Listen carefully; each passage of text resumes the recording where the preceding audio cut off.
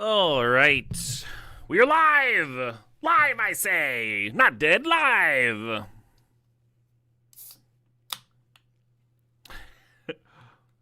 Happy Thanksgiving to you too, Overvoltage. I still remember right after I got married, someone referred to me as Mr. and Mrs. DMTG, which I got a kick out of.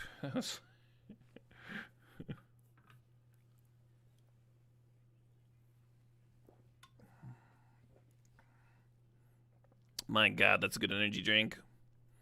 These uptime things are scary. I should just drink half of this. I'll be up all night.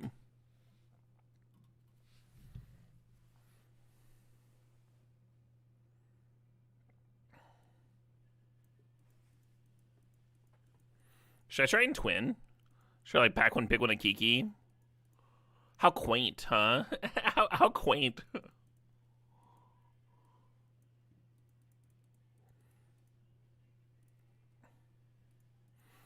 You know what makes twin better? Having an Ajani, I'm sure. just a much better deck.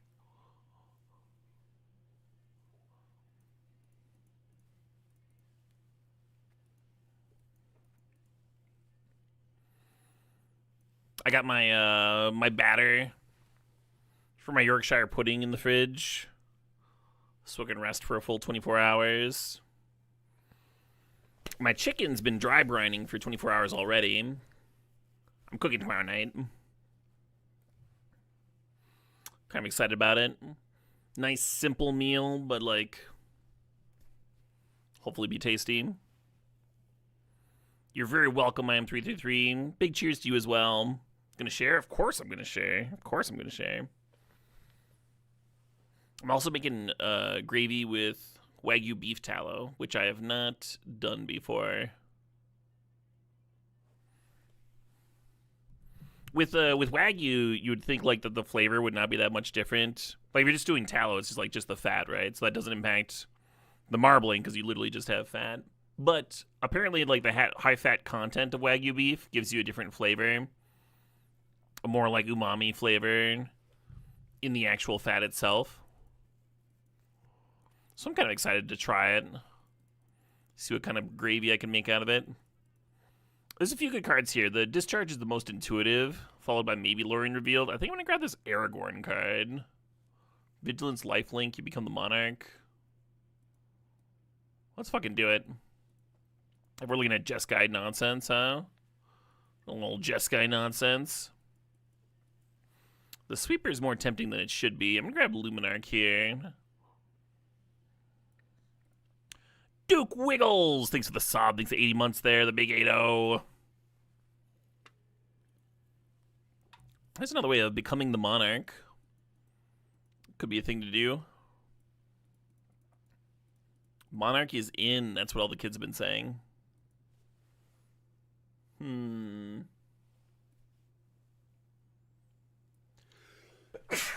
Excuse me.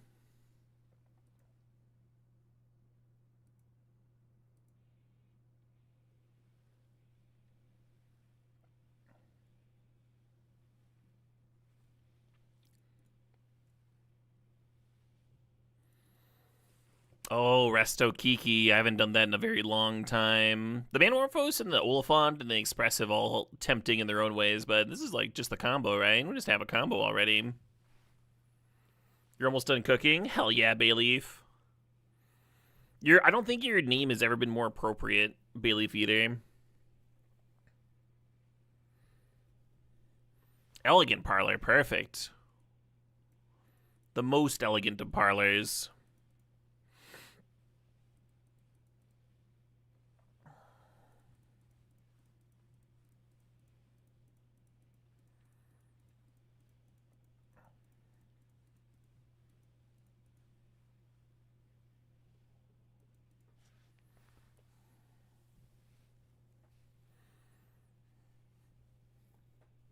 I'm trying to think if bay leaves are more Thanksgiving or more Christmas coated.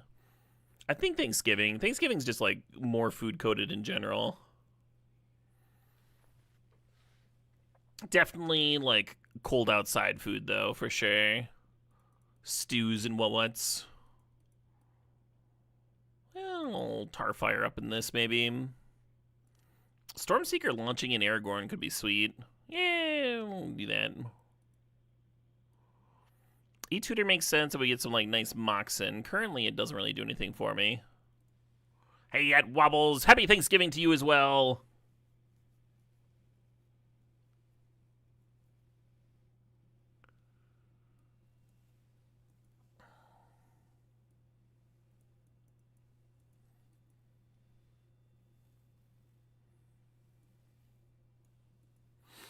Got a pile of sweepers over here, and my aggressive creatures over here.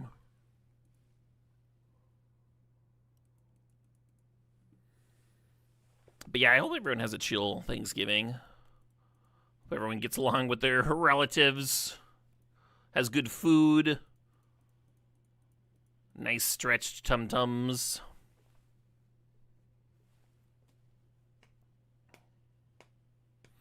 It's hard to pass the premium gold cards, like Fractured Identity, when you're in those colors. But I think we need fixing, right? I think I need this Eagles of the North. Oh, notice that someone took my Zealous Conscripts out of the last pack. So we are missing a Kiki-Jiki target, but that's alright. We got Kiki Resto already.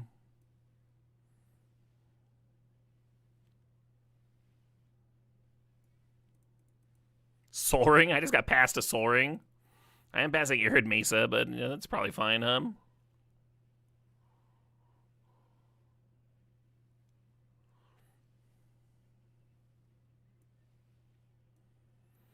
E-Tutor is starting to look interesting now. We have a little bit of gas to grab, too, with the fall from Favor. Maybe we can get, like, Parallax Wave later and just, like, have a nice variety of things to grab.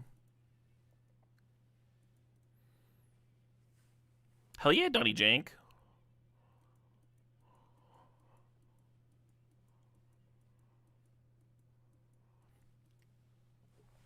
This is an interesting pack, right? Because Skull Clamp would give some depth to the Enlightened Tutor. There's some fixing here in the Spire Bluff Canal. And then there's a Pestermite here that would give me more combo options with Kiki-Jiki. I wonder if there's a chance that I should just be Boros. Like, you still play the Kiki-Jiki and the Resto, but you take the Skull Clamp here and just, like, lean into Boros colors, and then you're not having to support that 3-color mana base. I kind of like that idea. Let's see where it goes. Ooh, a little Ragavan action. Oh, Ragavan, Pyrogoyf, and Arena of Glory. Even Converter. I fucking love Converter, though. I think with the Resto here... I should take this Pyrogoyf over Ragavan, even. Would love a Ragavan, obviously. Would help out the early game. It's clampable, even if I can't get in with it. But with the Sol Ring and the E-Tutor to find the Sol Ring, we might just be able to skip our 1-drops. Skip right to Pyrogoyfing. And Furying. Yeah, here we go. Here we fucking go. That Smuggler's Copter would have been good if the Fury wasn't here, of course. But these are, like, really good Restoration Angel Kiki-Jiki cards we got going on here. Those are pretty ideal. Looking at Bone Crusher Giant, kind of thinking about the Goblin Crater Maker. So the issue with this particular cube is that Time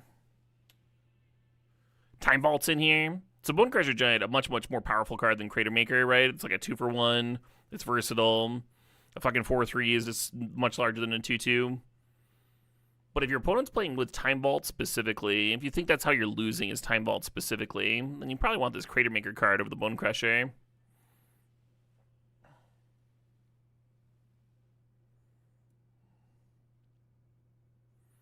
He had a meltdown.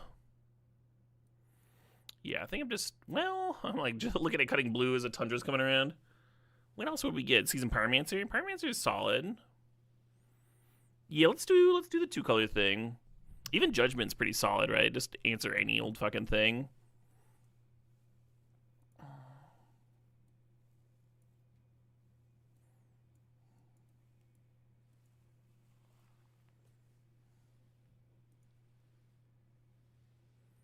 Your pies came out perfectly? Hell yeah.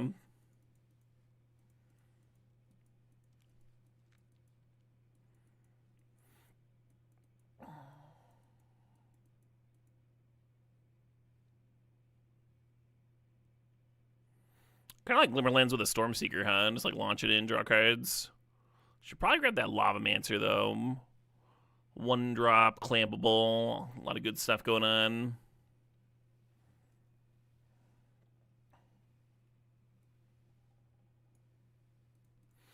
Yeah, a few different cards that would help out with the blue splash coming around late. The Tundra came late, then the blue-red land wheeled. But I think I like the Boros plan. I think I'm going to jam that. Happy Tofurkey Day to all. Happy Tofurkey Day!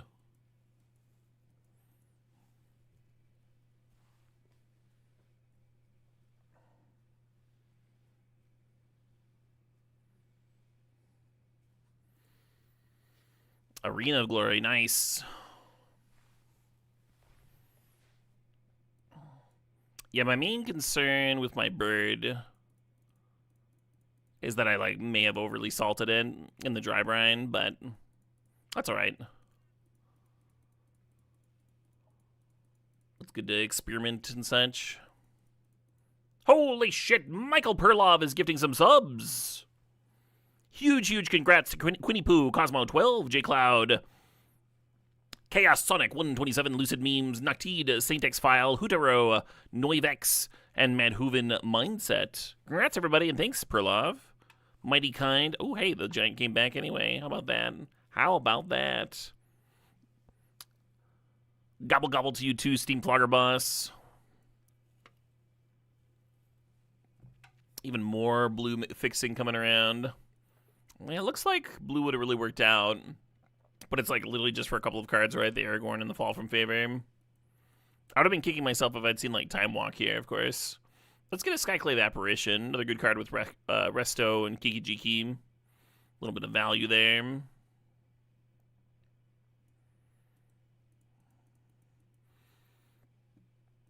More cards like Plateau would be kind of nice. Juice up the old mana base. Oh, this is interesting, because we got Auriok Salvagers and LED in the same pack, so you might be able to take Salvagers and then wheel LED. If you don't think that's likely, you should probably be grabbing that Fear of Missing Out. Or maybe you just want Lutri. I think I just want Lutri here. I'll just always have a red card to pitch to Fury if I've got a Lutri in my sideboard. It's pretty good value. Oh, I think you should take the LED over the Salvagers, by the way. Salvagers more likely to wheel. Do I prefer the No Holds Barred or the regular Vintage Cube? The regular. Last year they had a Boomer Cube that felt a lot more balanced than either, and I really enjoyed playing with that one. But apparently I was the only one because they didn't bring it back.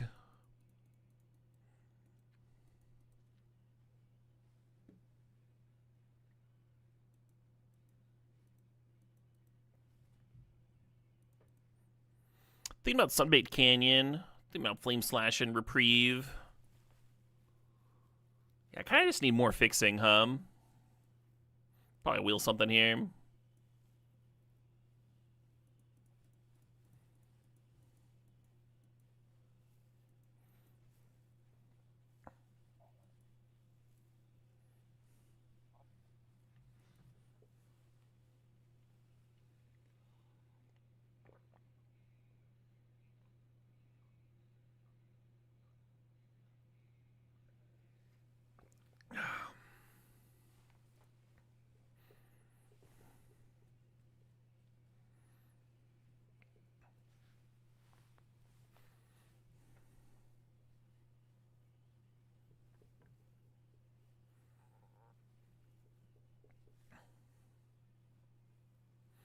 Hey, Guide of Souls. This is a fucking Guide of Souls deck for sure. White mana, check. Creatures, check. Let's go.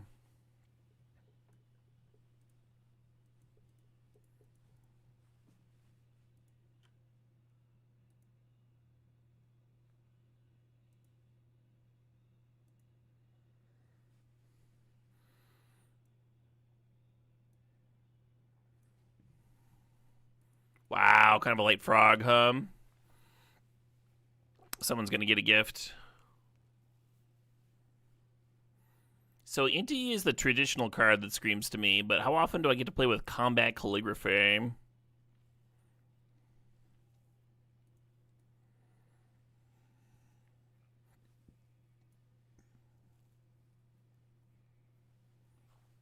I don't think I want any of this.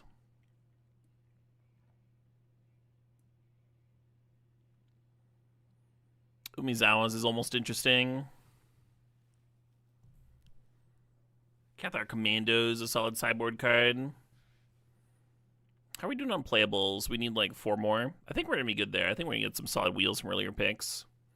So it's like, do you want Commando for the sideboard or Umezawa's for potentially the main deck or maybe sideboard? Umezawa's another way to flip a Johnny. We're not really short on ways of flipping a Johnny though.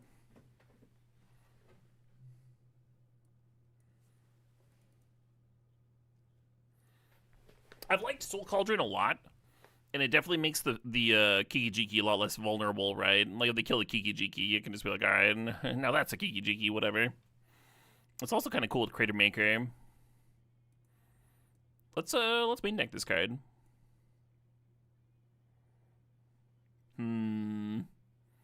Awkward. Well, if there's nothing for me, then nobody else gets to play with Valgavoth. That's how I feel.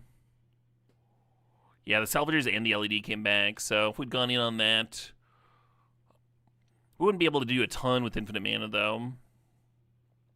Maybe make infinite mana, then start clamping.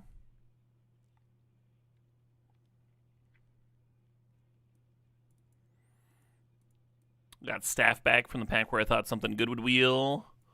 Not the worst. And I think we're still short a couple of cards, actually. So Commando's going to make the main deck another useful activated ability for Soul Cauldron. And then, I don't know, maybe we play that Retrofitter, huh? At the very worst, Retrofitter is like another gassy card to get with E-Tutor.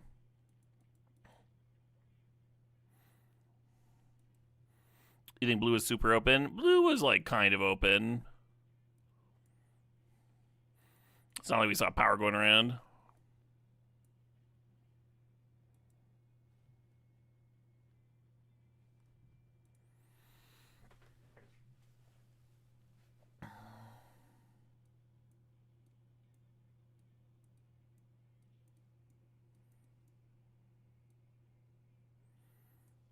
All right, friends. What is the best punk band of all time, and why is it Propagandhi?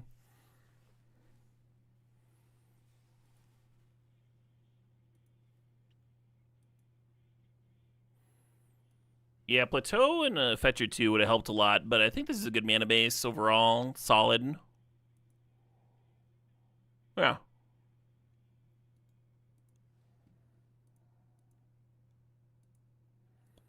Deck exported, in the queue to play a match. Throw the deck in the old overlay.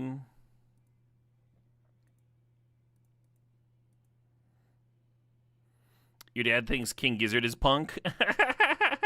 There might be like some slight punk influences on 1 or 2 of their albums, but that is one of the genres I would not label them with.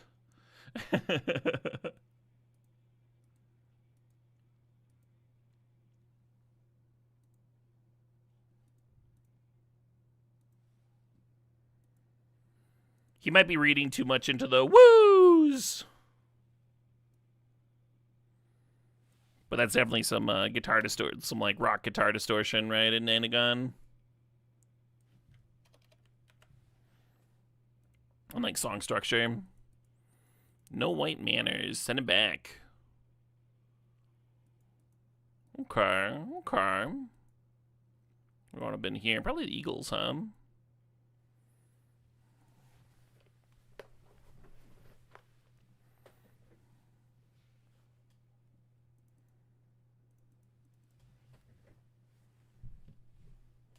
You think the Shags are the best band in the world? No contest. Yeah, that's not hard to beat.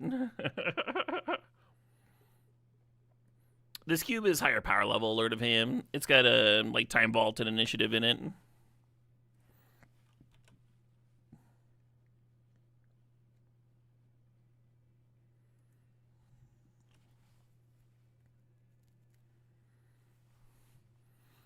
You like Minor Threat a lot? Nothing wrong with liking Minor Threat a lot.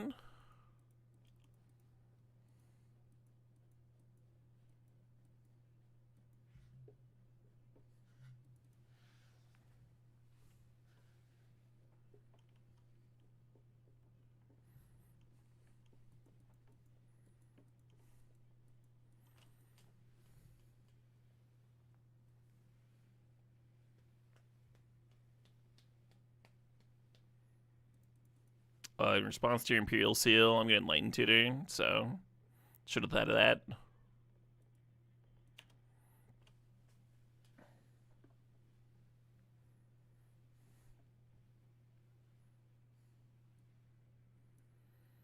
Every time this song comes on, we look up what Hoons are.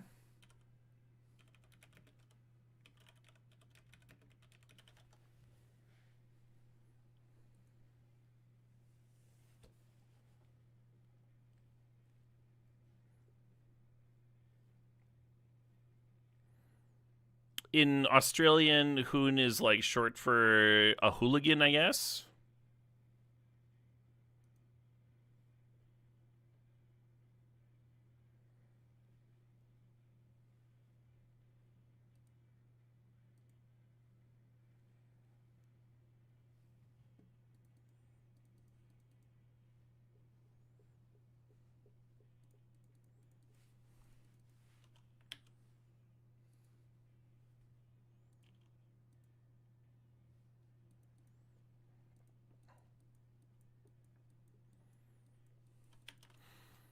It looks like it's like specifically about bad drivers, but I don't know what that means in the context of the song. Merry Turkey Day to you too, Crow's Tongue.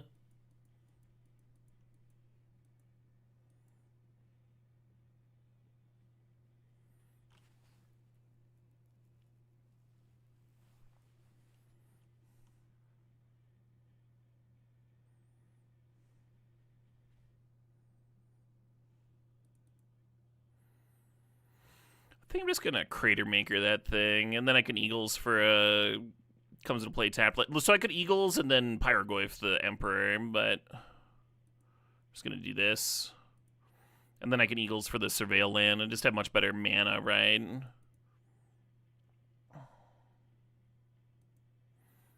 Now we're only one red source from Kiki-Jiki, and we can play our double white cards. So if I've been that, the Pyrogoyf's a lot better. I guess I'll leave it on top. Some nice value, some nice Gasola.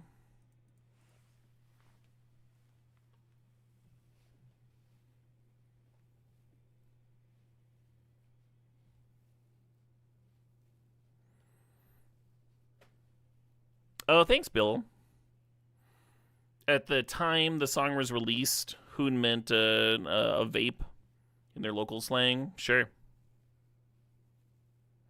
But the verse lyrics are about skateboarding. Okay, even his explanation's got like 3 different definitions worked in there.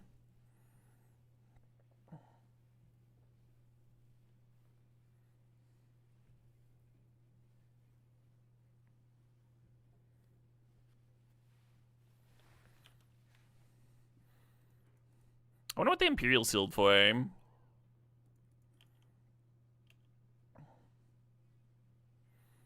Was an answer to this Luminarch. It's just gonna keep on getting bigger.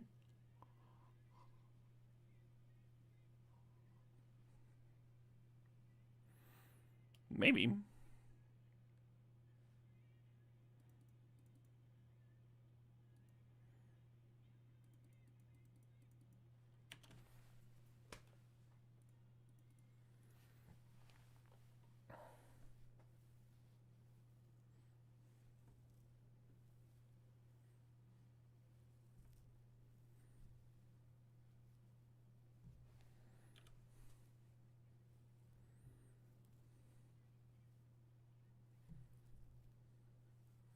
So they just have the fucking. I'm so sick of this. Like, all right.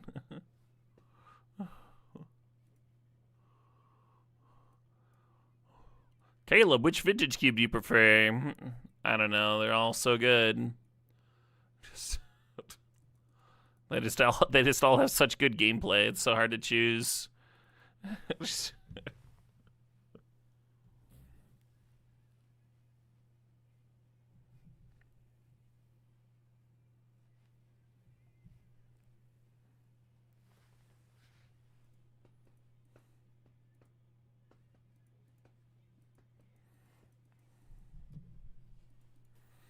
Spose. Onions white mana. Maybe I'll clamp this Pyroglyph, see if I can find some.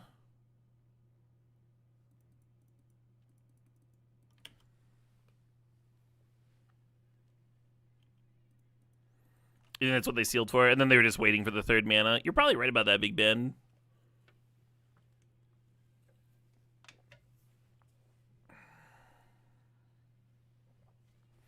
I think our best rip here would actually be a White Saurus to just, like, clamp up the staff. Well, it's probably better to do this than the Pyroglyph.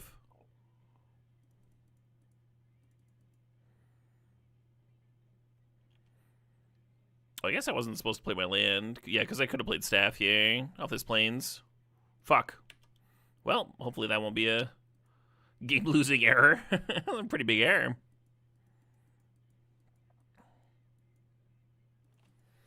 We're just firing off Demonic Consultation. With 32 cards, just firing this off as a tutor gives you like a... What the name? The name Time Vault for Demonic Consultation. With 32 cards, 32 is divisible by 6, right? Is that like a 1 in 5 or 1 in 6 chance of just losing the game on the spot?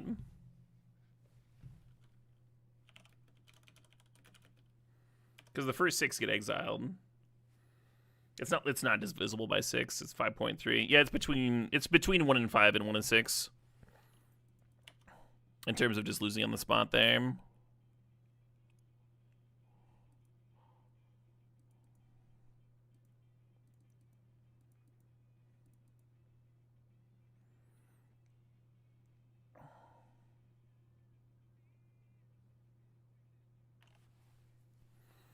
They have Consultation, Oracle, and Time Vault. They do, yeah. And they went past Atraxa with their...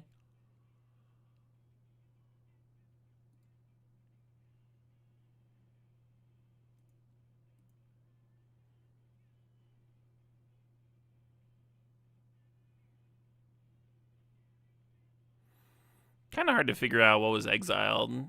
Oh, because they've got... Okay, so it's 11, so like they would have exiled 6 of these. Why do they have 6 cards revealed, though? I don't get it. Because the 6 cards revealed aren't the 6 cards that would be exiled, because they named Time Vault and they hit Time Vault. They literally named Time Vault, so it can't be that. Yeah, they named Time Vault for Demonic. They revealed these 6. They did not deck, so... Yeah, these are the 6 that they revealed after exiling the 6 for Demonic.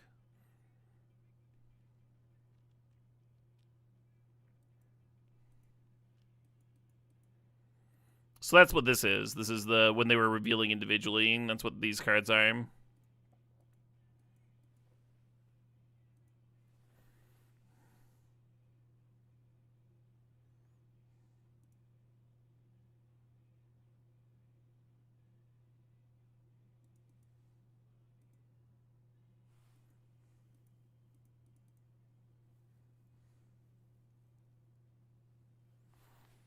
A fun and not confusing at all format, yeah.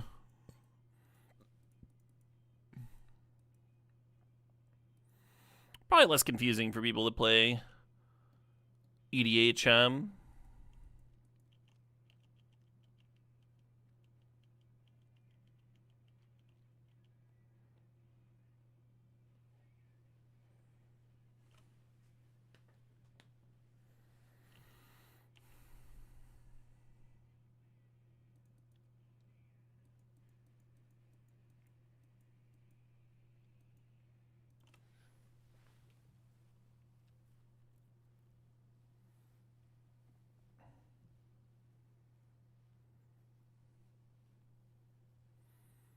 Depending on what their Time Vault combo is, there's a chance that Skyclave could do something. Like if they're using Mirror, then playing the Mirror and the Time Vault and activating Mirror is a lot of mana to do all in one turn. I'll stop Commando.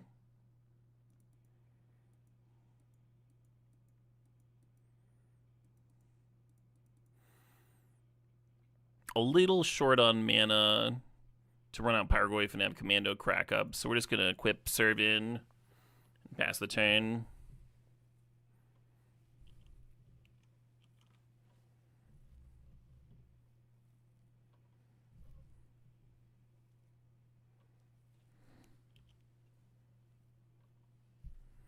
the Cure and Exile as a Time Vault combo with Time Vault. Yeah. There's some expensive ones.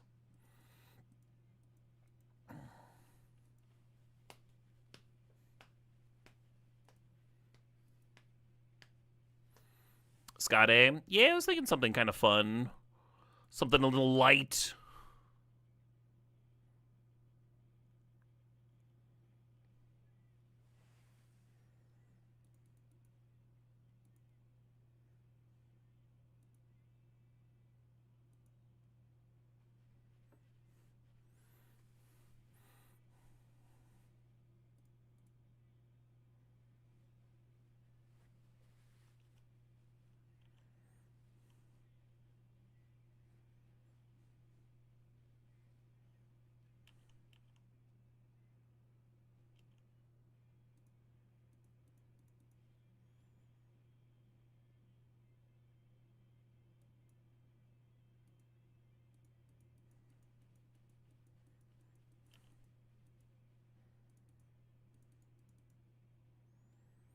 I think the Soul Cauldron just like prevents us from losing to a lot of randomness. Ways to rebind the Time Vault, ways to like reanimate random stuff.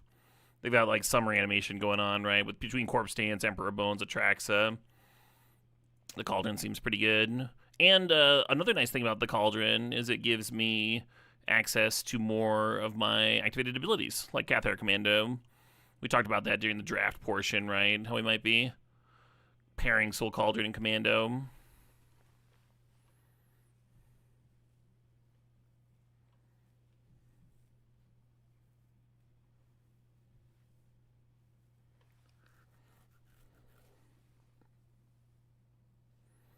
Imperial Seal, sure.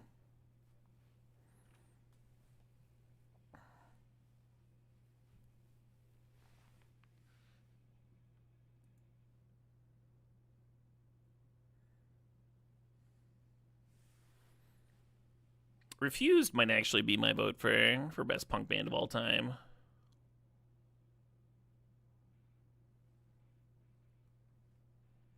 But only until I hit the next band on this playlist.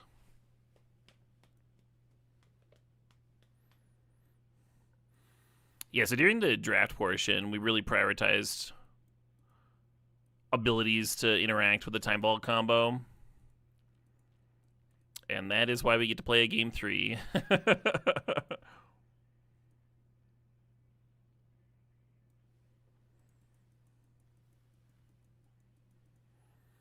We have no way of interacting with the Oracle combo because it's resistant to removal and such.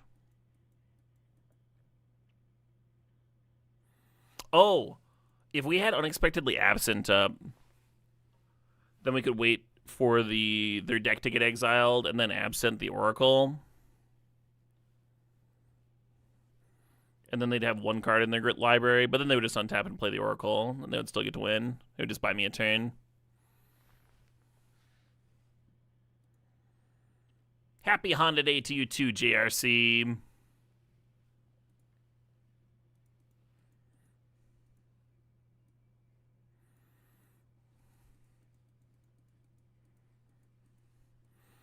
Folks that are newer to Vintage Cube might see a hand like this and be like, yup, mix a bit of lands and spells, looks good to me.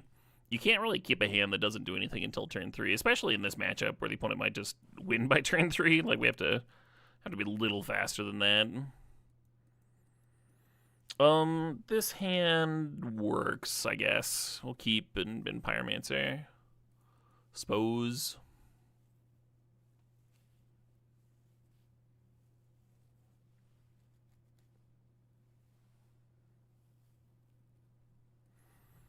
There's a slider over the record widget. Oh, interesting. Where's that coming from? Is that just in the record? Give me a sec here. Yeah, it's all part of the record thing. Refreshing it appears to have made it disappear. Thanks for bringing that up. Yeah, one issue here is we don't have a Soul Ring. Very different than our previous games.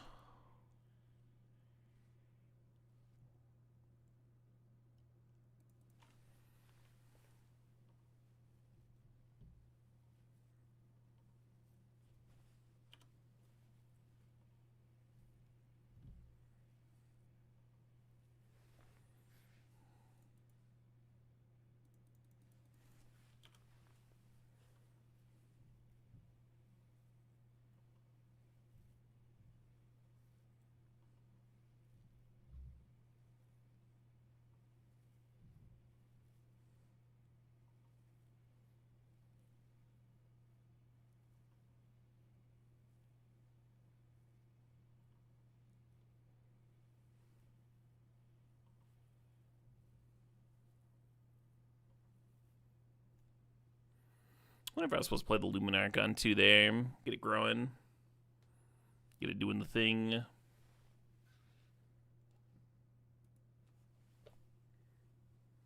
Aesop Windwar Reborn. Well, Dark Ritual's a bad sign for me. Probably means I'm super dead.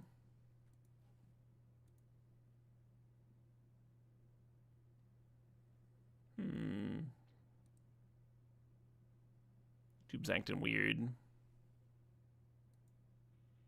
Yeah, there we are. Alright, am I dead?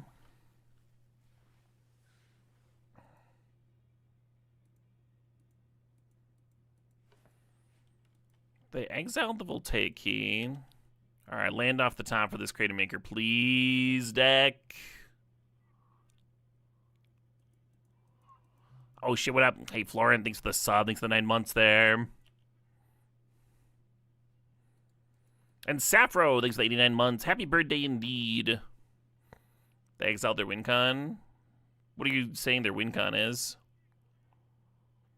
They have another way of comboing with a Time Vault. The 3-mana Planeswalker.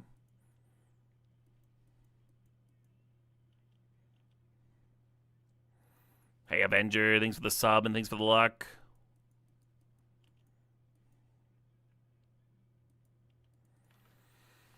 I think I just get to lose, is what I think.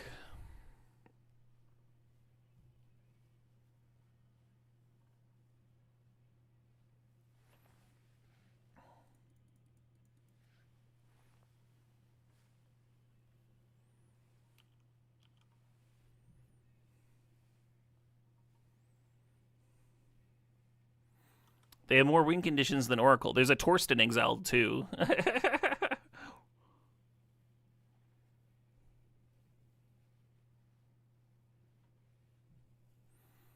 Yeah, they have a win here, just with Kiora taking all the turns with Time Vaults, and they're activating their Creeping Tar Pit kills me.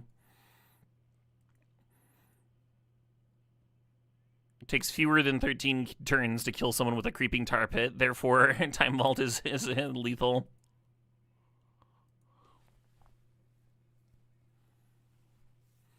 Well, there's a Tar Pit.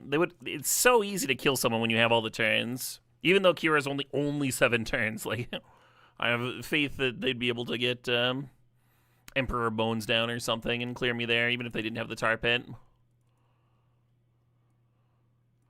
The only time it's ever, like, dicey when they get Time Vault combo is if they've got a Mana Vault and they're at, like, 6 life or something. Or not Mana Vault, Mana Crypt. Yeah, Mana Crypt. And they have to, like, dodge their own Crypt for a few turns while they assemble a win. It's like the only time Time Vault is remotely interesting. And it's not the card providing the tension, right? Hey, right back at you, strategist. Yeah, the brutal thing about that is we actually had the answer to the Time Vault. We just didn't have land number 3. So it's like, all right, well, I did prioritize this shitty card for this specific reason, and I still lose. Fuck my life. Close. Terrible. I guess.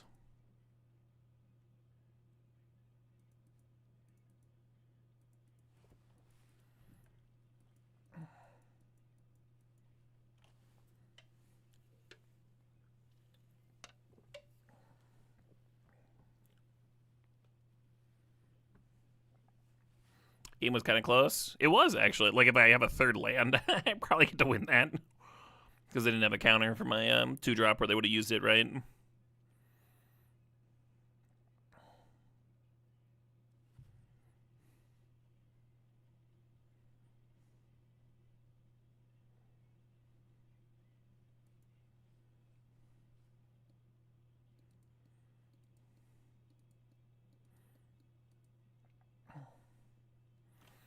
But the gameplay of have you main decked this specific niche hate card, which you can't even really do with Oracle. Like, you just have to have a certain kind of deck. You need to have, like, counters or discard or something to interact with the Oracle combo. And everybody can't be blue-black, right? So probably just the best thing to be doing in this cube.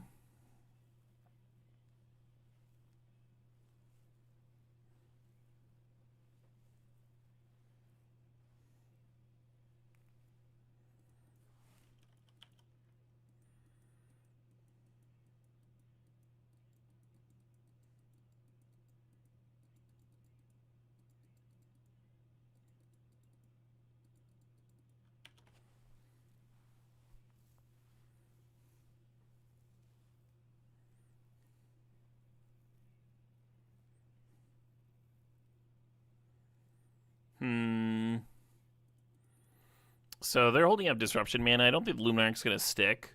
The reason I'm playing Luminarch instead of Staff, even though Staff's better at grinding, is one, you want to get the Luminarch down sooner. So, I mean, it resolved.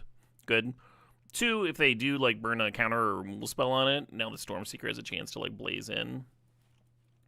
So if we didn't have Stormseeker in hand, then I'd probably lead on... I play the Staff instead of the Luminarch. Luminarch being able to jump the... like, grow the Staff token is kind of cool, too.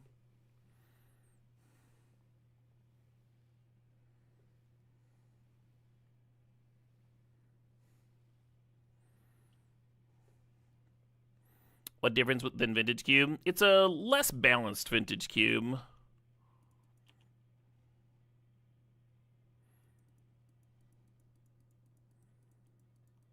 Higher power level for folks that think 4-turn games are just too long. Hey, Spawn, thanks for $4.20.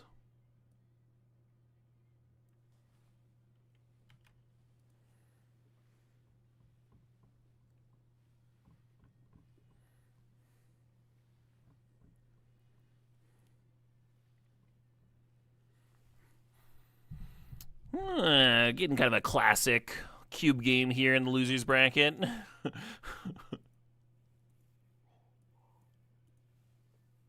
This is not the updated list. No, they had errors. I was kind of looking forward to seeing what that felt like with the, in particular,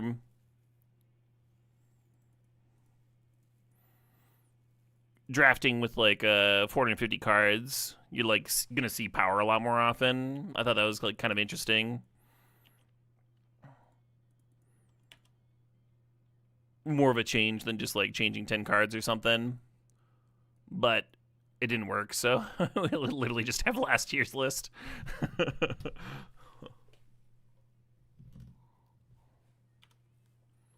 There's just no pleasing you, is there, Caleb? Nope, I'm pleaseless.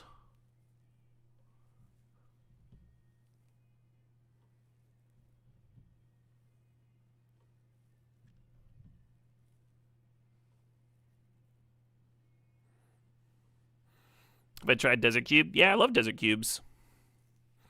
My favorite one I've drafted actually is the Vistas Vistas Ventured, I think it's called.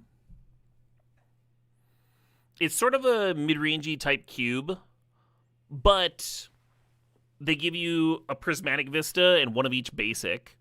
And then each player gets to start with that, and then you're doing a typical desert cube after that. And it was so pleasant to just draft with that knowledge that you were going to be able to add a few basics at the end.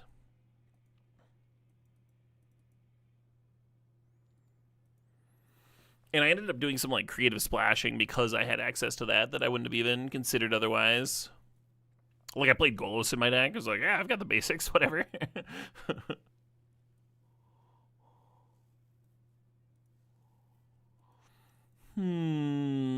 Let's get Cauldron out and Sunfall in, I guess. When I said this is a classic loser bracket match, what did I mean by that? Oh, the match lasted beyond turn 3, Oski boy. Neither of us like played a bunch of power and stuff into play. We both just like played regular vintage cube cards, regular like mid-range cards.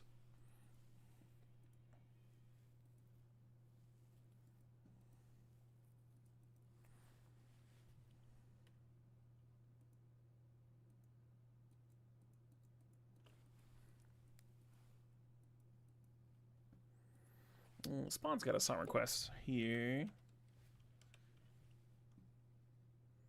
I love this one.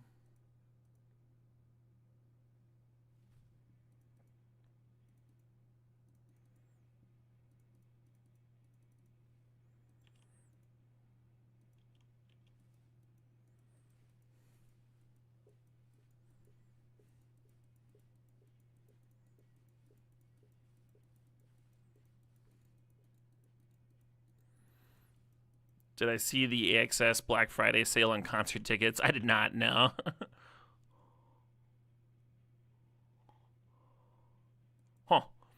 I was gonna parlor here and maybe juice up Paraguay and activate Retrofitter, but I think we're doing this now. New plan. You're really addicted to Once Upon a Galaxy? Nice, Mobius. I was thinking about streaming some. I'm either gonna stream some Once Upon a Galaxy tonight or Saturday. And that would be at like 9 or 10 p.m. tonight, or at the tail end of Saturday's stream. I'm not sure. We might see how jazzed I am about this this cube format at the end of the stream.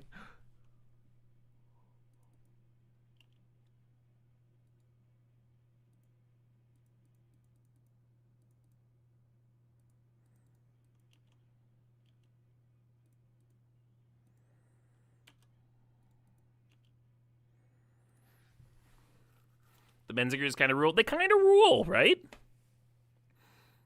That's how I feel about them.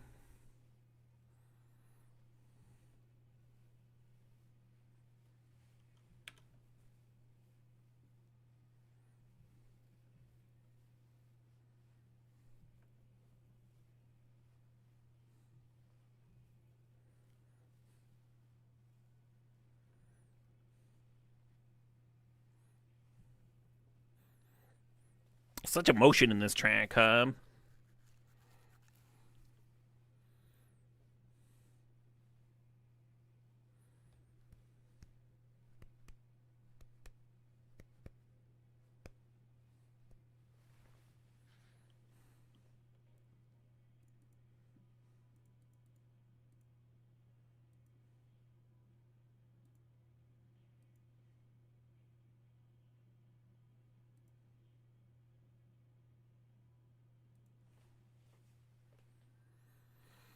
Yeah, I was gonna play the Mind Collapse just to pump my Pyrogoyf, basically. Hit the 2-2, give the Crater Maker haste, get in for like 7 damage or whatever it is, and then use the Crater Maker to kill their 1-1, I think.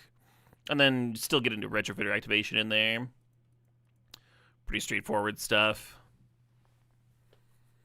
When was this song released? 6 years ago.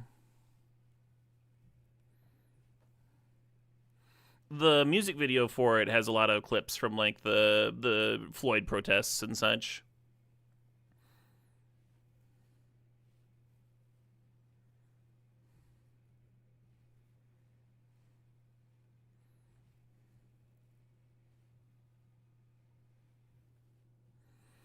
And it ends with an alien who's been exploring America and enjoying it, and then enjoying the people and stuff, getting arrested by Homeland Security and driven off.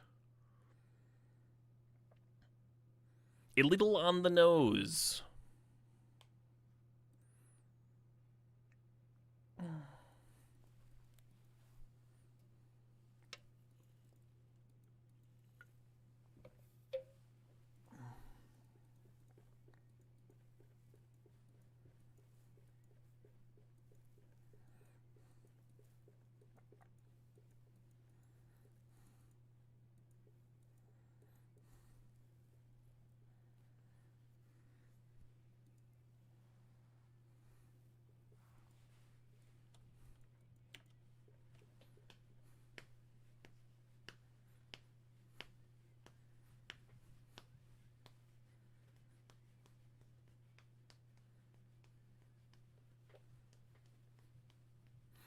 I missed Emil and the Sniffers.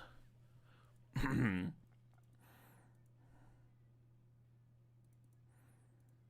they came through Madison.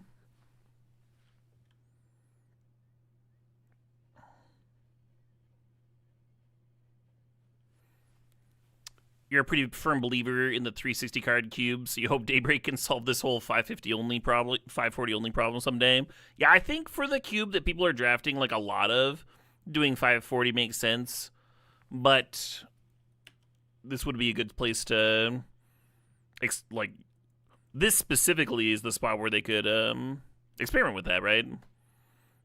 The no holds barred cube. Think they could unhold some bars. I don't know. How bad is this Mind Collapse? Keeps me off Pyromancer forever, but yeah, I'm not doing that.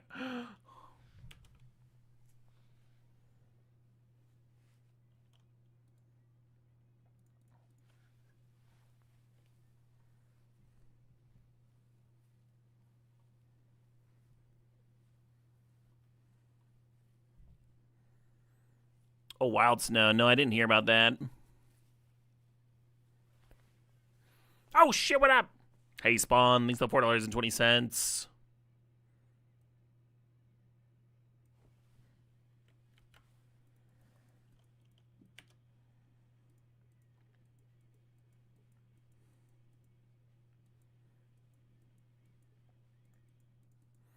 Doop ba doo doop boop boop ba doop boop.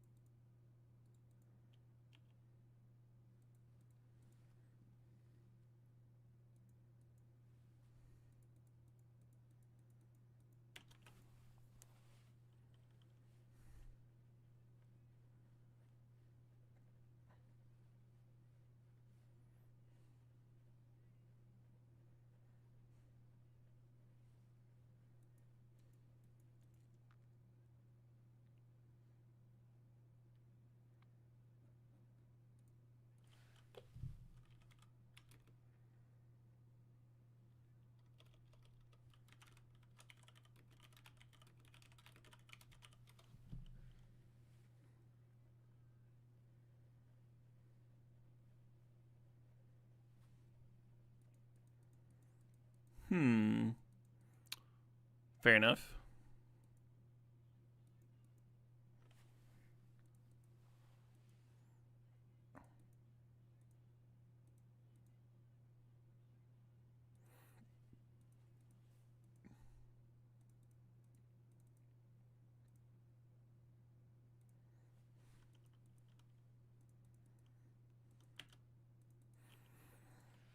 Kind of regretting exerting there.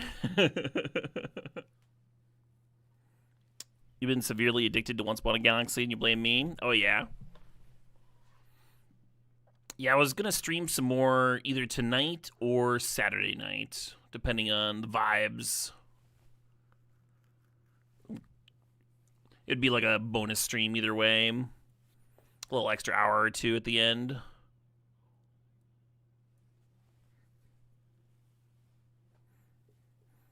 That game rules. It's pretty fun, huh? Pretty fun. Games that go pretty fast. I really like how it's monetized. I like that it's monetized from like cosmetics or like getting access to the new champions sooner or something. But there's just like gobs of champions you can play for free when you're first starting out.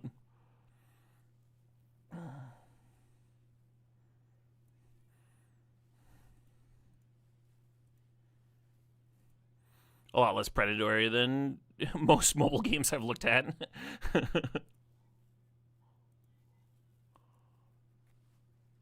Not pay to win at all, not like spamming you with ads every 2 seconds.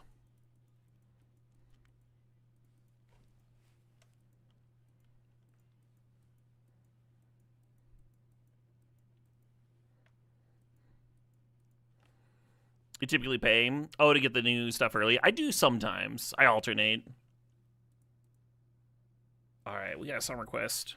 Another song request from Spawn, who said, sticking on the Aussie punk theme. Also requesting some chats. Hell yeah. This is I've been drunk at every pub in Brisbane. Which I believe got shared in the stream Discord recently.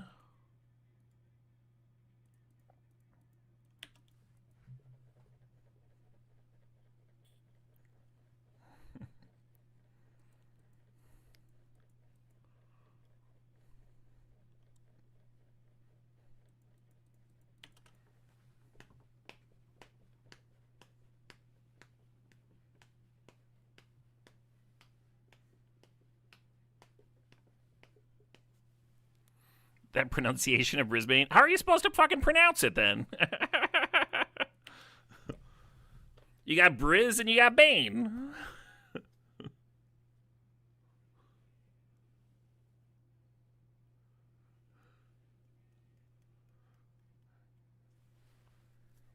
He pronounces it Briz.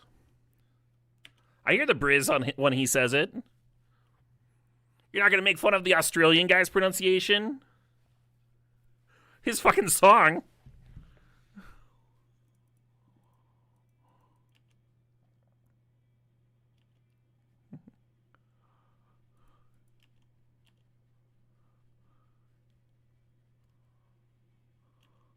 Hell yeah, Attila the Hung.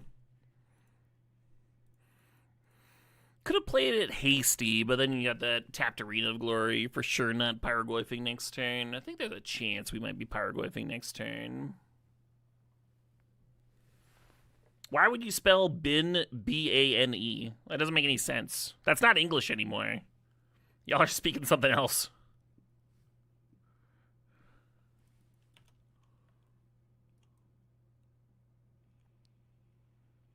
Wow, I didn't think we'd be playing the Pyroglyph for one, but here you go.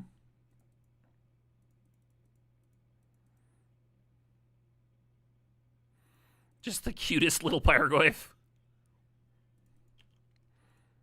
This Commando might be sick, huh? Pop that Mox D next turn. We're speaking Strayan, mate.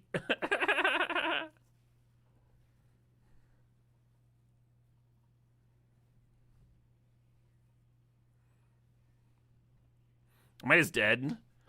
I'm dead because I killed the Hex Drinker instead of popping their fucking Mox Diamond.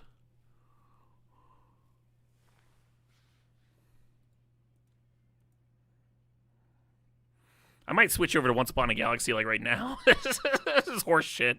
This has been so much of today's stream already. Just losing to that combo. I think that's literally like the third or fourth time that's happened to me. Just like, yep, dead. All right.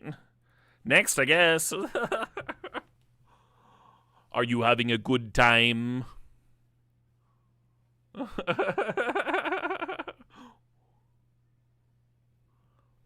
Crazy Cube is crazy. Hey, thanks for 27 months there, Jinsaku. What's the combo? They play Thassa's Oracle, and then with the trigger on the stack, they play the card that lets them exile their library for 1 mana. So you need to have counters or discard to get ahead of the combo, I guess. I mean, a Torpor Orb effect would help. There isn't in the cube, but... Hey, Arcade Edition, thanks for the sob, thanks for the 28 months there. Is everyone in the States engorged from our glorious bird insides? I hope so, DePrince. I'm not. I'm celebrating tomorrow night, but I'm very excited. And I would love to hear about everyone's delicious food. Did you enjoy the game pop-up? Yeah, we need that. No, I did not.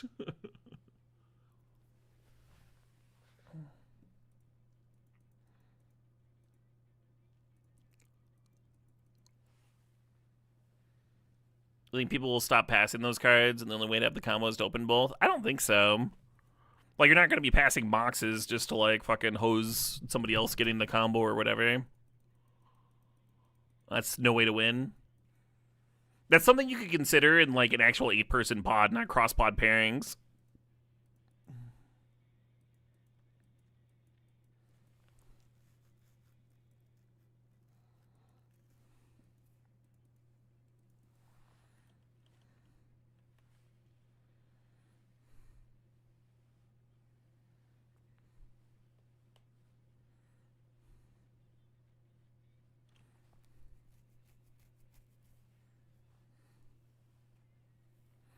Oh, incredible, Jinsaku.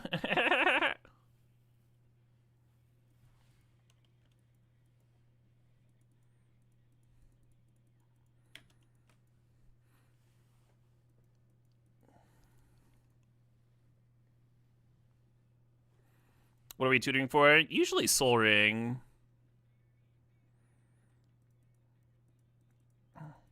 Probably gonna go get a clamp this time. Probably should have kept a second planes. We do have like more red overall in the deck, but we had a more white open.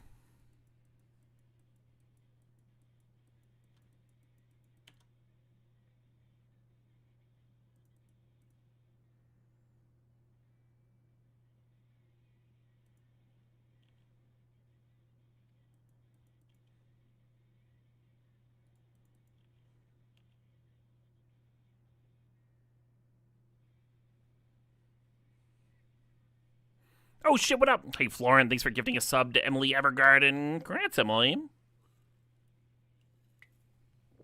Look at my regulars treating each other.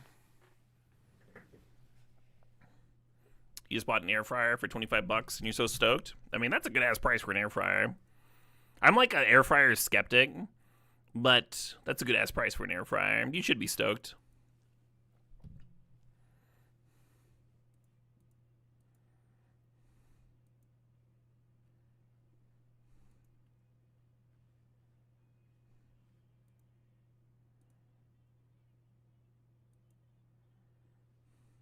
Yeah, they saw me 2 different clamps. They knew I was flipping anyway, but this doesn't really stop me clamping.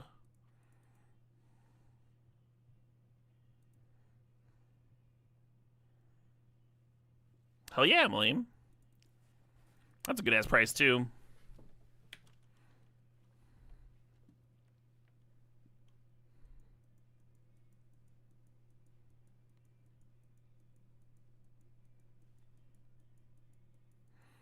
Really regretting my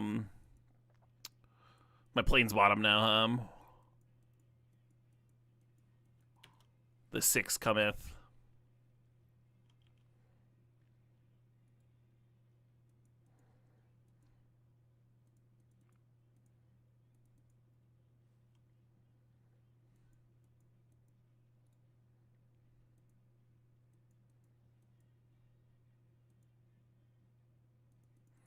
Should have run this out first. Get the extra energy,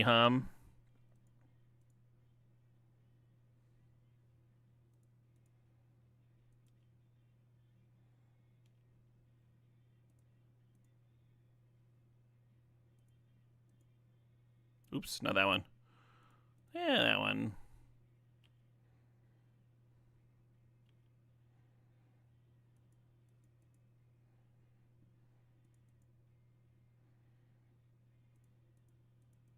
I'm not gonna claim my cat here. I want to have one more critter in play for my Johnny trigger next turn, maybe. Assuming I can find another red permanent, Nice line. Yeah, should have ended with one more energy, but that's okay, Oh, their deck's pretty good, What do they got? An Otter Mirror, And Tamio, nice.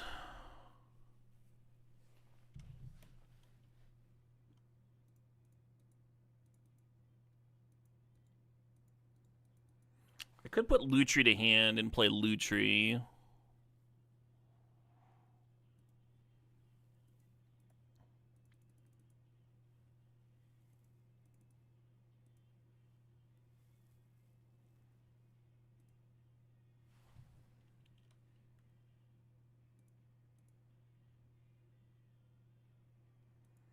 So Tamio's threatening to rebuy Time Walk. Birds of Paradise is threatening to, like, give them the combo, but they do only have one card in hand. I think you just kill this Tamio,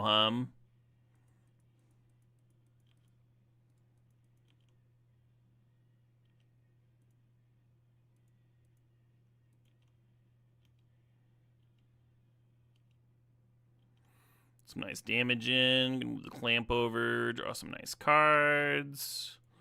Run this thing out.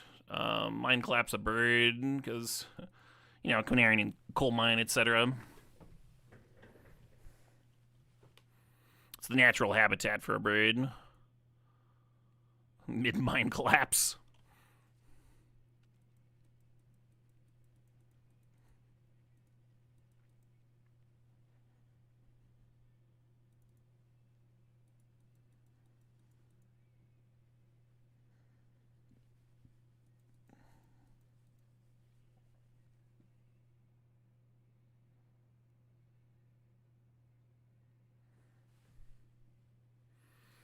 Did I play Spawn's other request?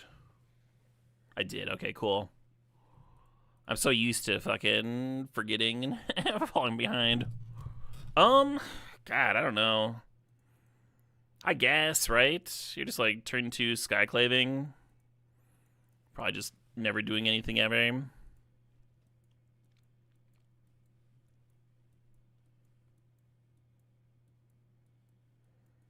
Lavamancer was one of your favorite cards when you first started playing Magic. Yeah, I always liked Grim Lavamancer too.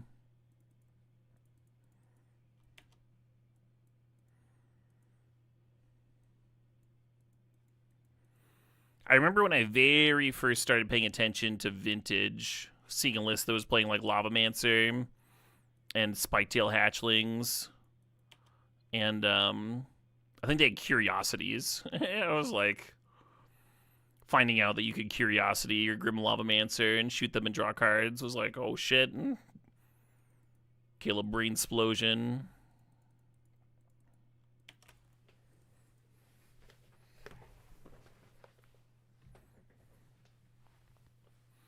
Yeah, I thought I was going to turn to the Skyclave here and exile the Tamiyo, but just putting a 3-3 in front of the Tamiyo, I guess doesn't do anything because they have Exalted, huh? Yeah, maybe this is poops. This is poops.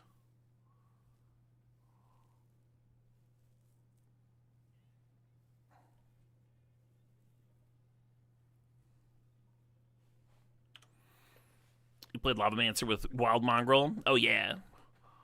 Just always have enough fodder.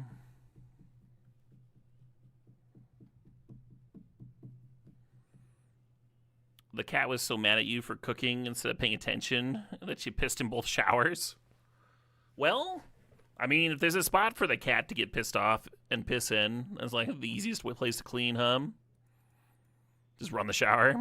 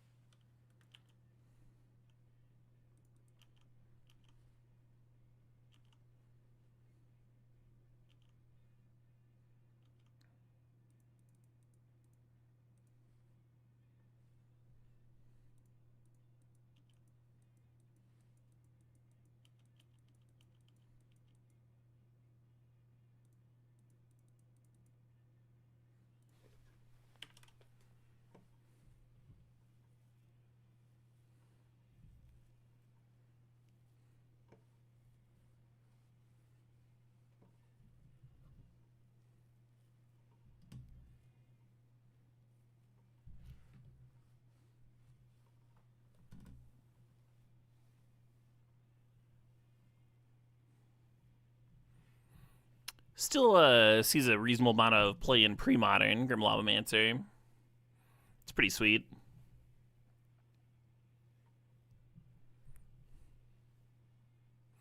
That original art's so iconic too.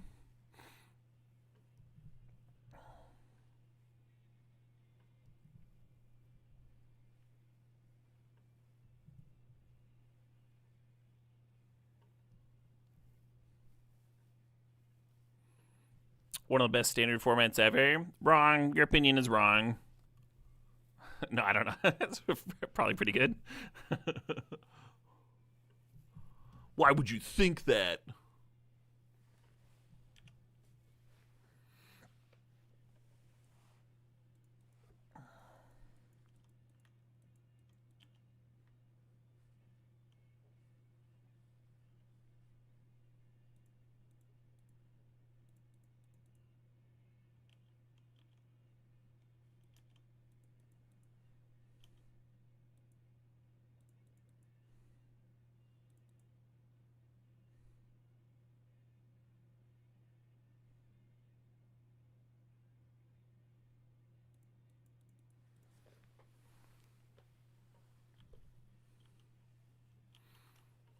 I feel safe against Time Vault very specifically.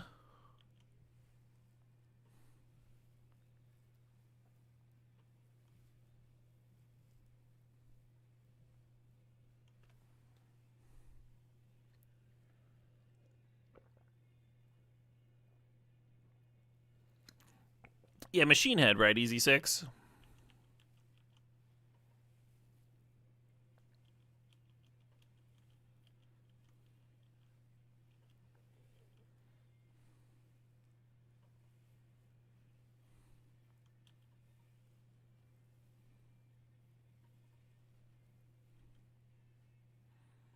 Well, they found their second blue source. Do they have the win? Well, I tapped it for a green, so probably not. We T-walking.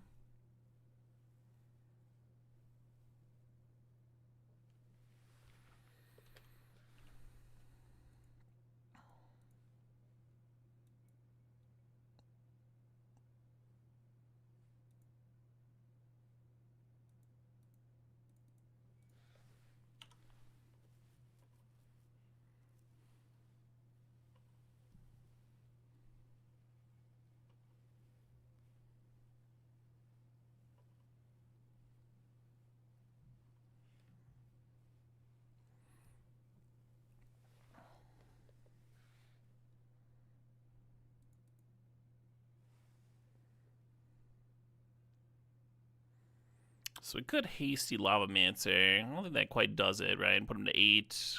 They block 3, take 4.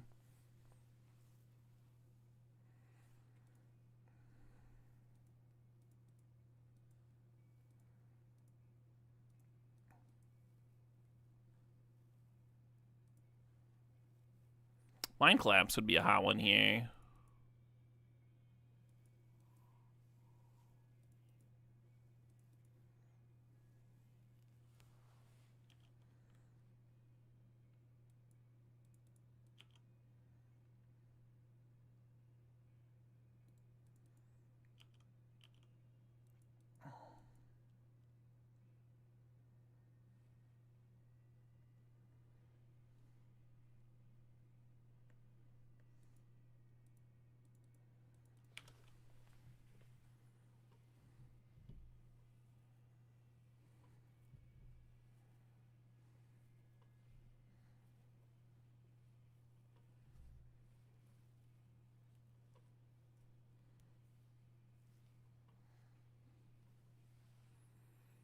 You were playing main deck Perish? Jesus.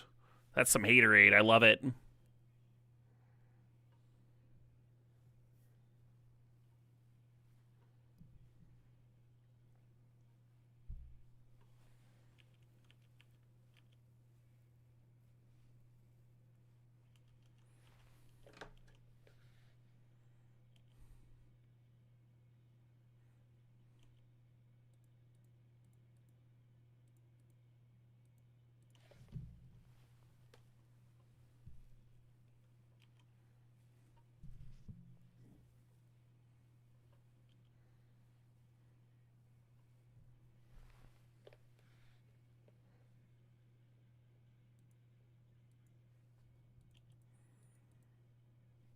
Do I get to win? Huh? Hey, a 2-1. For the number of times we lost to like Oracle, for the number of times we lost to Oracle, a 2-1's pretty good. And there was like one time vault loss in there. That was a harrowing draft, I tell you what. Just all the most nonsensy combos coming at us left and right.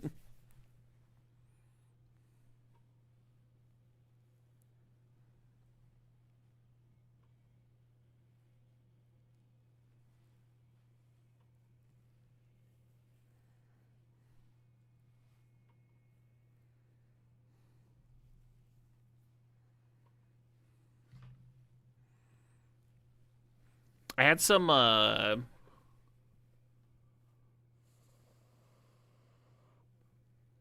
pre-modern players from Argentina staying with me recently, Fran and his brother, and I taught them 4 Clover. And Ran had the had some crazy clues. He on one side, and in 4 Clover, for people that aren't familiar, you're given like a grid, and there's 2 words on each side, and you're trying to come up with a word that connects the 2 words.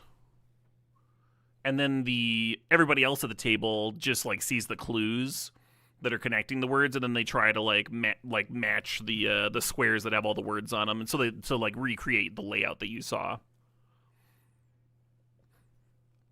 Anyway, I remember Fran had Side Deck and Beast as 2 of his prompts, And he came up with Blastoderm as his clue, as like a beast that you might hypothetically cyborg in pre-modern. Well, pretty good, I thought.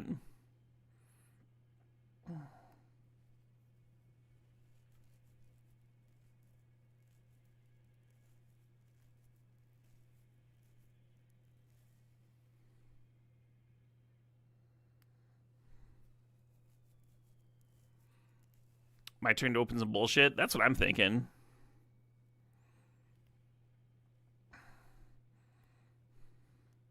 The best deck I ever got in this format was a Time Vault deck, and it wasn't very fun. I'll say that. Not my favorite way to win. I'll do it if I get it. You know, it's unique enough to this particular draft. We're going to take Time Walk, of course. Hopefully wheel that Lutri, huh? The Time Walk Lutri deck. If the walk wasn't here, I would take One Ring over Minsk, I think. They're close, though. They're very close. I used to take Minsk higher than One Ring. I've been, like, less high on red-green. In the initiative format, though, Minsk might be higher. Just because you have that hasty thing to steal the initiative from the opponent. Better at fighting over it.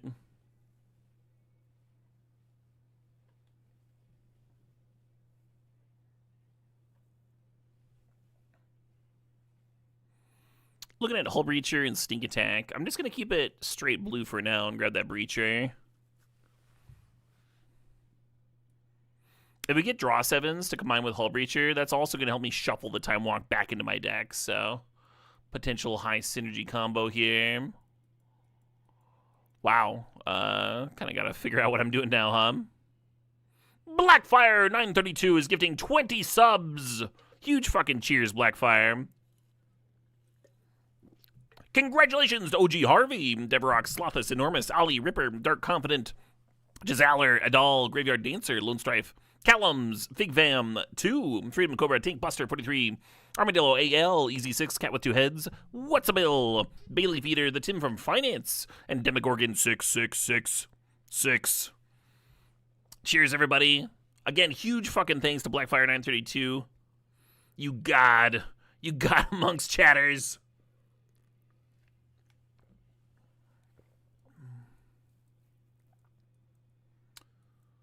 It'd be kind of funny to Oath into Hull Breacher and mill over Echo. That'd be kind of sick. Probably not doing that, but I grabbed it just in case, I guess. So the traditional cards you might pair here would be like Relic or Dak.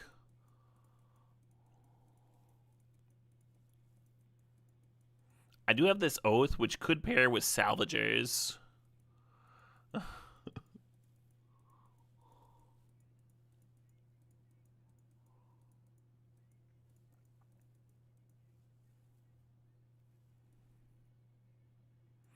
Salvagers does wheel more often than Ballista, I think. But it's also more important to what I'm, like, considering. Ballista, like, kind of awkward to put in a deck with Oath. Not a good Oath hit.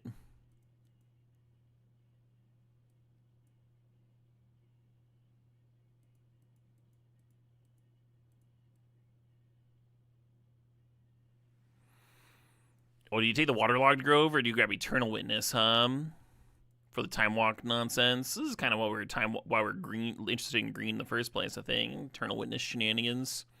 Wheel of Fortune for the Hull Breacher. Yeah, we're just kind of dipping in everything, right? Could take the Sanctum here to get a little bit more focused. I think with the Hull Breacher, though, you're just grabbing Wheel of Fortune. Probably ditching some of the other stuff. Totally reasonable. We did see the Assault going around for the Forensic Gadgeteer, so somebody's going to be happy with that.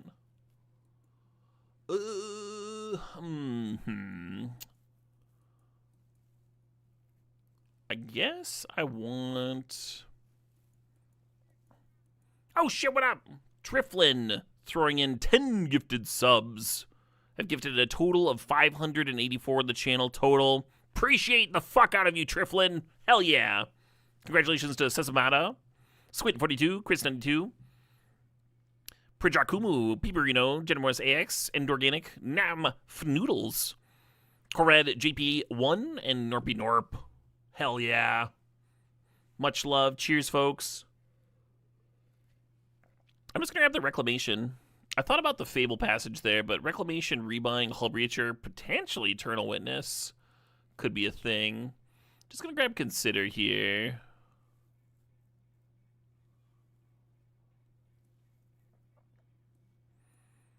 Well, Fast Bond came back. Paradise Druid's interesting. Maybe I'll take Fast Bond, huh?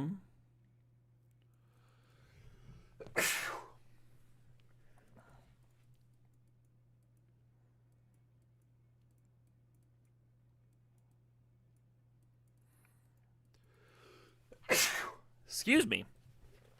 Yeah, we might be doing rug type stuff.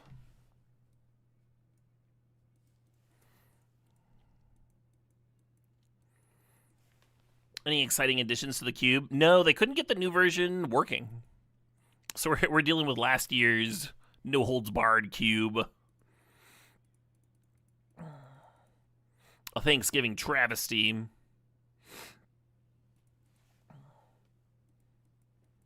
"45 consecutive streams?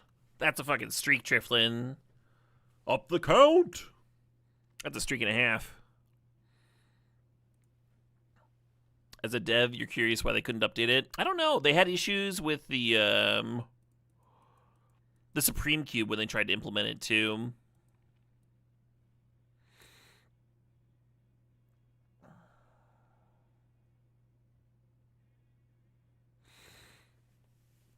Thinking about that relic, actually.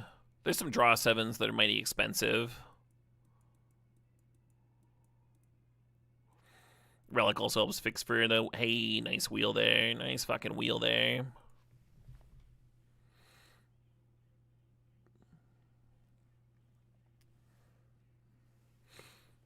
You notice nobody else has a 240 win streak? Yeah, right? Just this stream.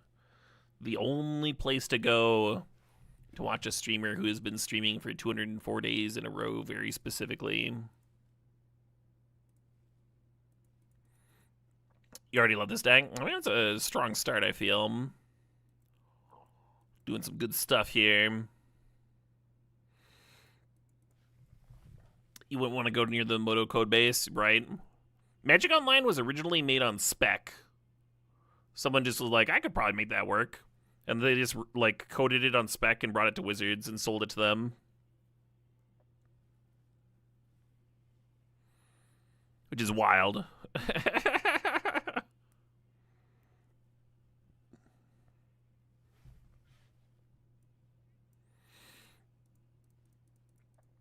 I was pleasantly surprised when Daybreak Games, like, fixed the Wall of Roots bug and implemented two-factor authentication. So it's a bit early. It would probably wheel, but I'm going to grab the Tamiyo. One of the better cards to pair with Time Walk, of course.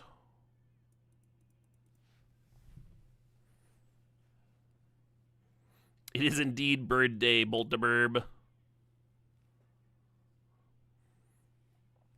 Urza Saga, Malevolent Rumble, and Jace all fit what we're doing here, but this cube is pretty fucked up, and I think that makes Force of Will a very premium pick.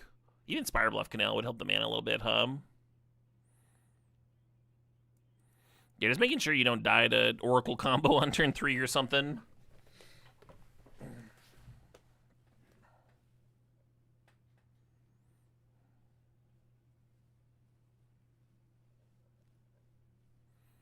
Welcome, Barbarian. You did indeed join during a hot-looking draft here. Bird Unit's also here. All the bird-themed user handles.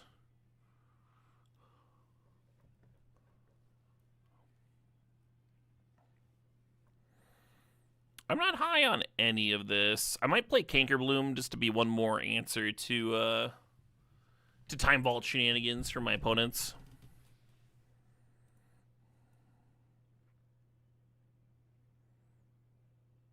The Proliferate could let me double down tick off Tamiyo, too. Just saying.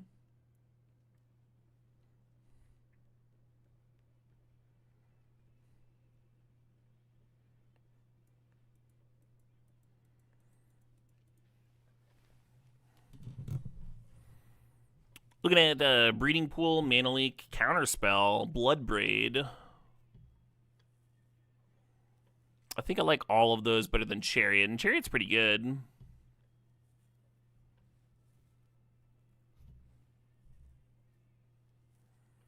Gonna be 4 cards left. I kind of want to take this Breeding Pool.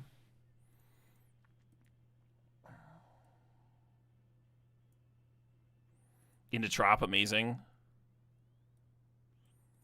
Yeah, I might have taken Counterspell if I knew we were going to get Trop in the second pack.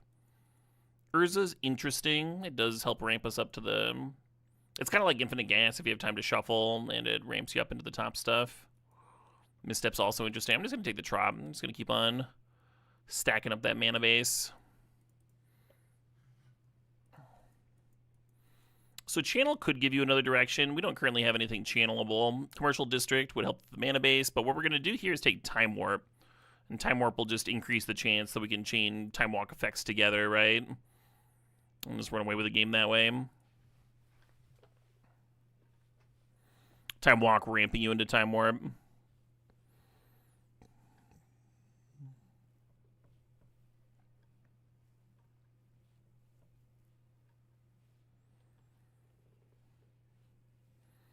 Was that track pre or post Travis Barker? Oh, the Aquabats track? It was post Travis Barker.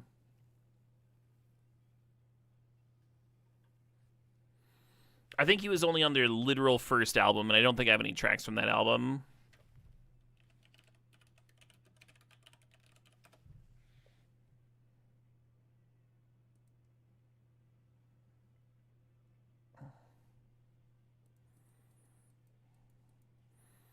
So the LED works with that Salvagers, but I don't think I'm doing that. Could grab Nadu, even though we don't have any synergies with Nadu currently. Could also take like the Triome or the Copperline Gorge and make our mana a little bit better. Which I think I like. Like, Nadu is like a whole thing, right?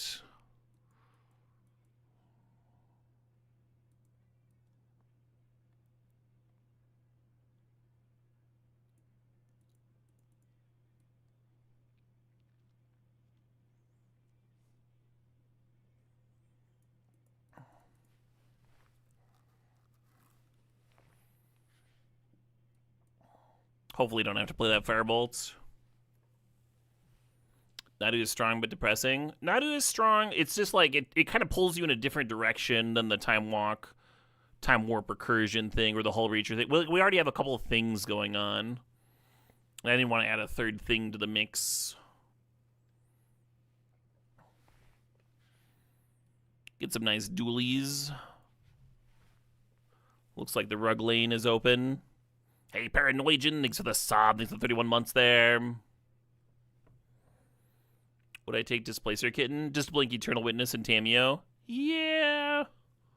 I'm less high on that as most people, but I think it would fit here pretty well.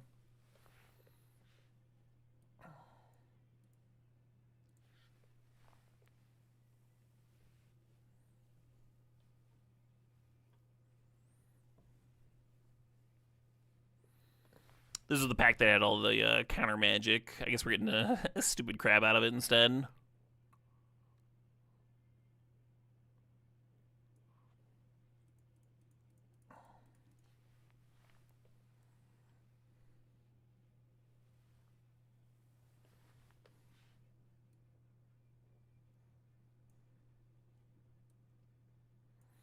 Man, I'm looking real good, actually.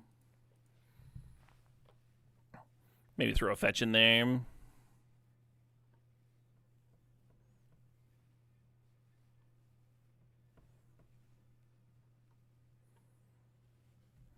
Alright, this man is too good.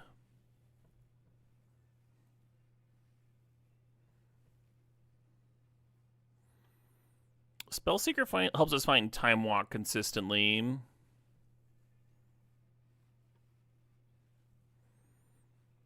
I guess I value that.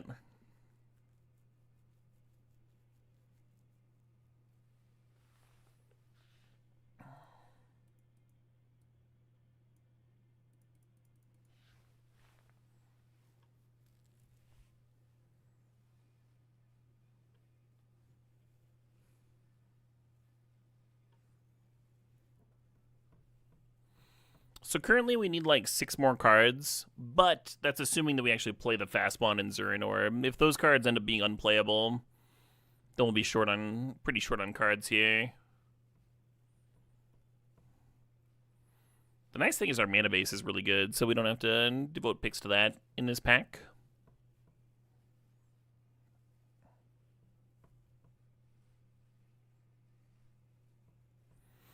I'm going to grab this Spring Heart Nantuko as a way to pop off with Eternal Witness.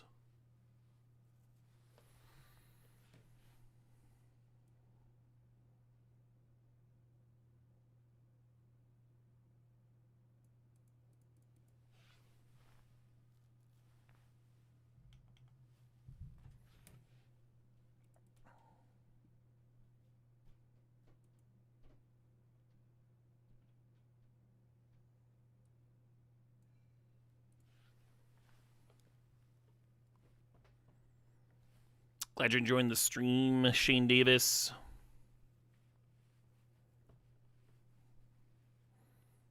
Hell yeah, Zakana. So Mystical Tutor could help us find our shit, but we already have Spellseeker kind of doing that. I guess Mystical Tutor finds Wheel of Fortune, too. I think we should also be considering the Misty Rainforest or the Ignoble, though. Currently, our deck's very slow, which Ignoble sort of helps. The Misty Rainforest increases the chance that that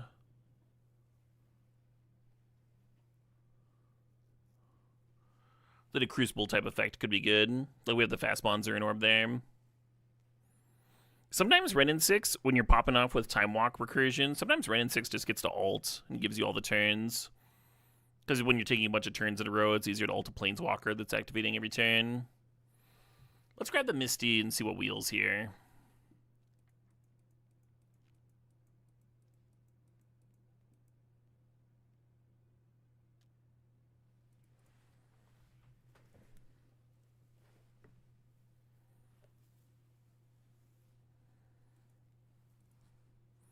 I don't think Grim Monolith helps too much.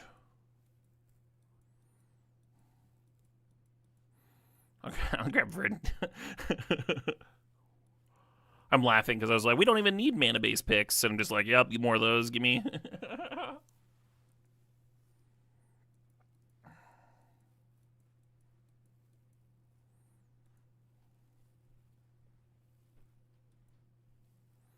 The Volcanic shouldn't be tempting. Maybe I should grab Daze here. Daze or a Braid.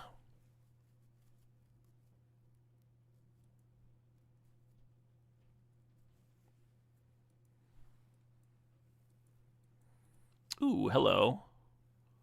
Undermount a little tempting too, but I think Oko's a little bit better in this deck.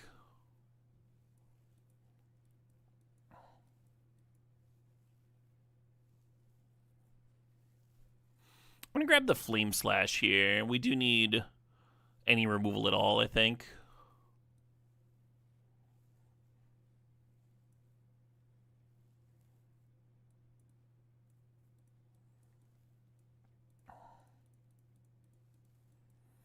Looks like I need 4 more cards.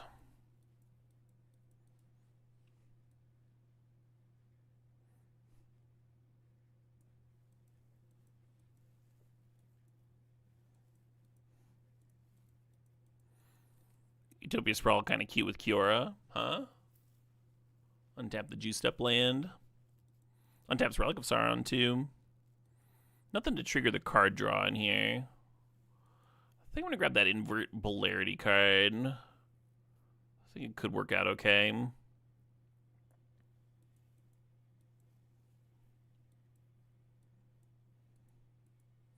Nice. I'm going to take this Wrenn and 6 now. Much better now that we have a couple of fetches, right? And the fetches would not have wheeled. And if the Wrenn hadn't come back, because someone took the Minskin boost, if they'd taken the Wrenn, then like we'd still have Expressive here. Nice. Maybe I should have grabbed Expressive, right? And give Spellseeker a gas card to grab if we already have Time Walk.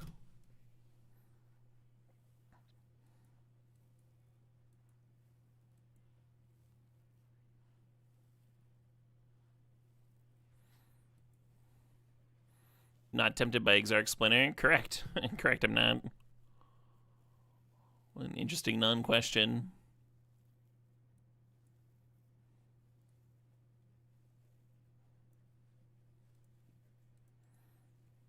I think we cut Manamorphose for that Talisman. Feels better to me.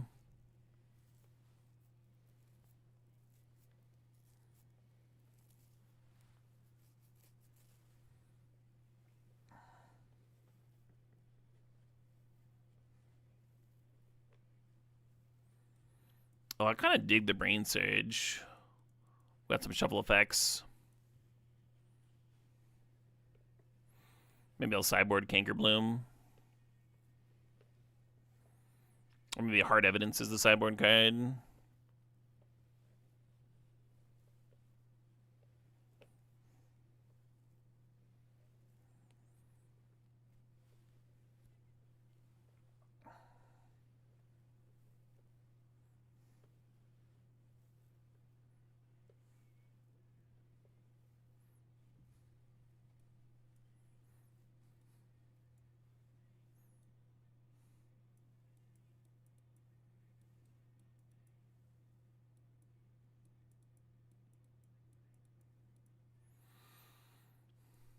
Looks playable.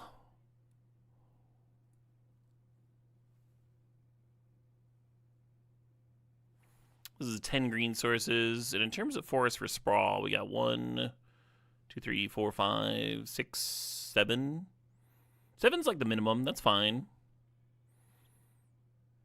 And then for red, we got 1, 2, 3, 4, 5, 6, 7, 8, 9, 10. That's more red than we need. We don't need 10 red sources in here.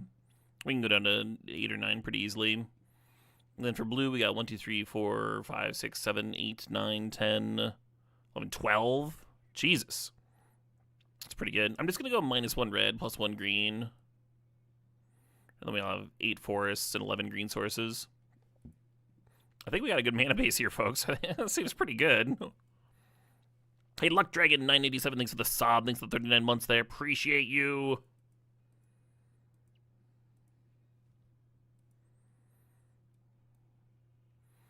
A little worried about decking with this deck, because we don't have a draw 7 that actually shuffles the Time Walks back into the deck.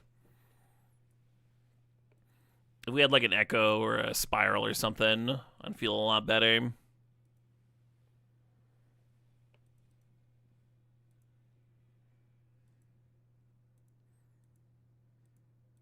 Throw the deck in the old overlay here real quick. Why not? Why wouldn't I?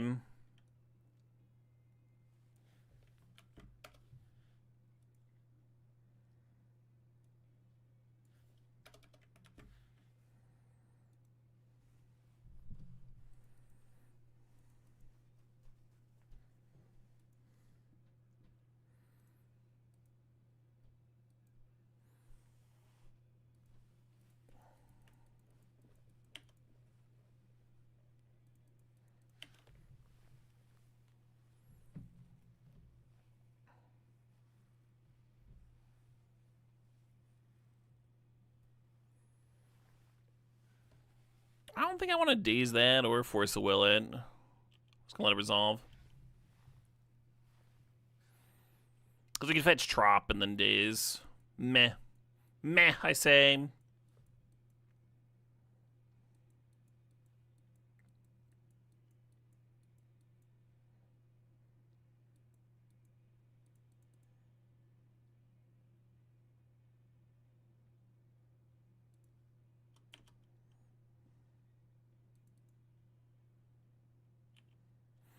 Almost is like running out Nantuku as a board presence here. Because then next turn you play a land, you get a 1-1, and the Oko can just make the 1-1 a 3-3.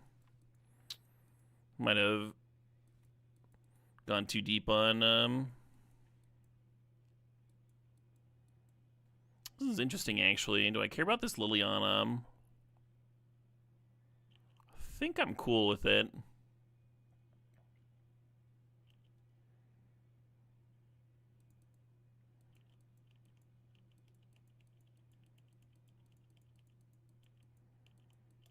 I think Oko just wins the head-to-head is my idea here.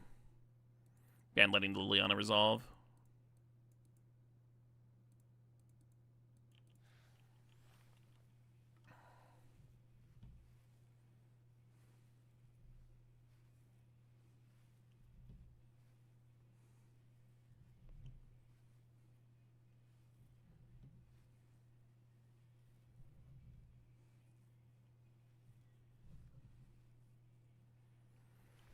It's annoying. Because Force of Willing the Sentinel, it kind of leaves us vulnerable to the Archon.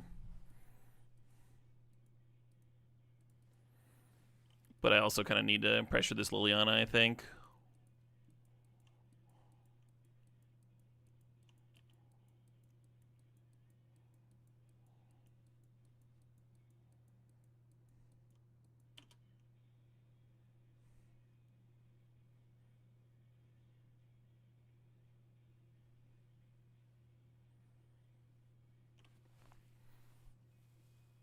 To uptick Liliana or to not uptick Liliana? That is the question.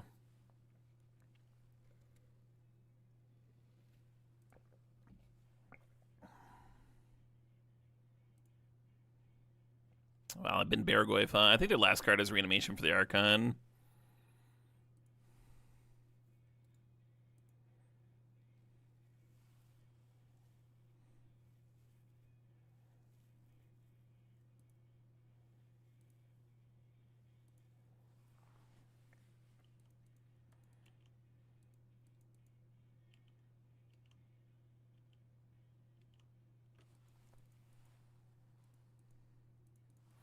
I was hoping to go Nantuku plus land drop, and then that makes the Liliana Edict look kind of bad.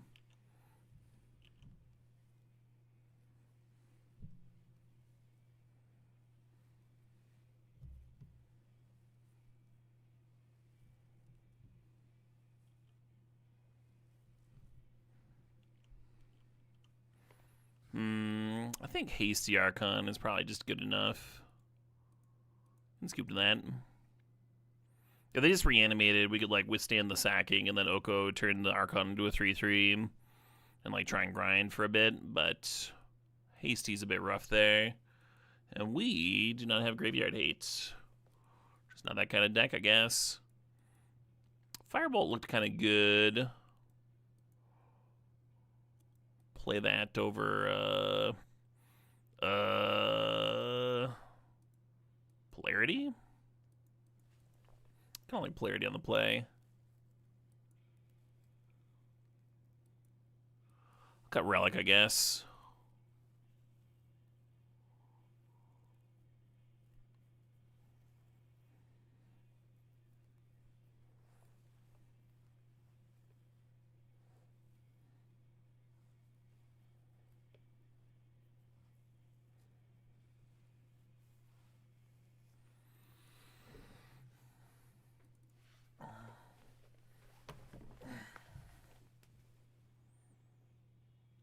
Yeah, it's very awkward that they had that 3/4. That kind of forced my counter, so I could keep on pressuring the Lily there. I liked my decision to let the Liliana resolve. We're gonna fetch Trop and then sprawl the Catacombs and name Red, I guess.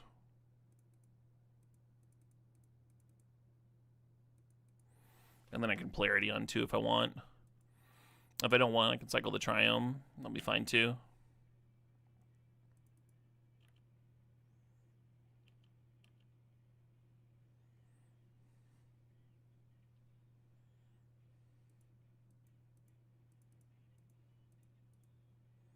They saw Eternal Witness is why they brought in Ghost Vacuum. Damn. It would have been sick to like steal their Graveyard Hate and use it against them.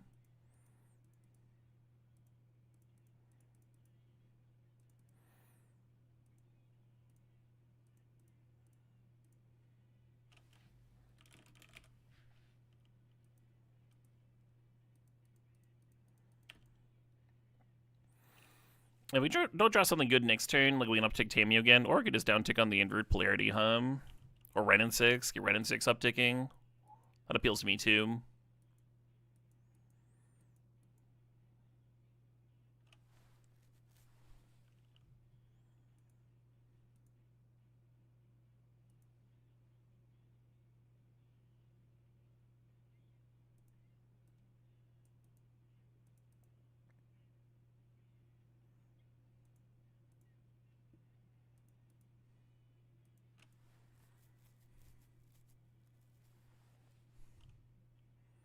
I like getting the Ketria Triumph down so we have red mana, but maybe I want a Spellseeker here. Save mana for next turn and such.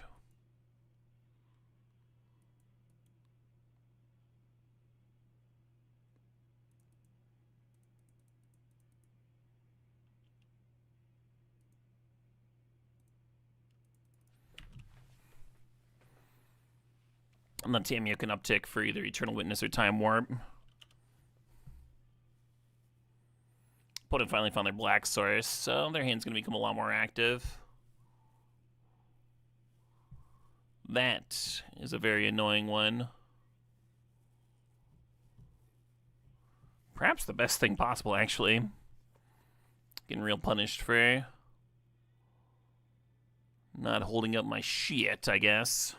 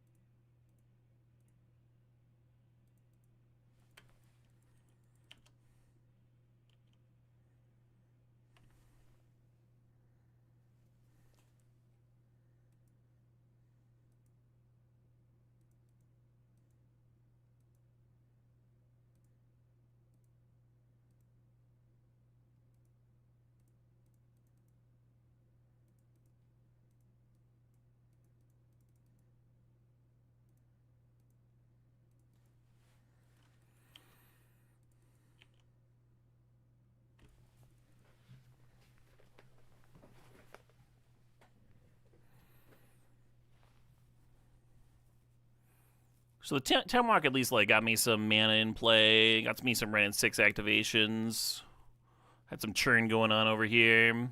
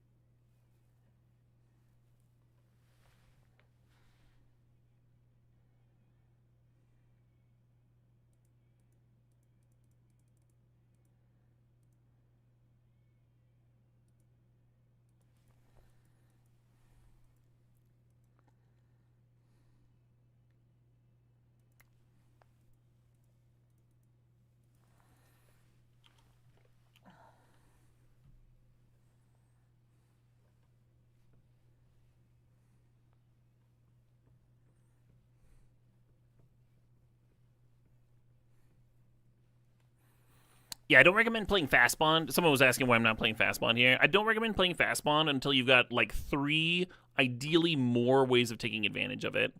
That could be an infinite loop, which we obviously don't have. It could be a draw 7. We have 1 draw 7, right? We have Wheel of Fortune. It could be an effect like Courser of Kruphix, but you want redundant things to make Fastbond more than just like 1 mana, put 2 lands into play. Because 1 mana, put 2 lands into play is not a playable card.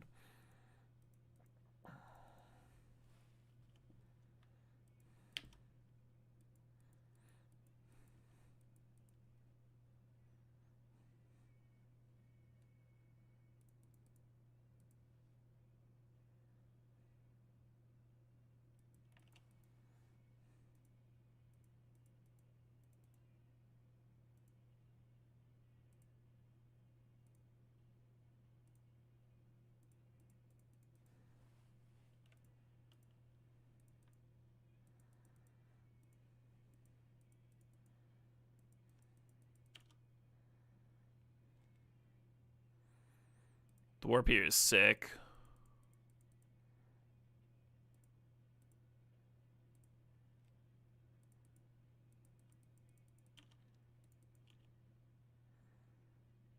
Because now we get to ult the Ren and 6, and then still have the Ren and 6.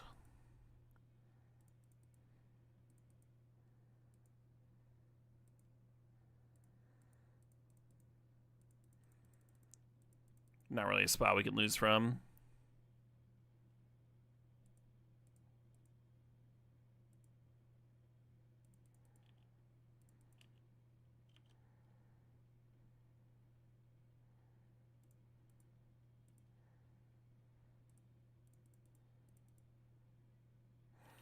Yeah, we literally like triple time walk this turn, and the Ren and 6 can just keep on.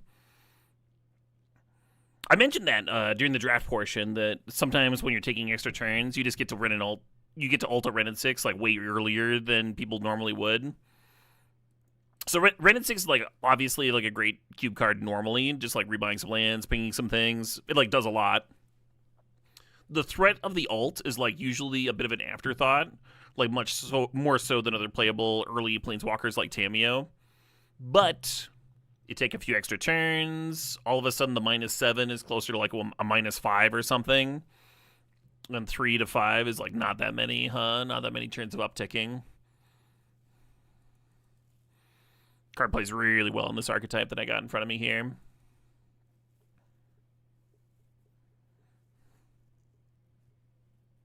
Retrace does not exile, no. Absolutely not.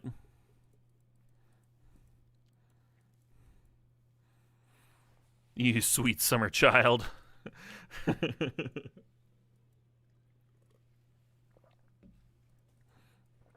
Oh, actually, it does exile. I guess Magic Online's bugged. My bad. Just.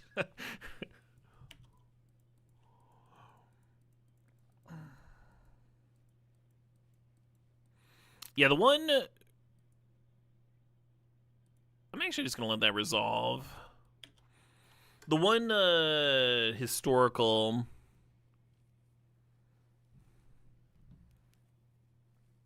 Like constructed retrace type card was the discard one, right?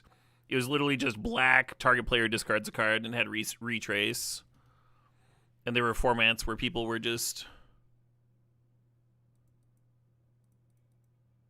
playing that with Loam over and over and just like slowly draining your hand. Well, when I ripped Renin 6, I kind of do wish I'd forced the Tidehollow Scholar. Didn't make sense at the time, kind of makes sense now. Throes of Chaos, fuck that card.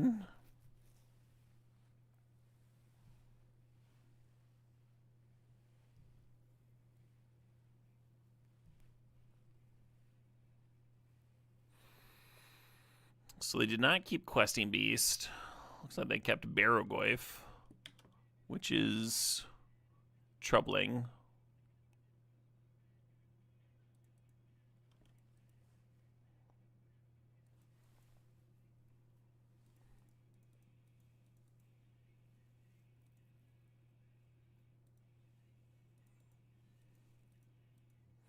So they're just going to attack and clear my Oko, which is a bummer, but, you know, maybe Eternal Witness gets a bank. So far, our cards are not lining up super well. My entire hand is dead. This could be going better.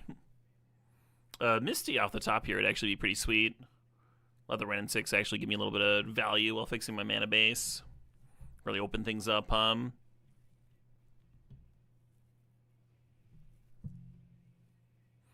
Yeah, I don't know if I would Witness back Oko. I'd probably just get Slash and slash the Skull Aim. And then my whole hand would open up. But instead we got an island, which is not helpful. Shit.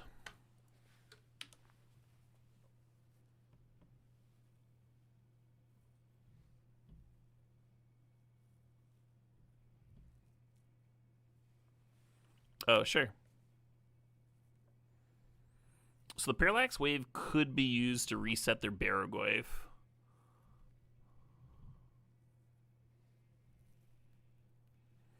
Jesus Christ.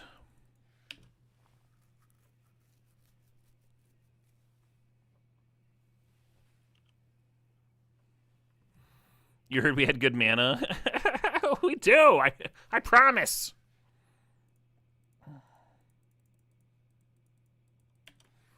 Look, we have all three of our colors.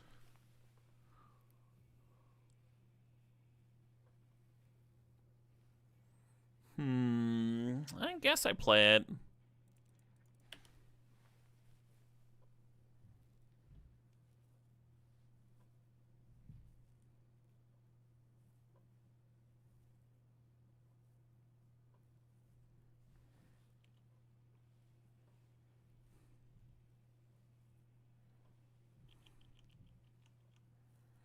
Happy birthday to you too, Time Stretch TV.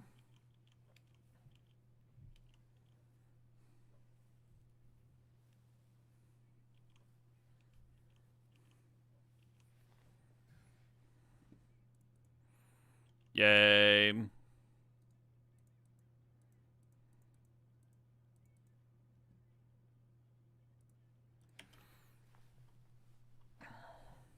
Playing out the Sprawl does make this Eternal Witness vulnerable to Liliana, so that would be a very unfortunate draw on their part, but I feel like I kind of need some things to go right for me. I'm far behind enough. And if I drew 4-mana Tamiyo, I'll be grateful I've got that extra green source in play here.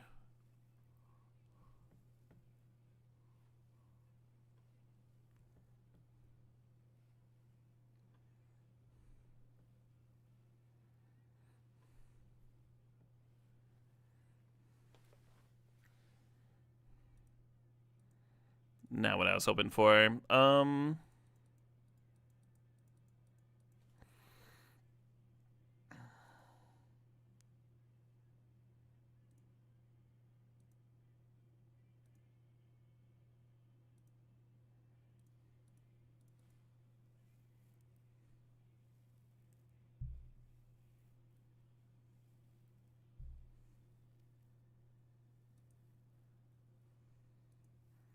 Yeah, the idea here is now to consider could find me Time Walk specifically, and then maybe I draw a Tamiyo and get like a chain going. Or Time Walk and a Wheel of Fortune could work. Something. We need something. Trap does not do it. We are dead. Damn.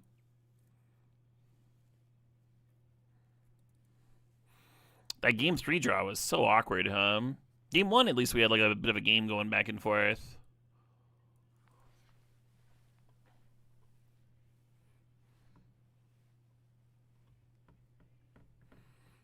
Ponko42 says, do you like this cube? This cube is like the richest sweet dessert you've ever had in the world. That then gives you indigestion afterwards. And so once a year, you partake of this dessert, and then it reminds you why you don't like it very much. But it sure does look shiny. It sure is tempting with its glistening chocolatiness. When it's super sweet. Yeah.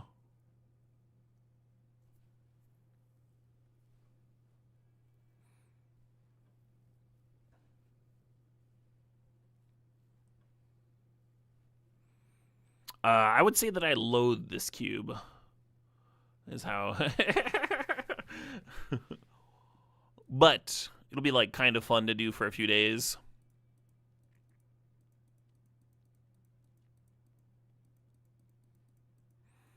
My preferences tend to go towards balanced gameplay, and it is one of the least balanced gaming experiences I've ever encountered in Magic. Except for maybe some like particularly heinous constructed formats.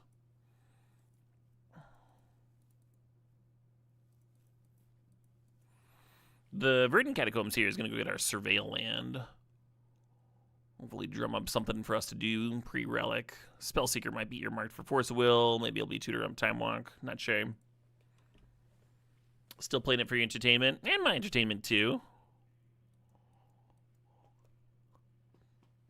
The fondant of cubes, yeah.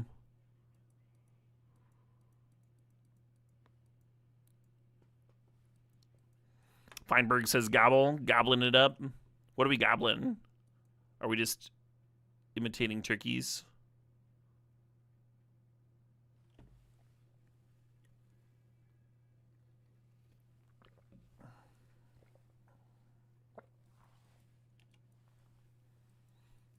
I wonder if forcing the Mox Emerald would have been sick. Gobble D's? I think I will not. Mind Goblin? I do Mind Goblin. Ooh.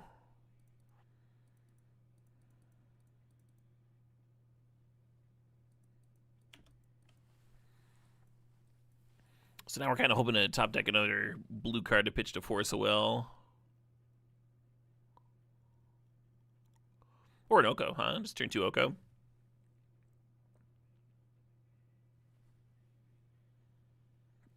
Sure. Yeah, that's fine. Opponent fighting over mana. Totally cool, just making my land drops here.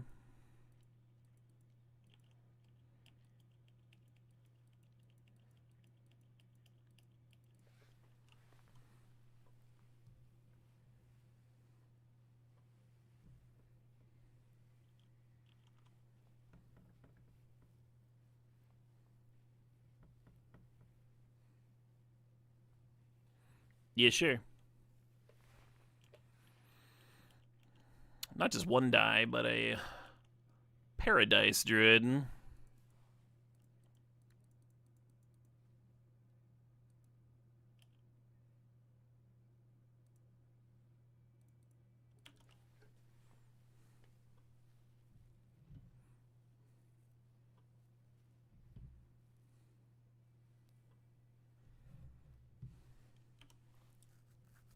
Block, I block.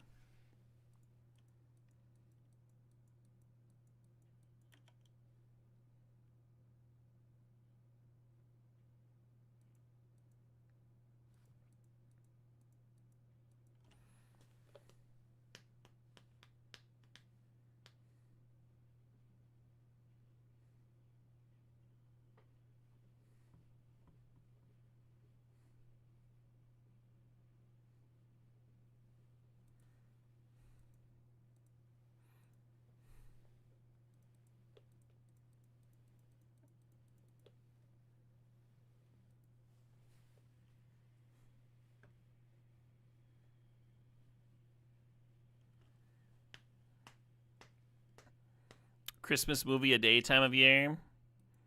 There's not too many Christmas movies I'm super high on. Muppet Christmas Carol, pretty decent.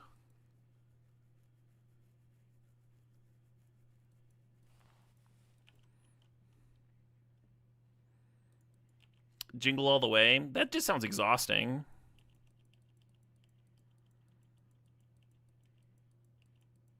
Die Hard. Now, Die Hard is not a Christmas movie. Is that what you're hoping to hear? Someone to... No! No! Like what? The one person that gives a shit. You watched the Harold and Kumar Christmas movie today? Nice.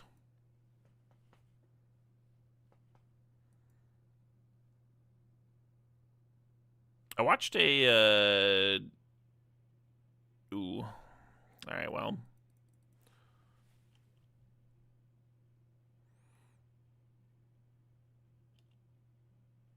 I watched a Chinese action movie the other day that like had a Christmas setting. I think it was a Chow Yun Fat film. And it reminded me of the whole Die Hard thing.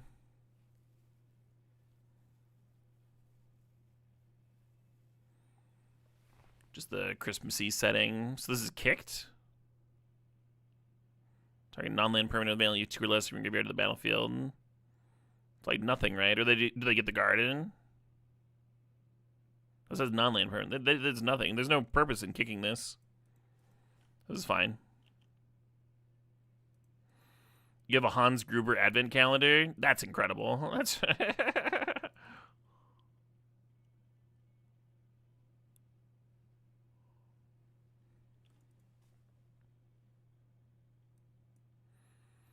Yeah, I think my opponent was just flooded. And the thing about Relic of Sauron is it kind of has you cannot flood out stapled to it.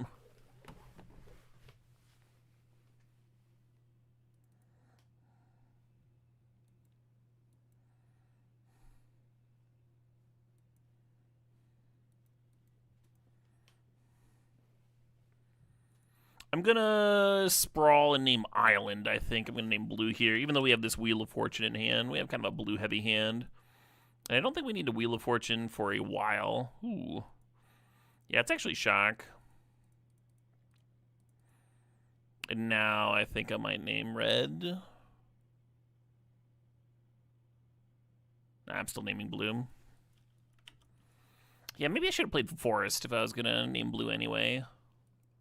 This is vulnerable to Wasteland. And an Exploration deck could play Wasteland, right? You never know.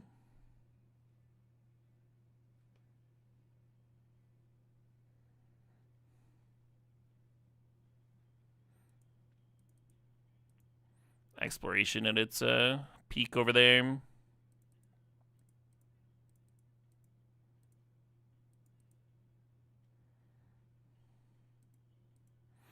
Now we drew the Time Walk naturally. Spellseeker's probably earmarked for this Force of Will.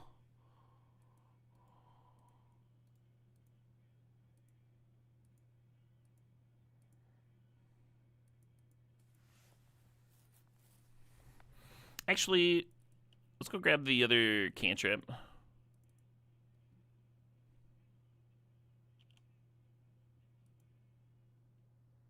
Consider. Maybe I should be grabbing Daze, huh? If I can sit in there on 2 lands. But I'm going to fetch the Surveil land here, so the Consider could still pitch to Force if it needed to. You're up to 3 Badger Moles in 5 drafts. Jesus Christ. Cut it out, man. Save some Badger Moles for the rest of us.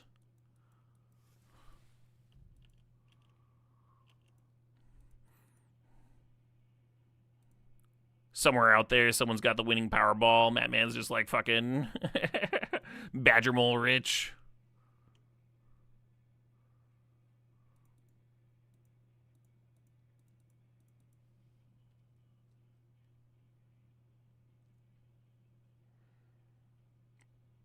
Could pump Spellseeker. I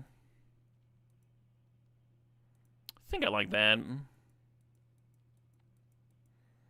You've sold all 3, helping bring the price down. Oh, you're increasing the accessibility for everybody. You're basically the hero of the tale, man.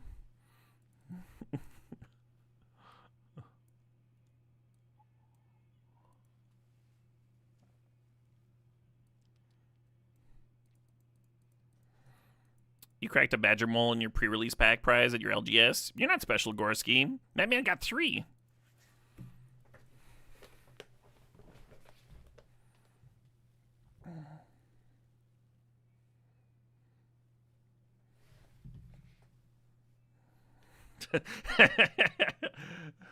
Oh, I'm sorry. That's not what I was supposed to say. Cool, Gorski. Congrats on the Badger Mole.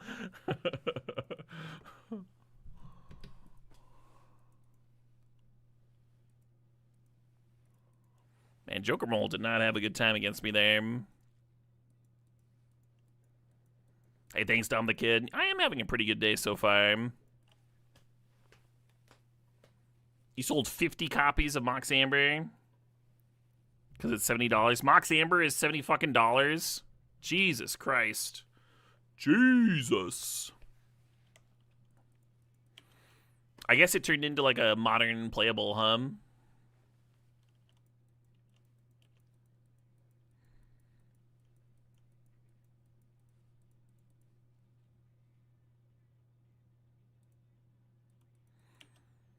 Y'all want to come take a dip in the breeding pool with me? Sounds kind of gross when you say it out loud, doesn't it?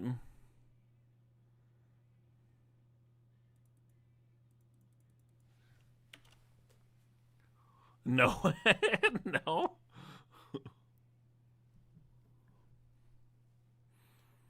Put all his money investing into this breeding pool so my friends will come hang out.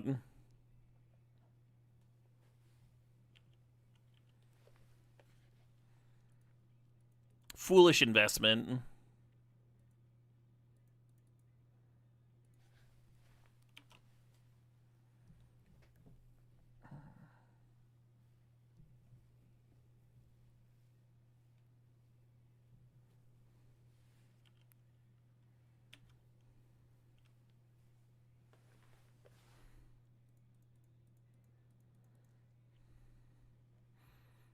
Is this Relic of Sauron gonna be my MVP? Just a hero relic.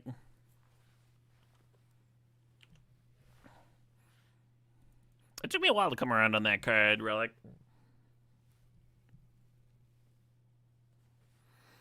I had to lose to it a bunch. That happens to me sometimes. I'll like misevaluate a card, and then like the 5th time I lose to it, I'm like, okay, all right, I'll play it. I was wrong. I was rude. I was rude. I was rude.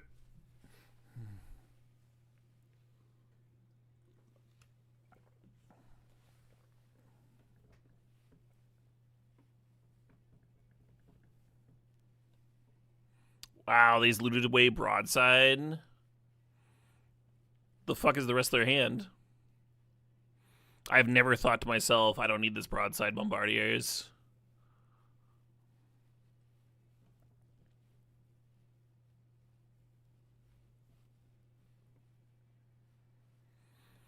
Oh, the part of Relic I wasn't losing to was the Mana Rock part, though. And it's the part I was underestimating was the loot part. That's the good part of that card. So the Trumpeting Carnosaur could just be bin to kill his headliner, but it's very gassy to just cast it. I think I'm just going to cast it.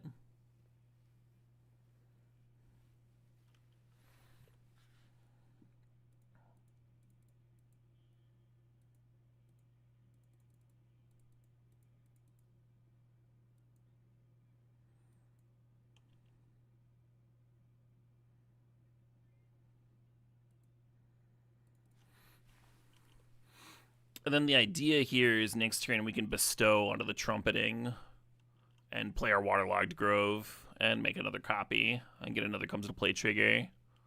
And hopefully that'll be quite good. We'll see.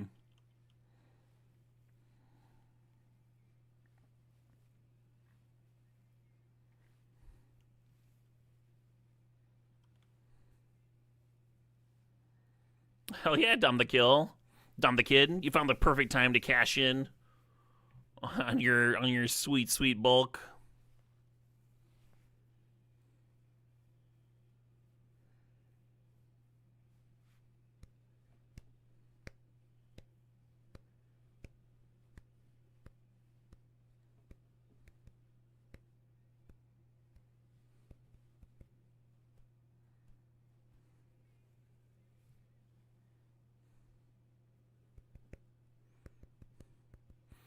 I'm like oddly excited to copy this dinosaur.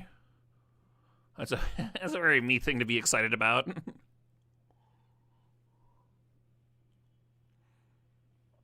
I was always a dinosaur kid when I was smaller.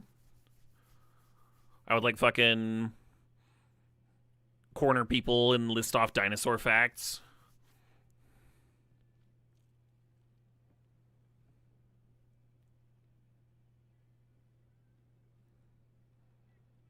Oh shit, what up? Hey, Nogwig2, thanks for the sub, thanks for the 72 months.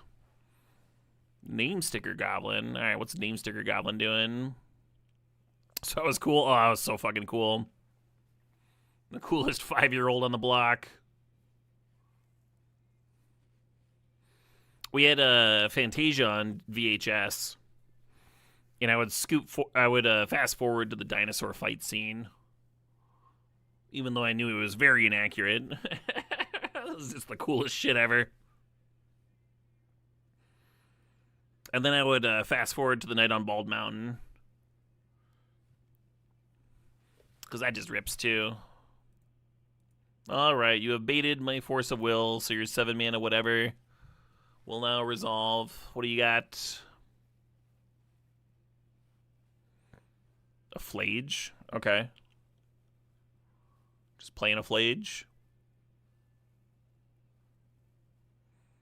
Oh, they have one more card even after that. I thought they only had one card left. Oh, the Flage was from Headliner. They're double bolting the Trumpeting. Sure. Or they're not. Yeah, I'll take 3.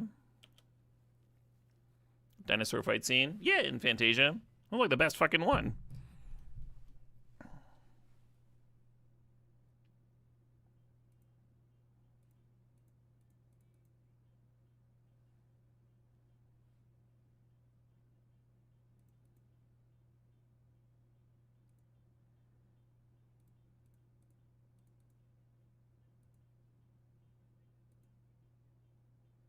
Oh.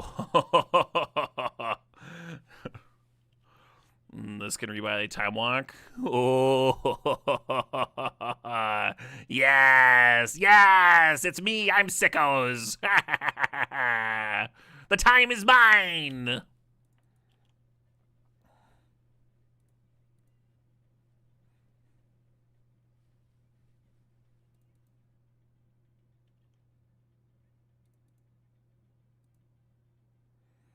Time Warp? Hard Evidence. Basically the same card.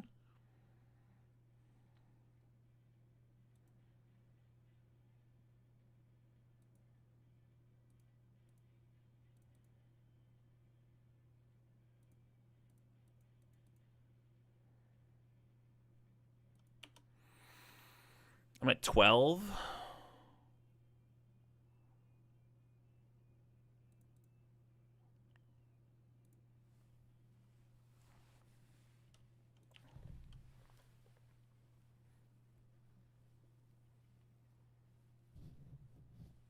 I think this forces them to double chomp Palm because I had 15.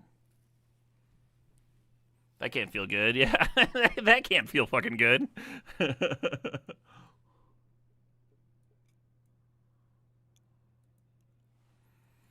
Just gonna board in Firebolts and cut. I don't know. Maybe I won't bring in Firebolt. It'd be like for Invert Polarity, I guess, which isn't crazy to cut on the draw. Maybe you're supposed to cut Brain Surge. I think I'm just gonna submit this again.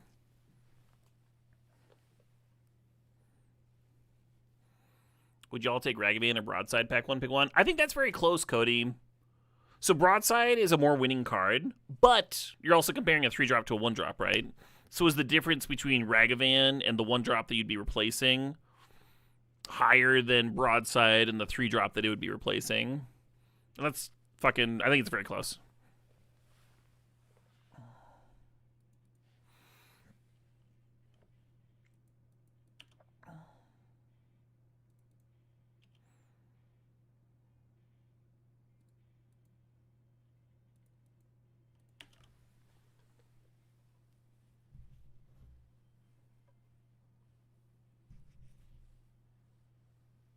Is Broadside still played in Legacy and Vintage? It's played in Legacy. I don't know if it's played in Vintage.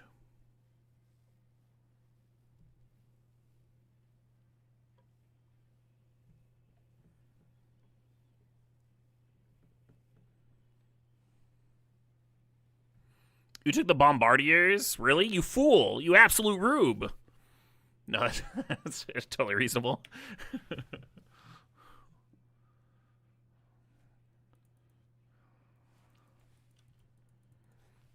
Can't believe Cody took the Bombardiers. Did y'all see that?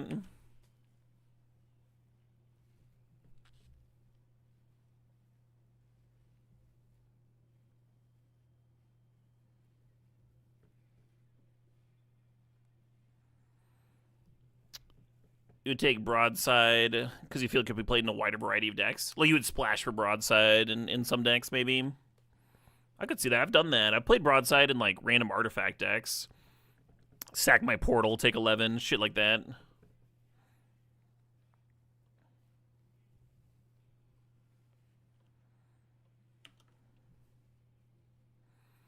Weren't they playing Young Pyro in Vintage years ago? Yeah, a while back. Years and years ago. I mean, they used to play Spiketail Hatchling in Vintage, so it's kind of whatever.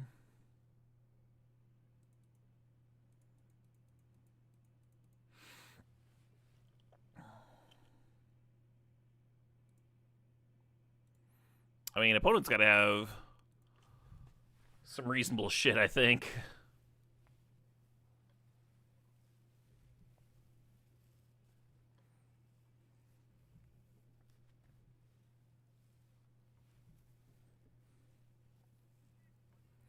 Oh shit, what up? Hey, Lit Wizard. Thanks for the sub. Thanks for 72 months.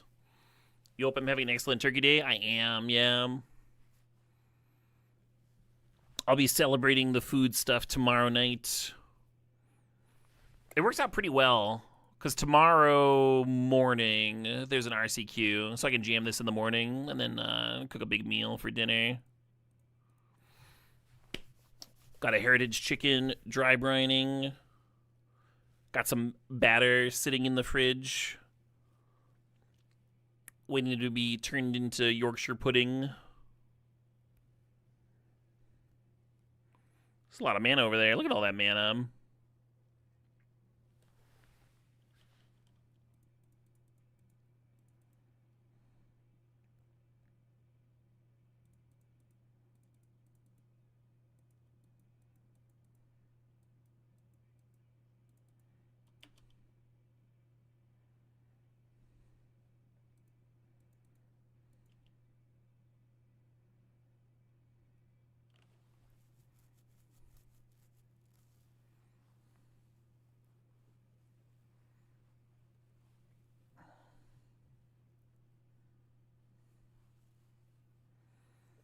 So you could Tamiyo down, tick on Time Walk, but you're cracking your Misty.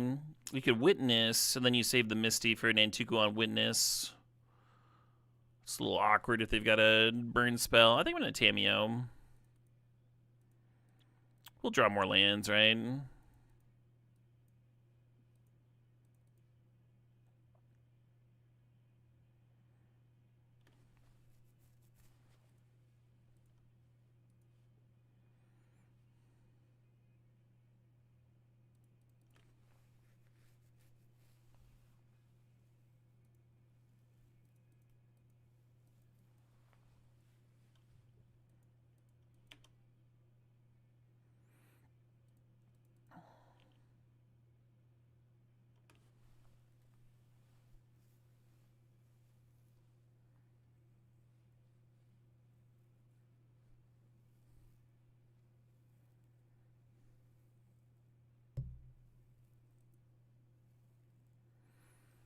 They did have a burn spell too. So if we Eternal Witness, back Time Walk, play Time Walk, then next turn, and Tuku plus make an extra is the right mana to leave me with Time Walk mana. So we're just going to do Eternal Witness now.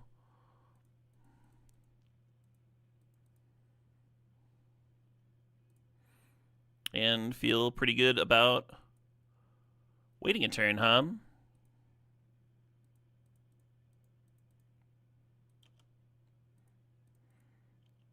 I don't know why I'm wasting time clearing this Chandra, huh?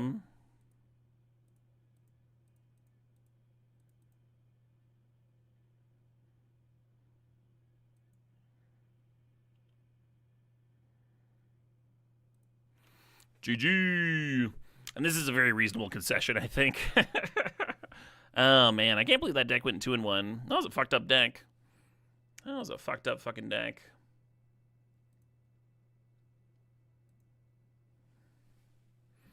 This is a good time for me to take a bathroom break. Quick little pit stop. I'll be back in like 3-ish minutes. And I'll turn that'll 3-minute ad break. We'll turn off ads for the next hour. And we'll fire up a fresh draft. Hope everyone's having a happy Turkey Day. See y'all soon. Fun deck, really fun deck, huh? Some of the most fun, in my opinion.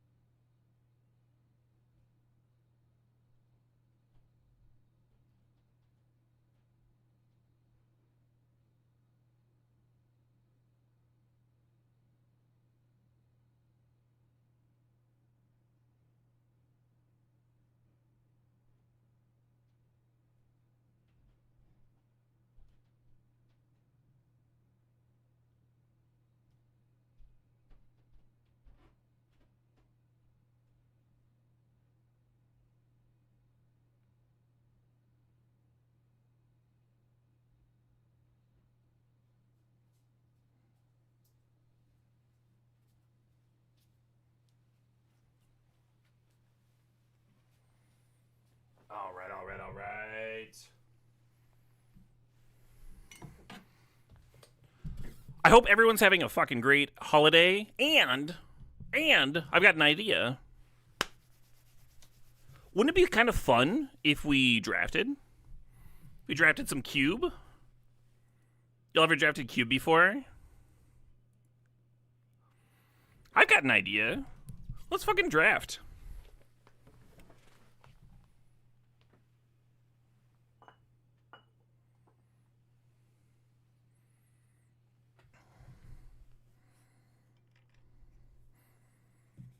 I got some ice here for some boozahol. Open some power. Well, I don't know about all that. We'll see. We'll see how the packs look. I'm going to open the packs first and then decide if I want to draft power. Another run in dispatch. I think I am going to do another dispatch run, but it'll probably, I don't know. Probably not like immediately. Well, that game is fun.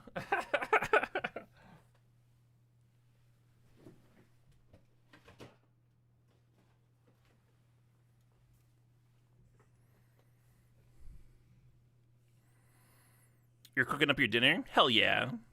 I hope it's good as shit.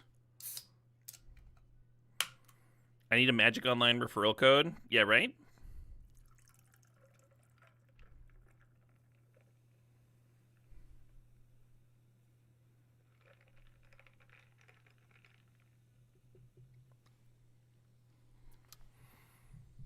Turkey, cornbread stuffing, sweet potato cranberry mix, pumpkin pie, cheesy mashed potatoes. Hey, that all sounds dope as shit. So Flash is like the stereotypical best card here. I think I'm going to take LED. I keep on eyeing Salvagers and not doing it. What's Salvagers? That's how I would like to spend my Thanksgiving. Making someone very sad. Well, I'll loop LED over and over. Let's cut White Hum.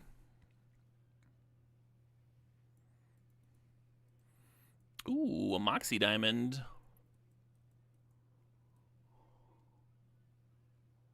Yeah, I'm into it.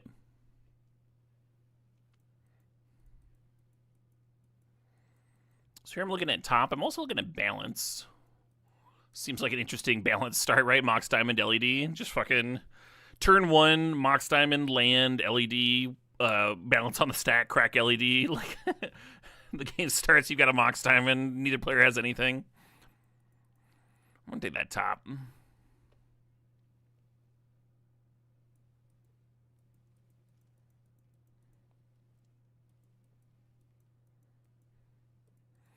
So LED and Echo is sort of a thing. Sort of a thing. Oh shit, what up? Hey, Ray Q, Smuckles. Thanks for the sob. Thanks for 13 months. You hope I win? You know what, Smuckles? I hope the same thing. We have the same dream here.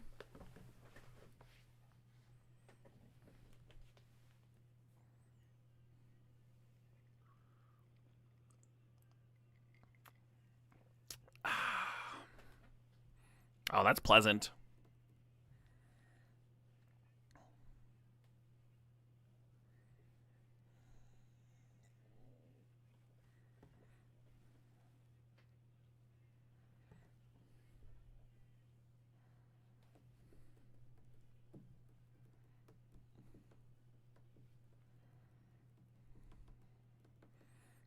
Is Bomberman in this? It is. That's what I'm jonesing for when I took the LED. That's my direction here. Hey, Psylord Fiend, thanks for the sub. Thanks for sharing that Twitch Prime there. Cheers.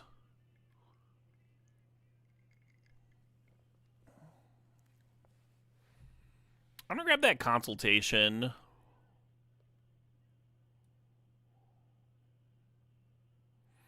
Maybe I get Oracle, maybe I don't, but at least this way, nobody else in this draft will have it, huh?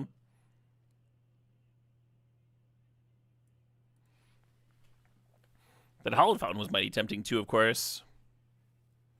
Happy Thanksgiving, right back at you. Hope you're having a great one. Holiday streams are always such good vibes. I just saw we had 666 viewers right as I said that. Hail, Santa!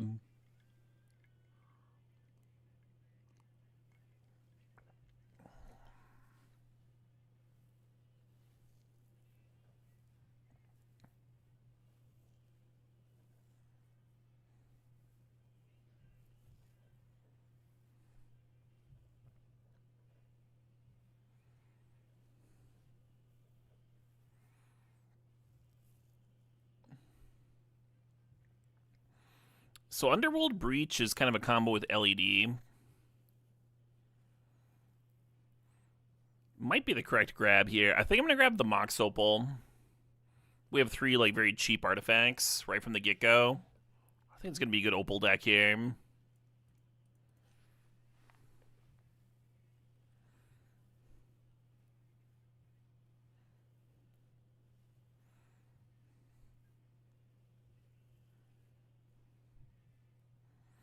I mean, if I don't play this, find Salvagers, could cut white pretty easy and just be like a Doomsday Consultation deck.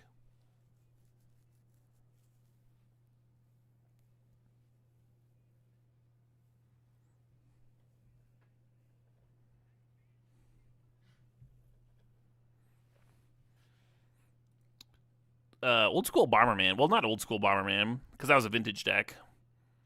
They used spell bombs. But Legacy Bomberman has historically used Urza and Mishra's Baubles,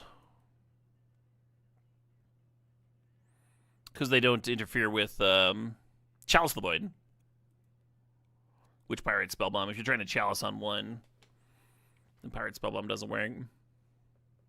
So there's a lot of like comboing with Salvagers in Legacy, where you just like stack it like 10 cards is probably good enough. It takes so many clicks to go through.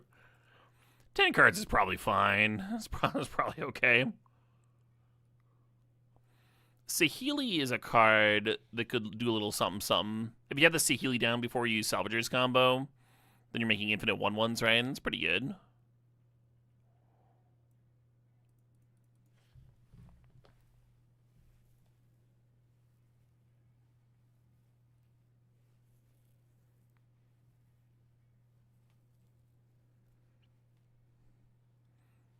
Has it been a long time since the classic Vintage Cube was on Moto? They ran that cube last year, around the same time as they did the No Holds Barred cube, and they said it wasn't very popular, so they didn't bring it back. And anyone who liked it was a big dum-dum. And then they came to my house and slapped me in the face with a dead fish specifically.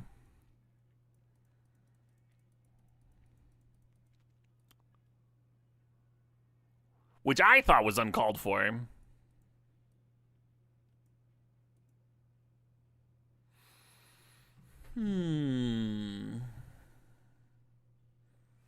Will with a diamond is almost interesting. Hey, Balance came back. This is kind of a fucked up Balance deck, actually.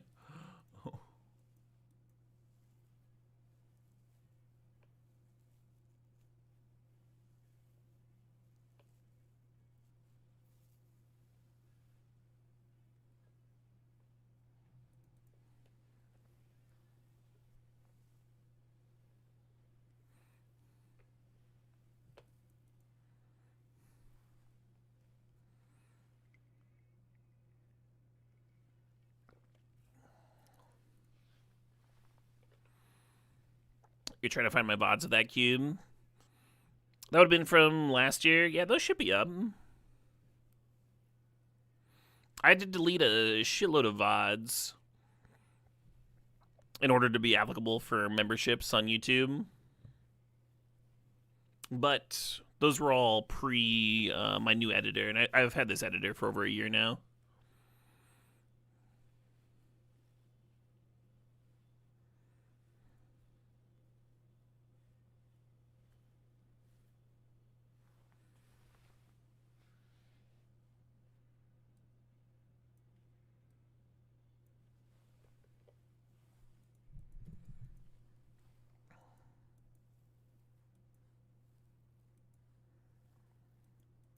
Some Cheerios.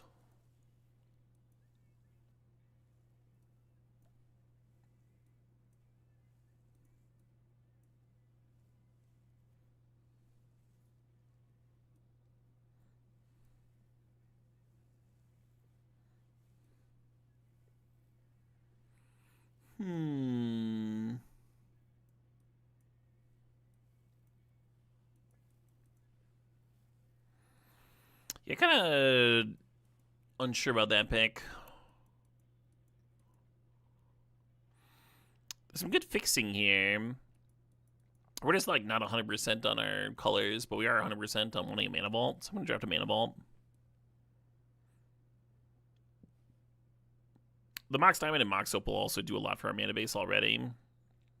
Pented Prism, right? We just have all these universal fixers. So we don't need to first pick a Tundra.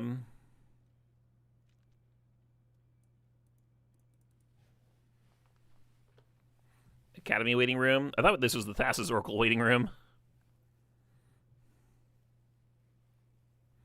Ooh, a Mox.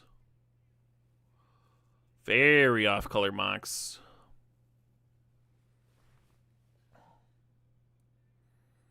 The balance is just getting better and better.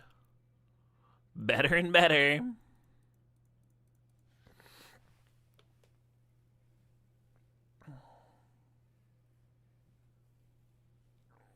Jace Wielder. That's a much harder card to win with.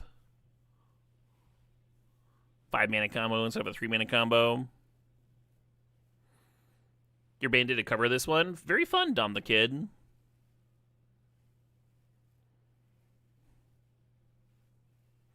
No Mox is off color. That one is. Mox Emerald is. I'm not playing green, so it's off color. Hope that helps. Can you play Demonic Consultation in any deck? You could. The issue with Demonic Consultation in Limited is that there's a chance you exile the card you're naming and you just die. So the upside of hitting your weird tutor has to be very high before you're jamming that one. Earlier I saw someone cast it and find Time Vault, right? Like if you're just winning the game on the spot, then it's worth taking the like 1 in 5 chance that you just lose on the spot.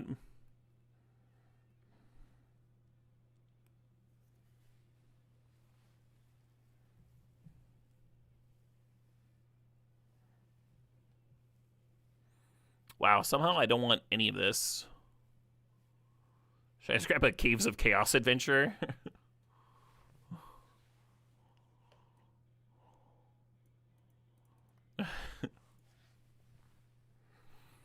So it looks like we just put a stressor on my mana base with that Caves, but when it comes into play, you search for a basic. It fixes your mana.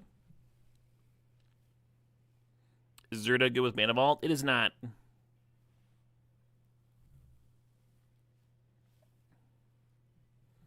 Zerda's good with Basalt Monolith, Grim Monolith, and the Token Maker, Retrofitter.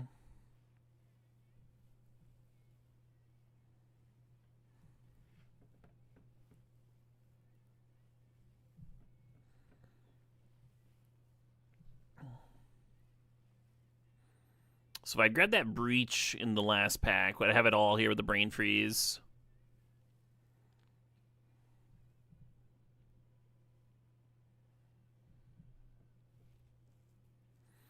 I'm going to grab this Soul Cauldron. If we do get Salvagers, if we do get Salvagers combo, then the Soul Cauldron's going to play pretty well, actually.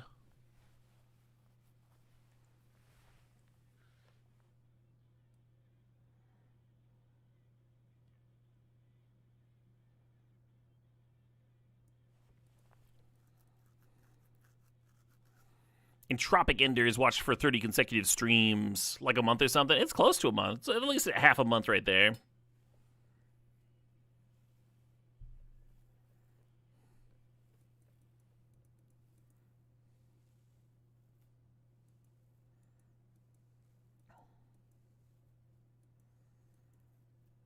Thinking about Teferi, Time Raveler.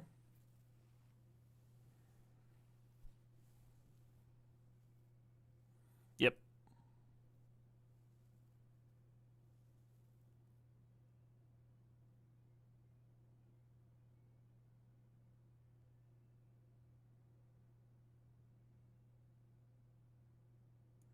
Yep.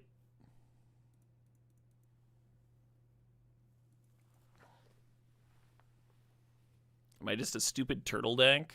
Do I just want a stupid turtle for my stupid turtle deck?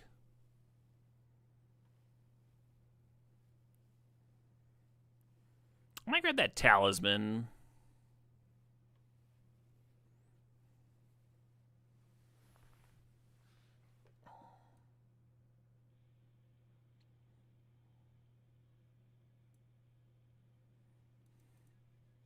Hey, there we are. We are now officially part of the problem.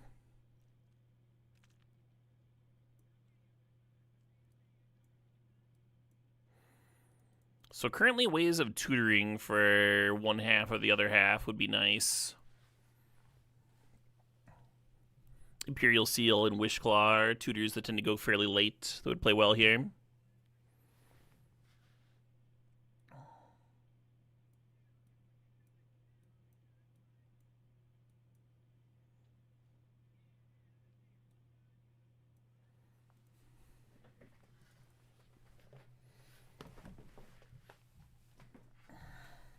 The Lava Spur Boots would really be nice with a Urza Saga. We have a lot of other good stuff to grab with Urza Saga, though. I'm not too worried about having stuff for that.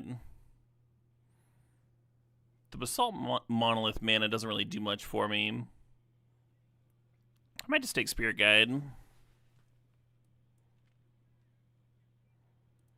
What's up, Tundra?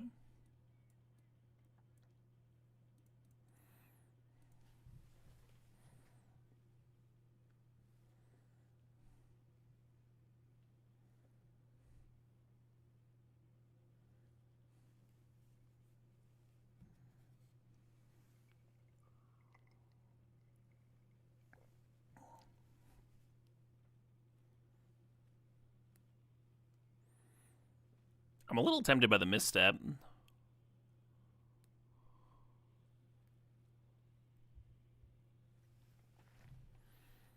The Greaves makes Tinker Blightsteel a lot better.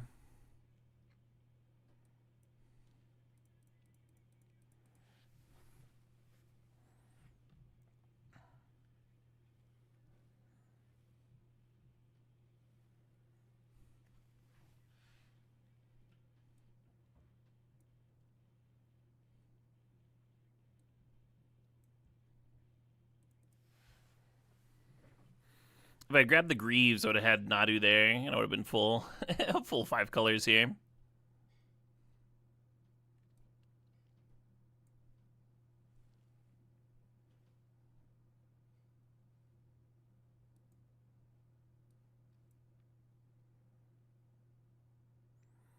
Gonna be an interesting pack 3. I think we have like a pretty nutty shell here.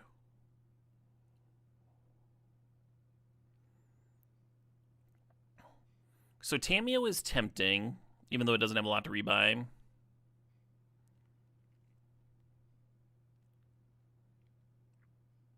It's weird, but I think I'm gonna grab this Manifold Key. With like the Mana Vault and the top here. It's a mana engine with the top with the Mana Vault, and it's a draw engine with the top. Tap the top to draw, untap with key, and draw again.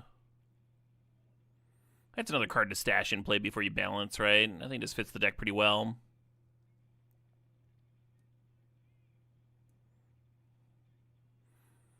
One Ring, huh?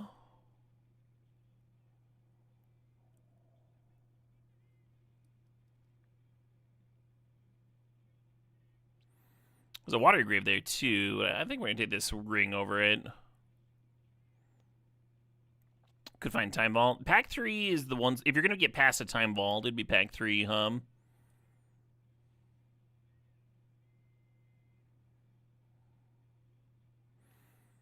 Backstreet's interesting. Preordain's interesting.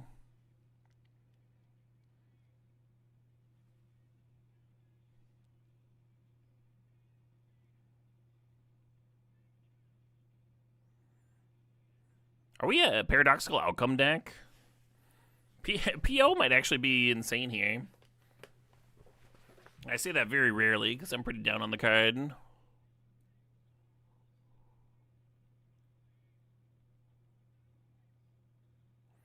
A million zeros. Well, more so than a million zeros, we also have Mana Vault, which taps for it like basically by itself. And you can like reset your Pented Prism. You're getting Saheeli triggers from all the recasts. You can reset your One Ring. This is doing a lot here, actually. Interesting as a backup win con.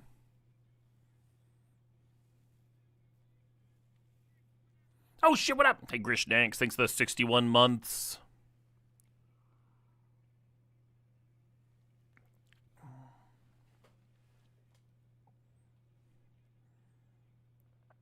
If we had more black mana, Beseech would actually be kind of interesting.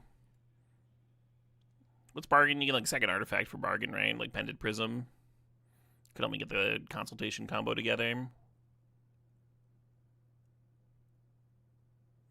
Flage is funny with LED. It'd be a lot easier to bring back than people realize.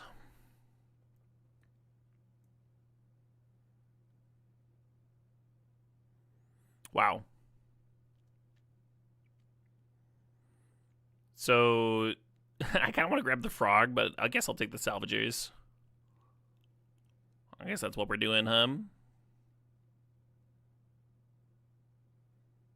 Mystical Tutor is pretty sick here because you can find Demonic Consultation or Balance. It's probably better than grabbing salvagers, but like I said earlier, I've had a hankering for salvagers, so we're just gonna scratch that particular itch. Remand, I guess. I think I passed sort of the meek in the first pack, so I don't think we can Foundry combo. But that'd be a funny thing to do with salvagers mana.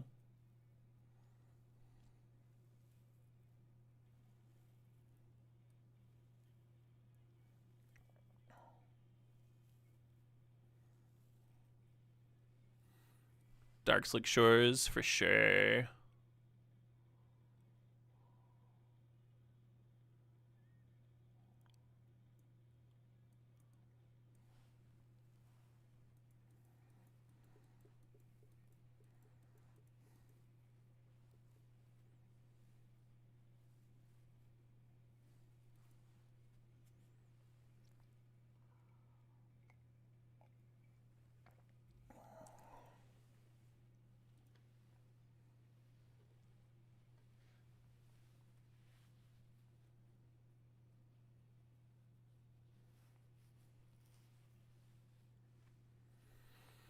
Thinking about No More Lies.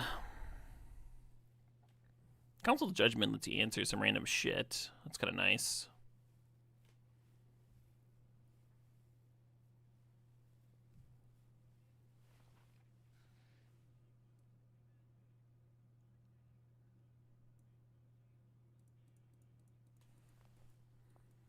Yeah, I was hoping for Ballista with the Salvagers combo. Currently, once we make infinite mana with Salvagers, our options are to flashback Echo, get back Flage, or do stuff with Top.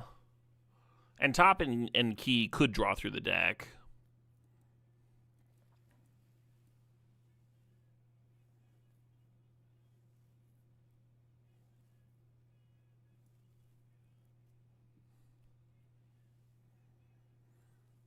Seachrome versus Watergrave, huh? We basically never need double black mana, so I'm going to grab the Seachrome here.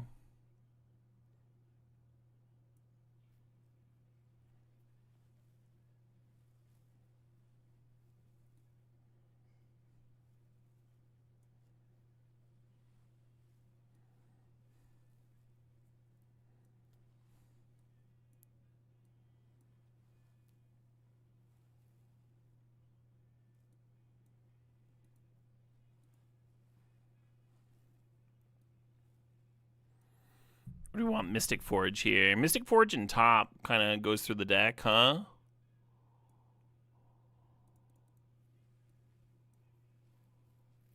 The Spellseeker could have grabbed Demonic.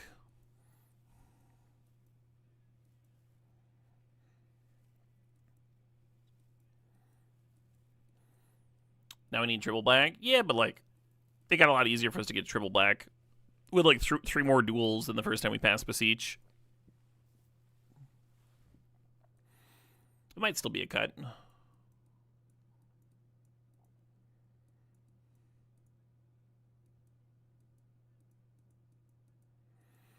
because we need to cut a card or two anyway.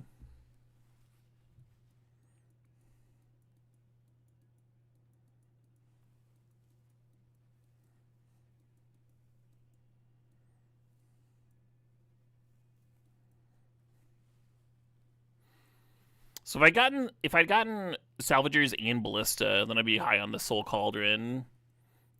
But I think with just Salvagers, we cut it. And I think this is just the deck.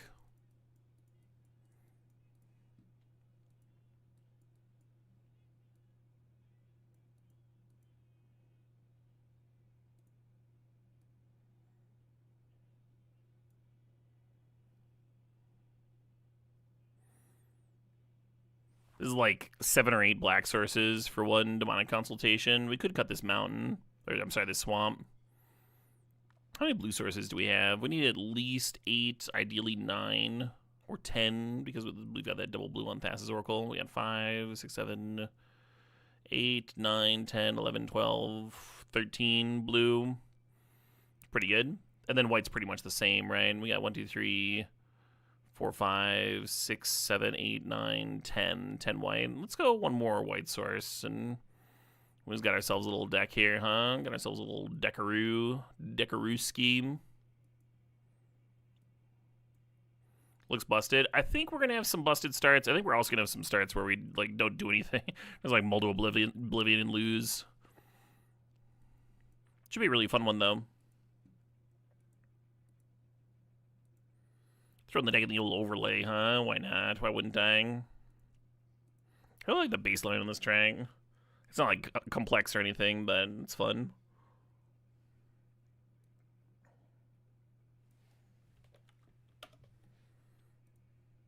I like a nice growling baseline.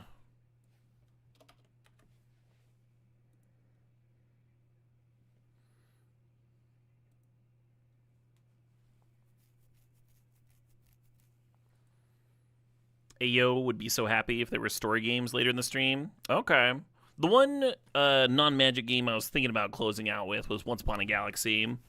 Because that's one that I can play drunk, and it's one that would only take a couple hours. Dispatch is like an 8-hour game. It's a really nice one to like just set aside for an entire stream.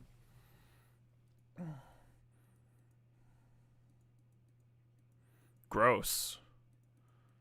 This is like not...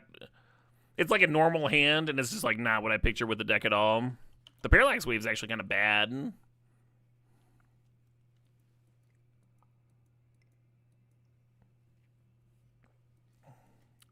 Yeah, strip it up.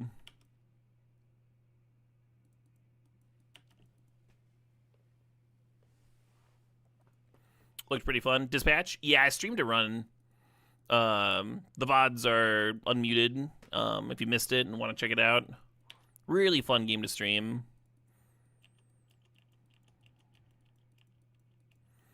Certainly down to stream it again at some point, but I think I'd want to reserve a whole stream for it. Have a nice, satisfying entire playthrough.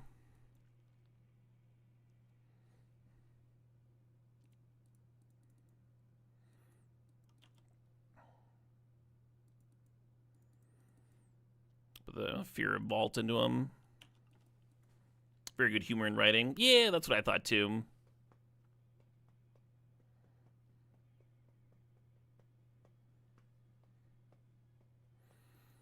Am I going to meet the winds again? That's a good question. I think that's a good one. Yeah, that would not be a bad one either.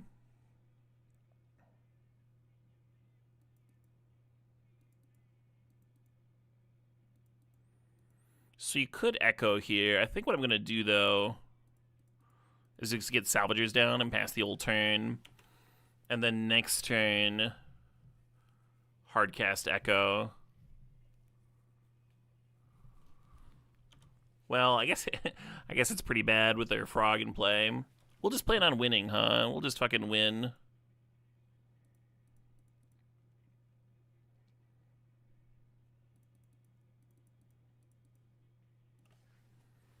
That Frog might just fucking kill me is the thing with this Echo. There's like, alright, discard 5. Nope, they did nothing.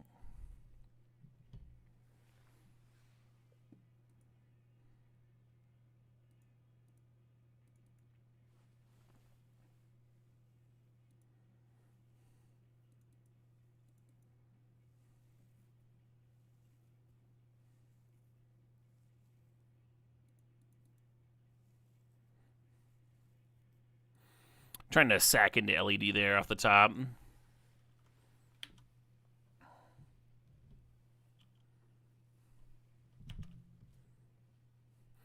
The first time my opponent has an opponent of themselves that has a Psychic Frog and does the draw 7 thing, they're going to kick themselves like, oh, shoot.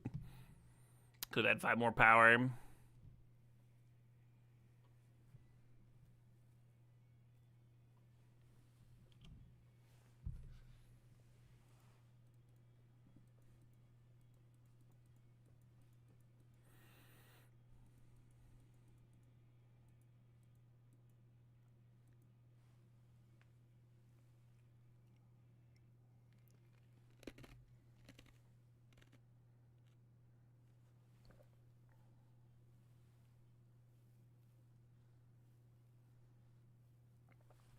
Five damage missed. Yeah, right. And if you have the extra 5 damage here, maybe you discard a few more and make it a 2-turn clock. Lucky me, huh?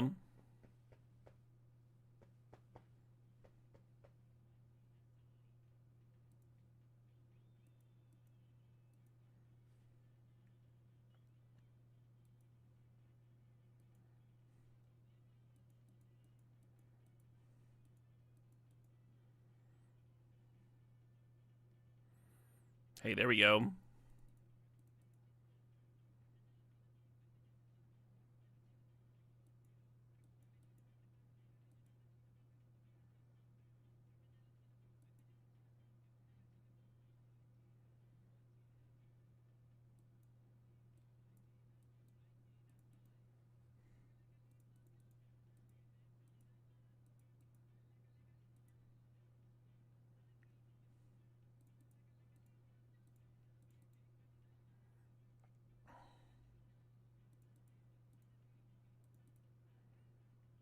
Ah.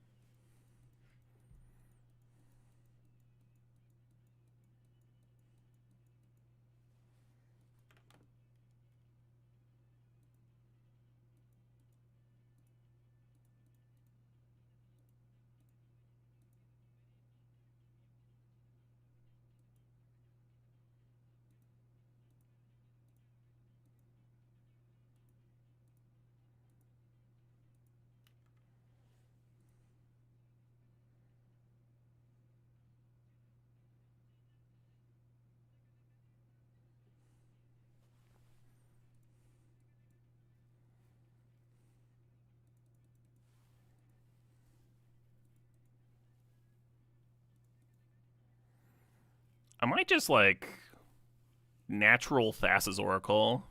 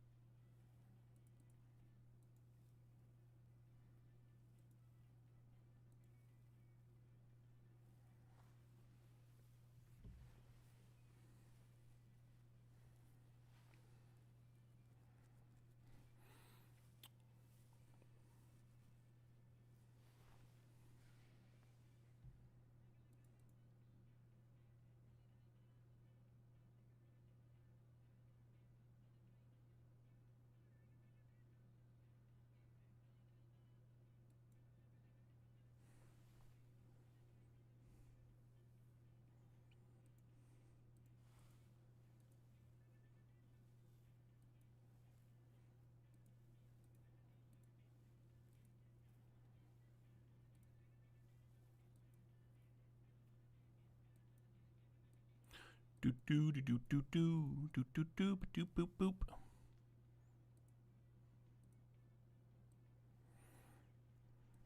So now with the Teferi in play, we don't have to worry about counters.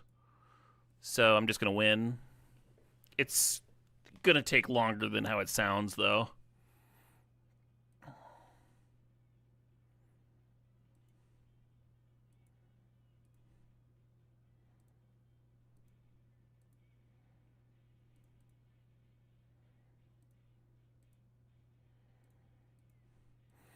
Basically, we're going to make enough mana to go through the deck with top and then play Thassa's Oracle.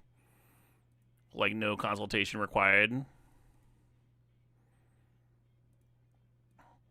That's going to require 1 mana for each play top, activate top. And we have 9 cards. And then it's going to require some blue at the end of it. We could save a little bit of time with Teferi bouncing the Mana Vault, but whatever. We're basically there, huh?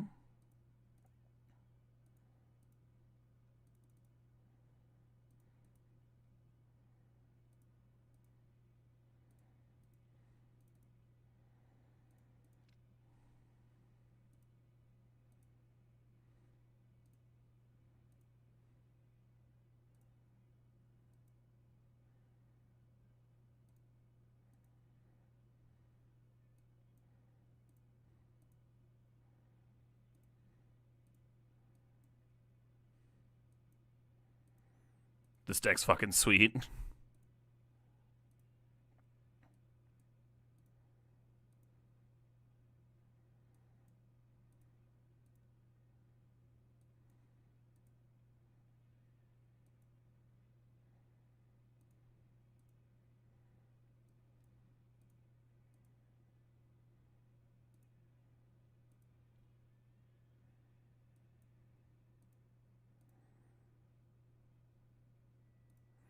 And you could just play the Oracle now. Because you have the Teferi, but I'm going to draw that last card.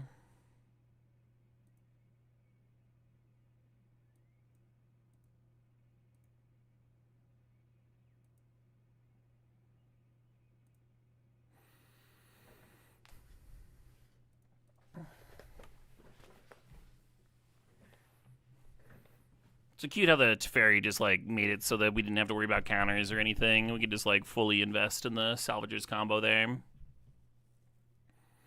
Also cool that like had my opponent gone in on the Frog to try and two-shot me, they would not have been fast enough. we just got there. We just got there real fast. Mystic Forge plus top action, huh? Really tied the room together. Haven't got to do that in a minute.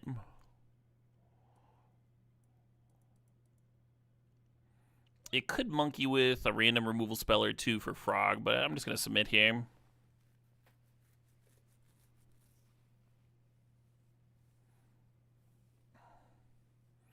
You thought Brain Freeze looked good? So the issue with Brain Freeze is it doesn't really do much with my Salvagers combo, because the LED makes you discard your hand.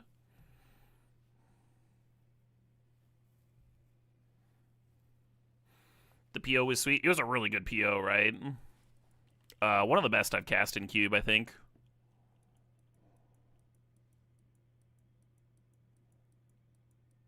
Let's game the hand. I mean, we need the mana. Ooh, well, that's helpful.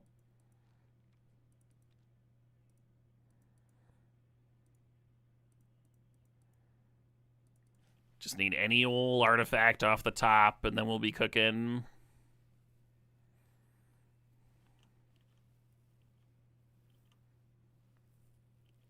Damn.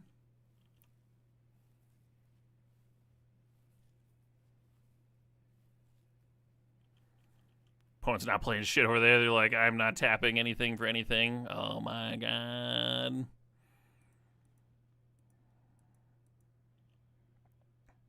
Really feels like they don't have a stop set, so...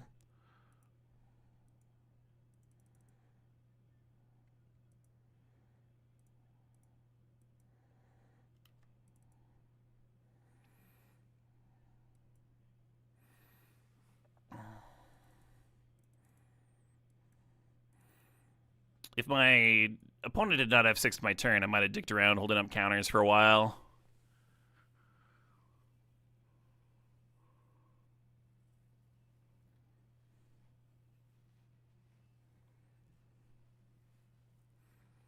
Diversification in case salvages gets discarded or killed. I mean, we didn't need salvagers that game.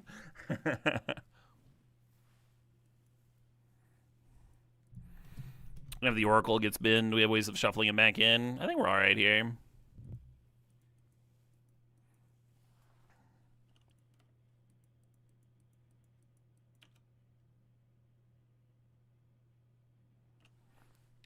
Caleb not giving the opponent a lot to be thankful for there. I mean, the game was mercifully short, I guess, is a...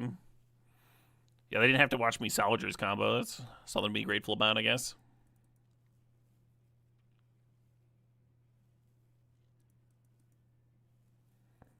You preferred the lot of clicks win? It actually wasn't that many, huh? Usually I have to kill people with Ballista, which takes 2 mana. So there I only had to make enough mana for like 1 mana to draw through the card. Through like 9 cards. So like 9 loops, right? With Ballista, if your opponent's at 20, you need to do like 40 loops to have enough mana. And then I like to make a little extra just in case like they you run into something, so you can restart the loop. Restart the old combo.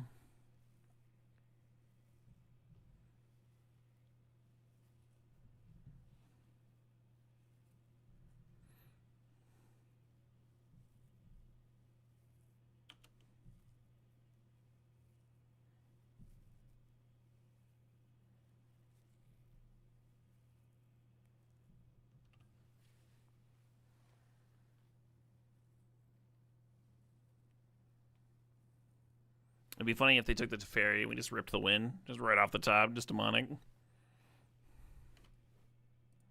Not like haha funny, of course.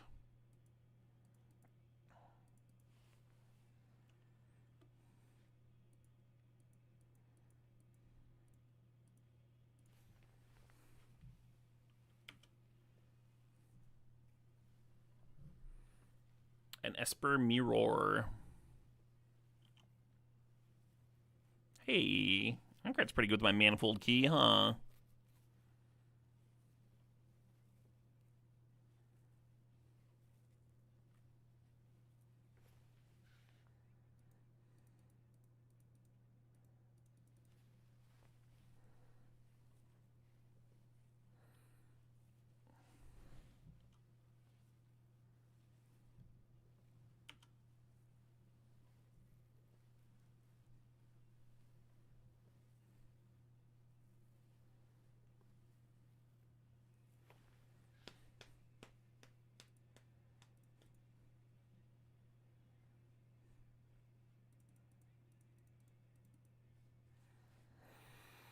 They can't even like him to Turok me if this One Ring resolves.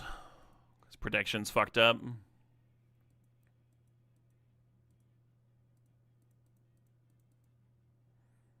Legacy play, vintage and legacy playable combo there with Manifold Key, One Ring going. I guess.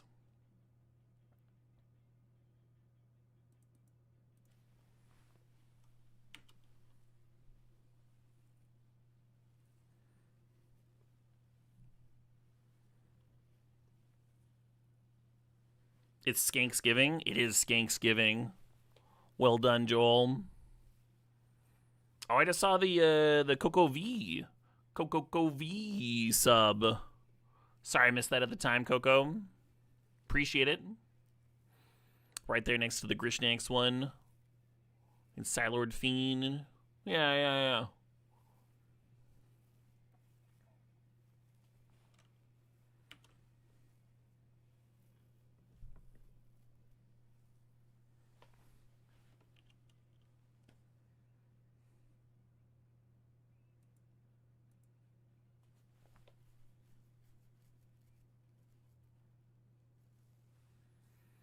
Balance could make them sack a land and their bat. I guess it's alright.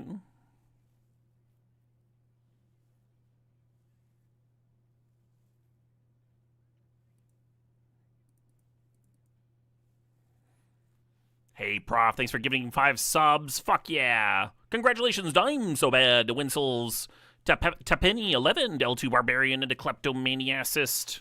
Cheers, everybody, and thank you, Prof. You're very welcome for the stream.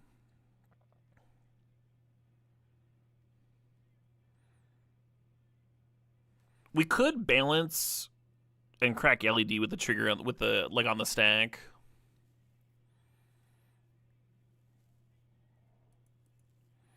I guess I'm gonna do that.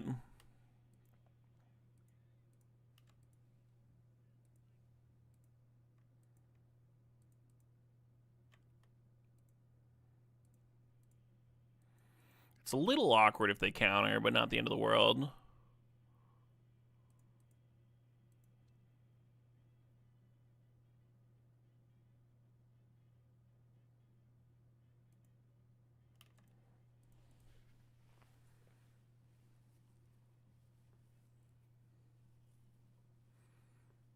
Opponent's like, the opponent's like, I've got effects. Hold on. Hold on. Oh, there's swords in here so that they'll get to keep a card when the balance is resolved. Sure. More responses. 3 mana.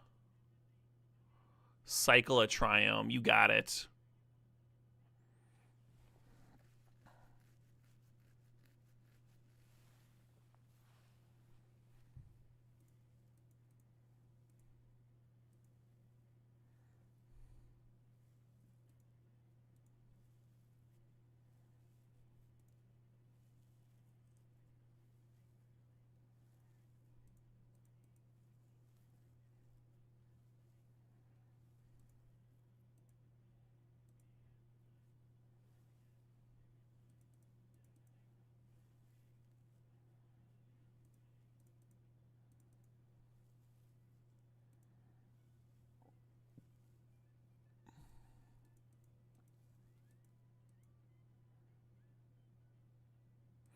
Just gonna play the top and pass.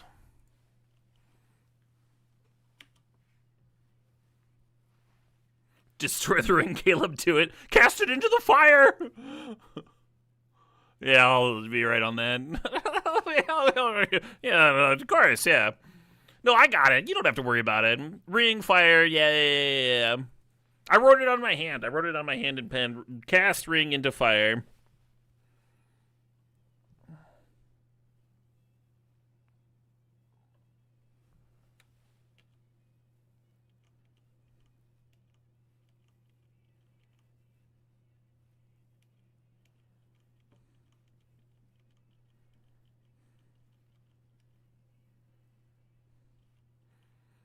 If you PO in response to the One Ring upkeep trigger, you'll take damage equal to last known information. You'll take 5 in this case.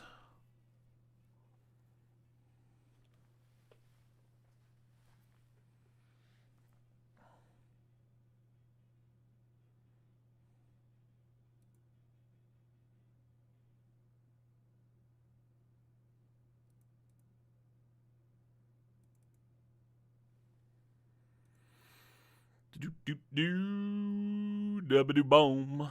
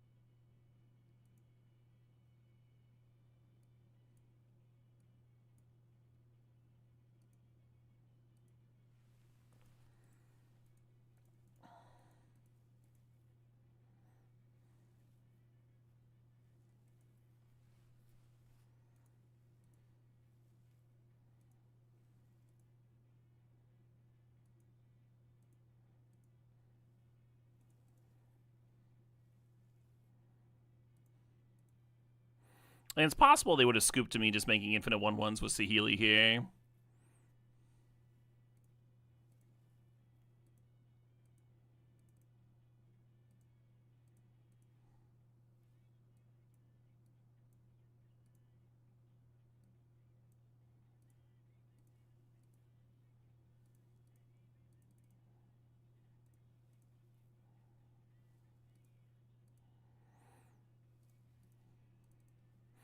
So when we play our draw 7, we can leave the LED in play, so we'll have infinite mana post. Only 4 cards there. Yeah, let's crack for blue, recycle. And then draw some cards with top here.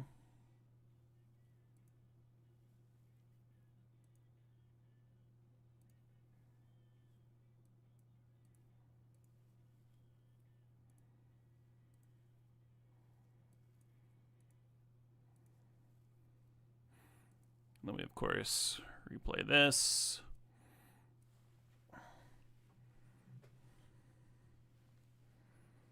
Could hard cast Echo.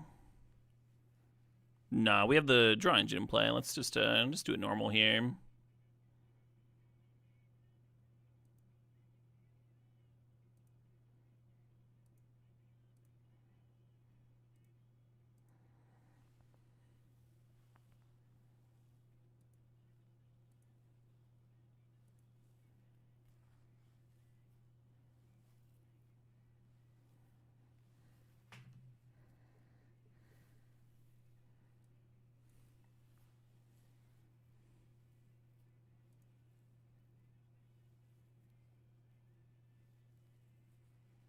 This PO, I don't think we're casting it.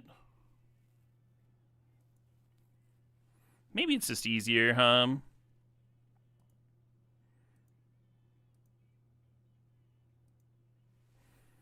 What are we replaying?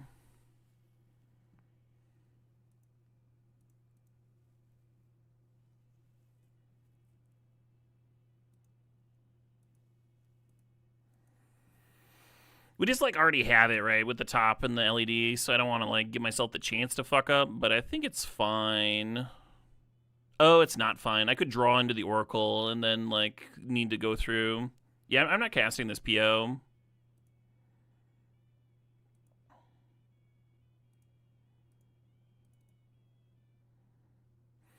Basically, we want enough mana to draw through the deck now with top, so that's going to be 14. So we're just going to do the loop until we have 14 mana chillin'. Crack LED with PO on the stack. That's not enough, like, so you draw 5 cards. What if the Oracle's in those 5 cards? And then you don't have enough mana to do the loop to draw through and make Oracle lethal? Like, there's no reason to risk that, right? You just have it. Why not just win?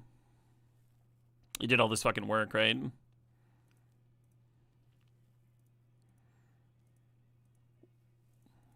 Literally just need 14 mana here. I guess less, because Mystic Forge can exile a card.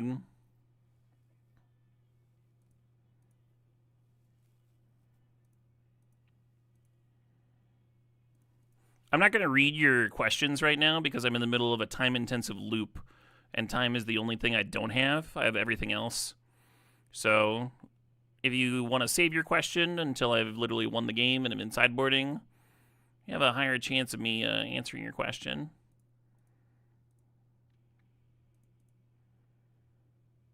I literally like changed chat commands so people couldn't at me while I'm doing stupid shit like this.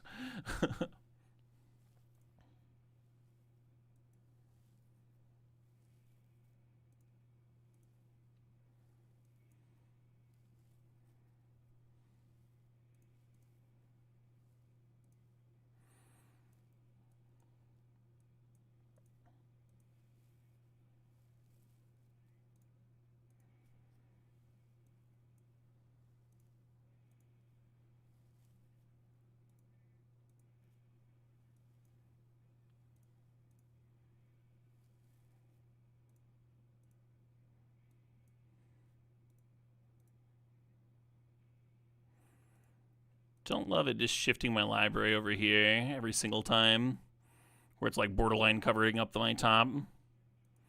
Kind of hate it, but whatever. Yeah, now it's literally covering up the top. Same.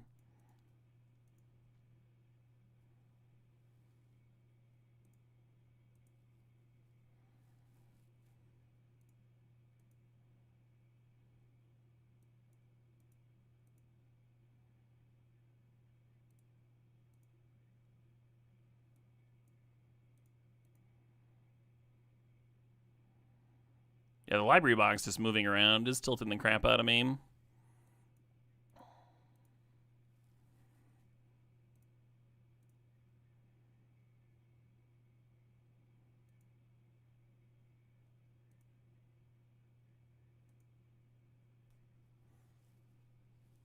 Yay.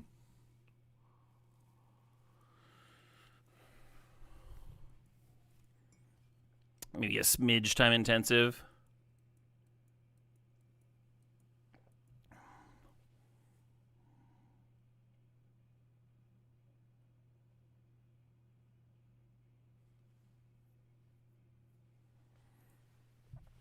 What will we have done there if we drew Thassa's Oracle off the draw 7 and had to discard it to LED? Yeah, so I probably should have done the math for how many cards I would have to draw through before I played my draw 7, right? That'd been better. But if the Echo was in my graveyard, I could have just redone the Echo again. I can't remember if I flashed it back or played it for 6.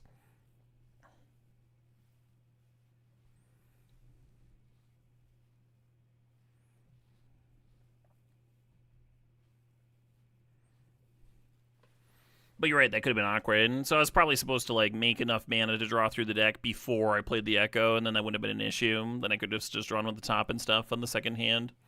The nice thing about playing the Echo first is it did the math for me. It was like, okay, you have 14 cards in your library. Okay, I need that much mana.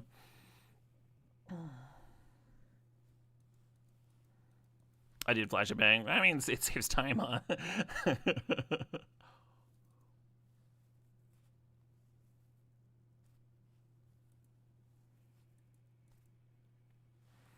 Sure.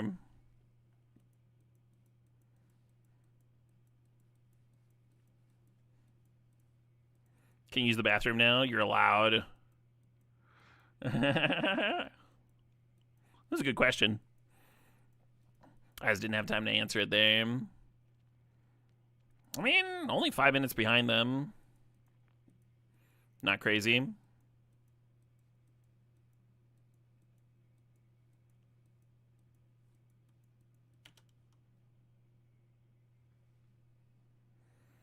Sewers bidding Griselbrand. That could be a bummer.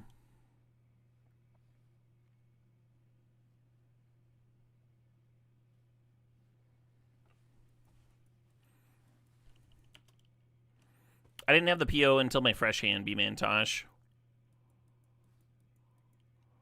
So you don't know if you're going to draw the PO or whatever. You don't know what the next hand's going to have.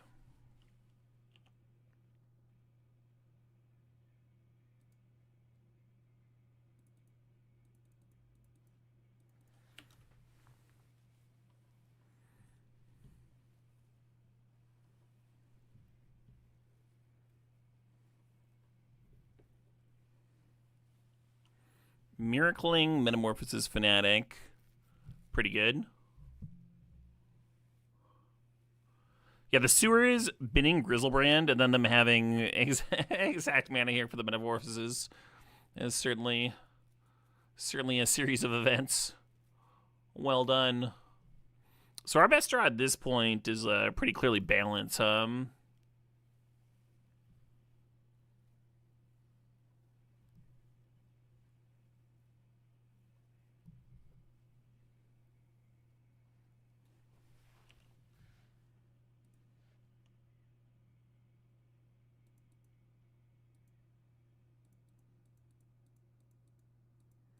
Suppose.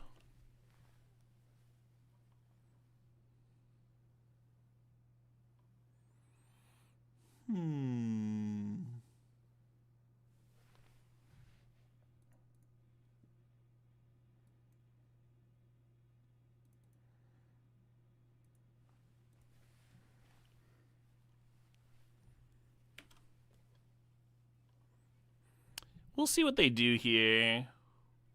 There's a chance I can win next turn.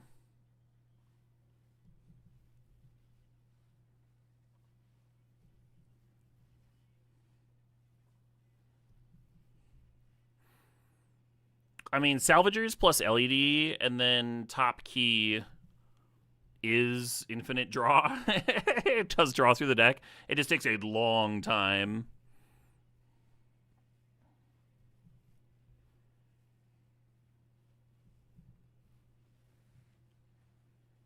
Or I guess it's not infinite, right? Because the key doesn't loop. Yeah, I would need to have a way to sack the key.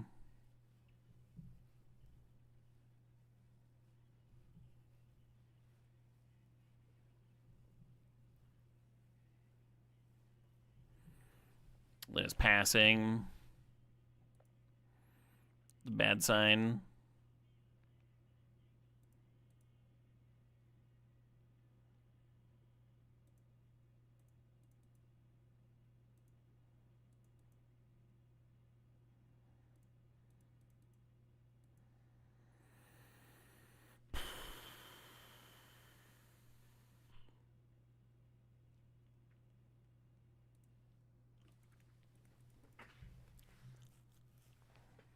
Oh shit, that just resolved, huh?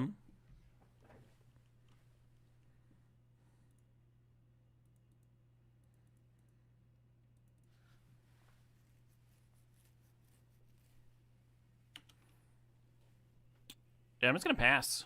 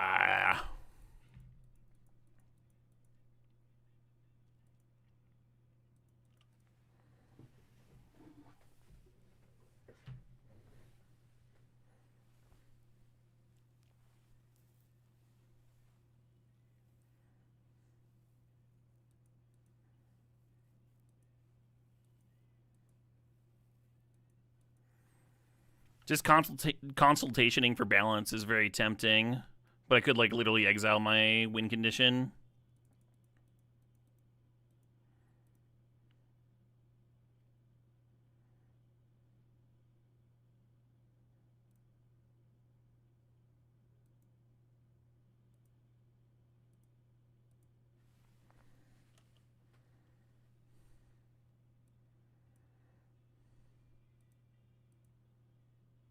Looks like they got a removal spell here for me.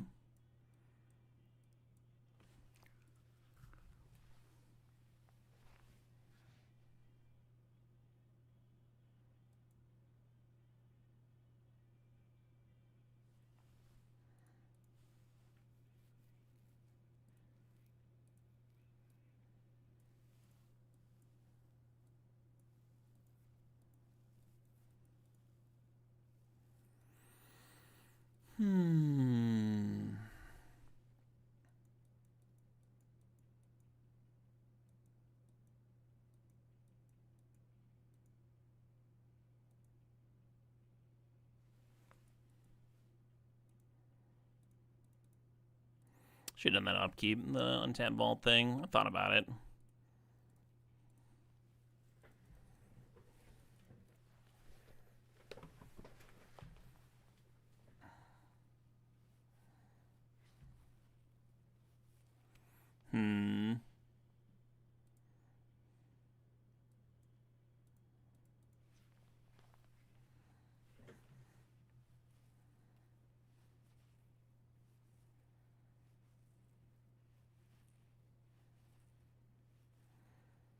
So if I PO the Mana Vault and the Manifold Key,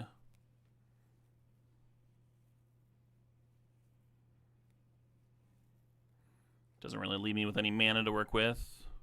Oh, but can I reset the One Ring? That could be good.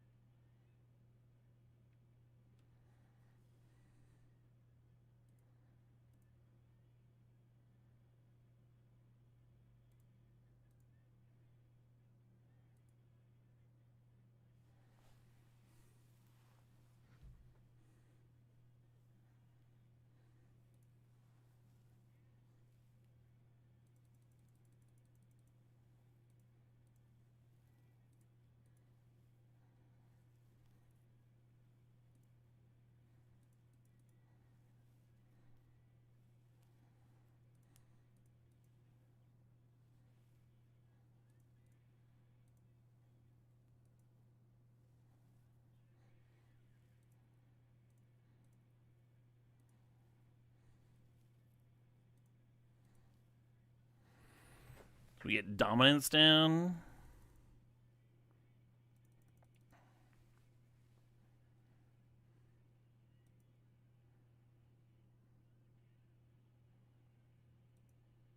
I'm just going to play this.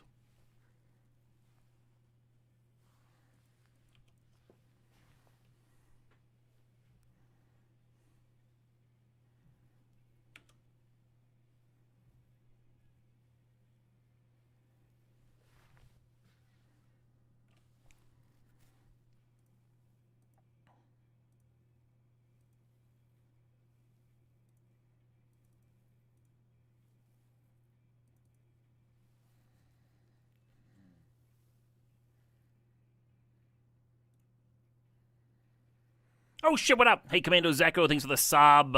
Let's go Offspring indeed.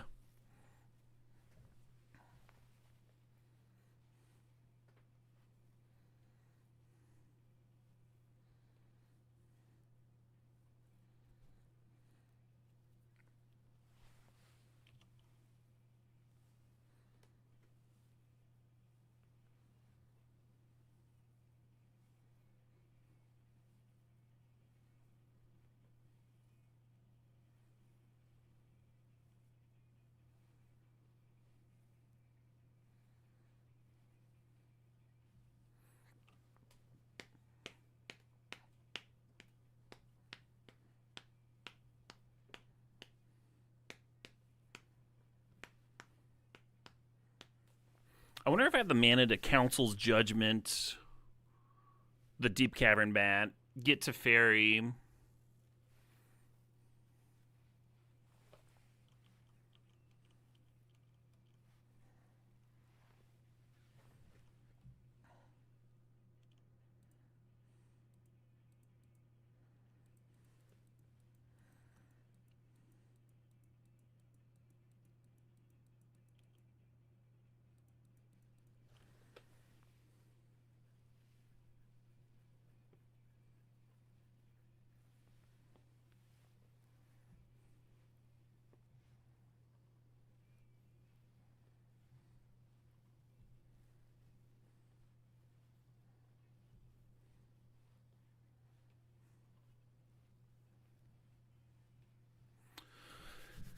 Yeah, I could Council's Judgment, the Bat, get to Fairy Bank, play to Fairy, let that reset the One Ring, I guess.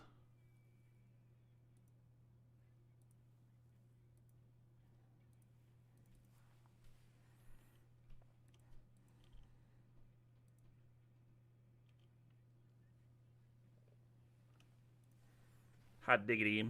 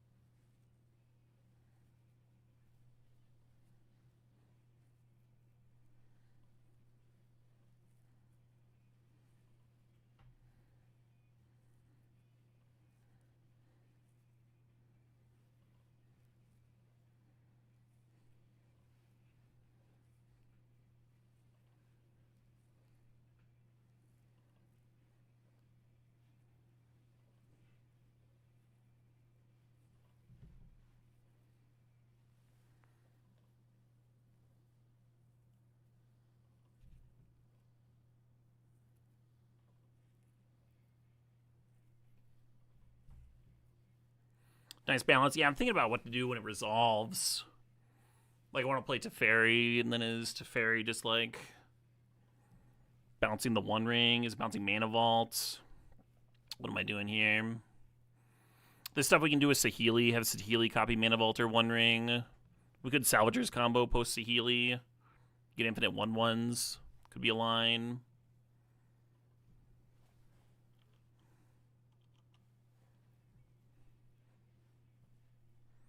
Kind of regretting not boarding in Brain Freeze now. I'm sure I would have drawn it earlier and it would have gunked me up.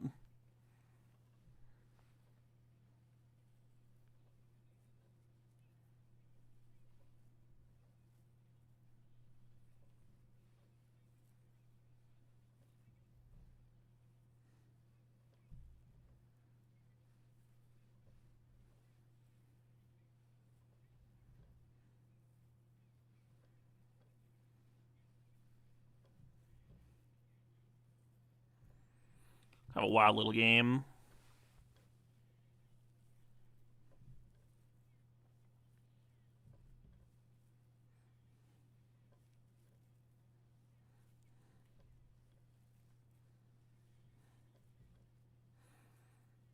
Only 11 cards in the library. It makes me feel like I'm close to an Oracle win.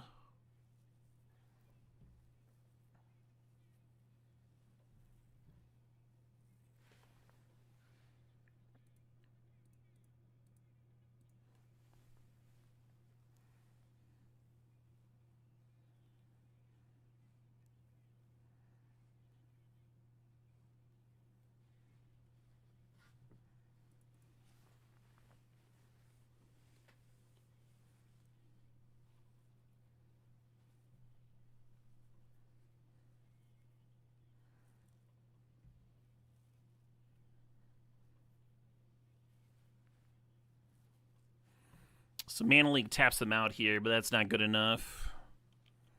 I assume that's rebuying Atali and potentially denying me an ability to win here. We'll see. That's what I would do if I was them. Just try and high roll.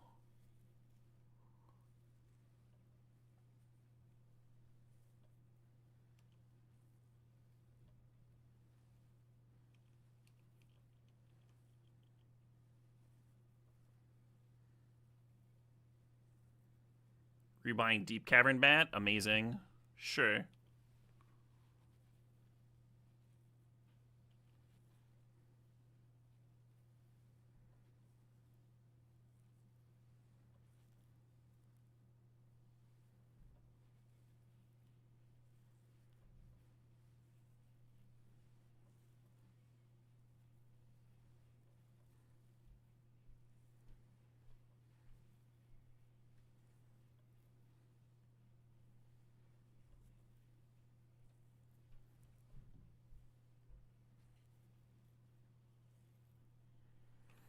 Salvager combo with Saheeli is like kind of annoying to win with through the Metamorphosis because of the extra 4/4 lifelink. I think Oracle's still probably our best bet for winning this.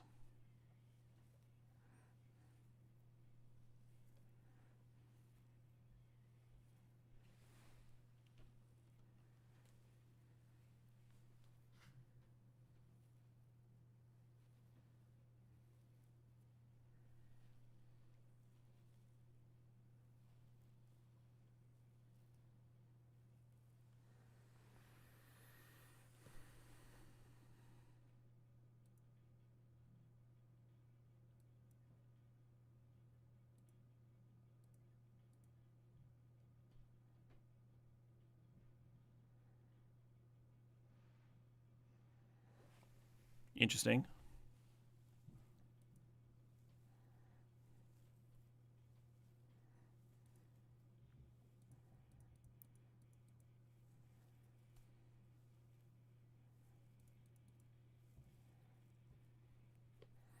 So we need to generate enough mana. We can play Helm if we draw it off of the One Ring.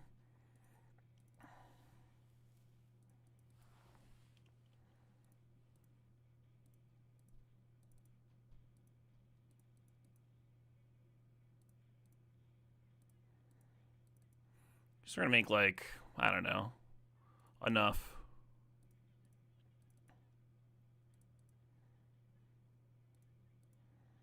We're gonna be able to look like some 5 cards deep, right? Activate 1 ring, draw 2, and then we have this top that we can rebind from the graveyard.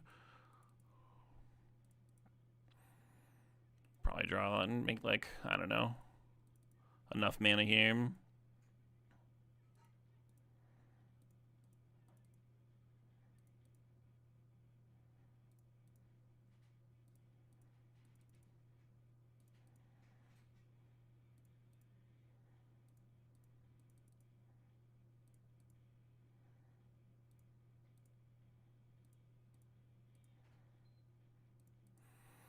Four plus solid amount otherwise. Yeah, I don't think we're gonna have time for a game 3, so I might as well put myself in the best position possible to win this one, hum.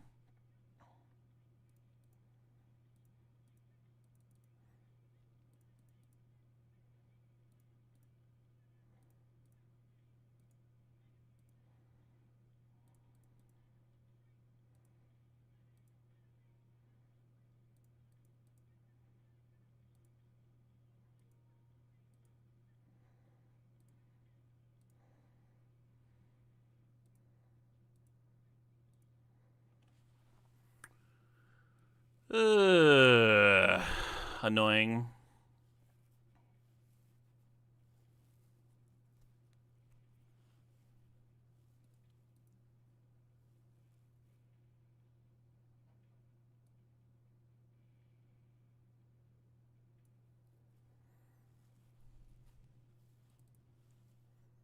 Yeah, 6 minutes is very hard for us. Let's get this Soul Cauldron in here. And this Brain Freeze, I guess. Got this Misstep. Doesn't look like it has a lot of targets against them. Hey, thanks, Van Wedge. Appreciate you, too. The Rug Time Walk deck went 2-1. It was pretty good. Demonic Oracle takes like 30 seconds. Yeah, right? Don't I get another turn? No, the One Ring, we didn't have One Ring protection there. So all they have to do is kill the Salvagers and attack with their 4/4, and then I'm dead. And they had just like drawn their whole deck, so they definitely had an answer to Salvagers. There wasn't a reason to waste clock monkeying with it. The 4/4 was dying? Sure. Okay. Well, then they might have had a way to deal instant damage, but I'm fine.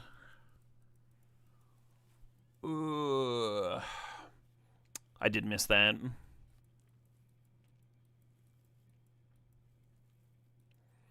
I don't think I have time to win with Saheeli.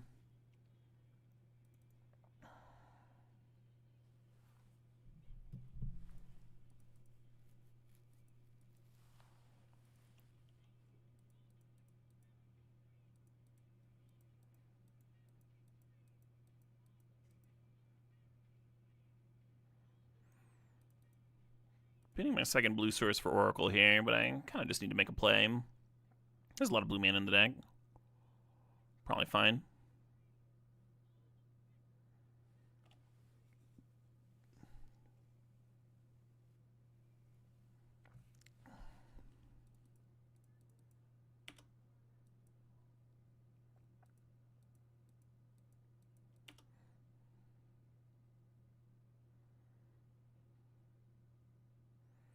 Well, they didn't bin Grizzlebrand this time.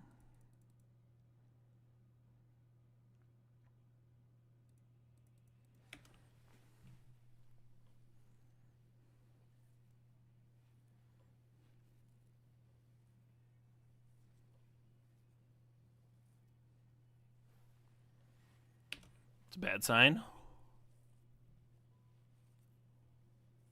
That would have been a good card to remand, I tell ya.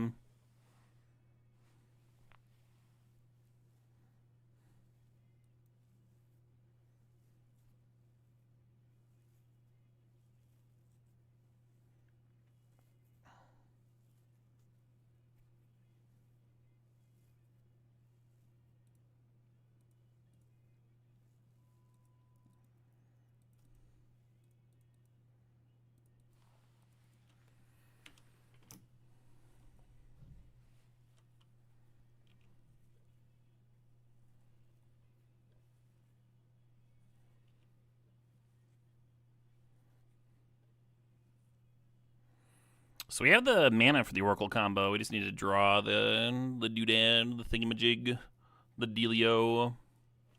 Let's see if we can do that.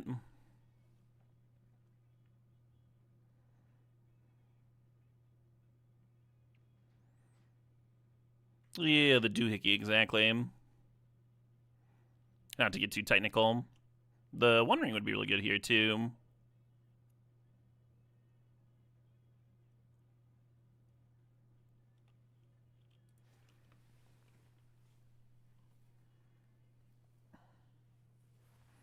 I do feel a little silly for missing that the 4/4 was going to die. I played a lot of Necropotence. It's just not on my mind.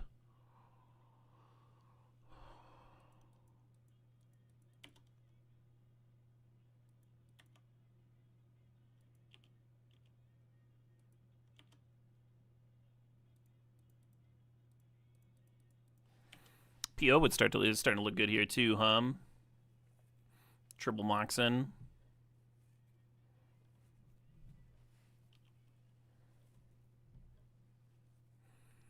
Is the doohickey like a dirigible? No, it's not like that at all. Yeah, more like a doodad, exactly, Jack Kobe. 100%. Now we're in the red. Don't like being in the red.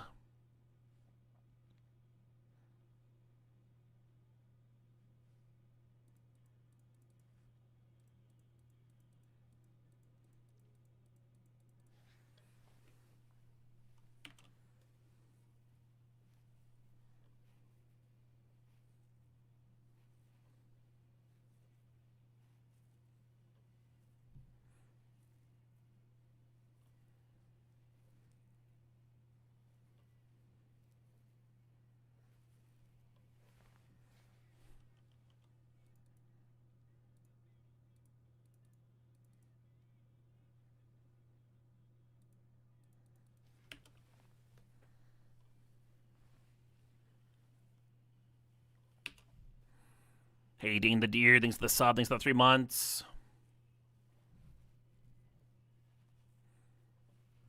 No, I'm not gonna cast Thassa's Oracle. Thassa's Oracle is how I win the game. Again, just like run that out. Very hard for me to get rid of it once it's in play. I have to like fairy bounce it or something.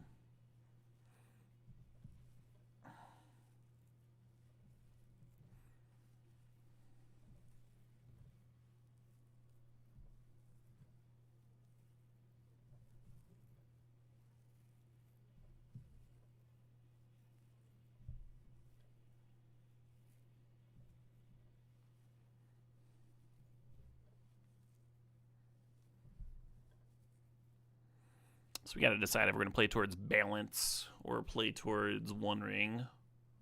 Because then we bounce different things with Teferi.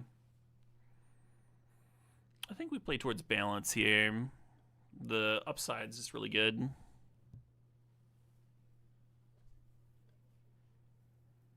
And One Ring's still good, even if we...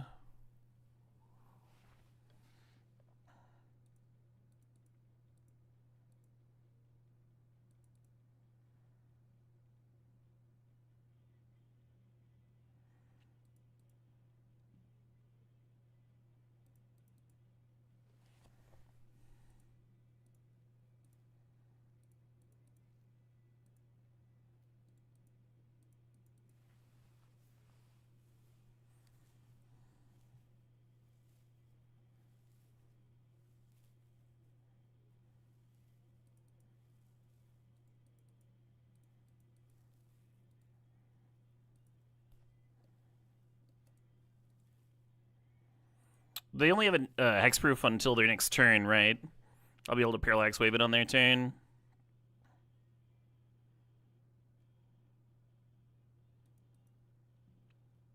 It's not letting me read the fucking dungeon because he's not in the dungeon right now.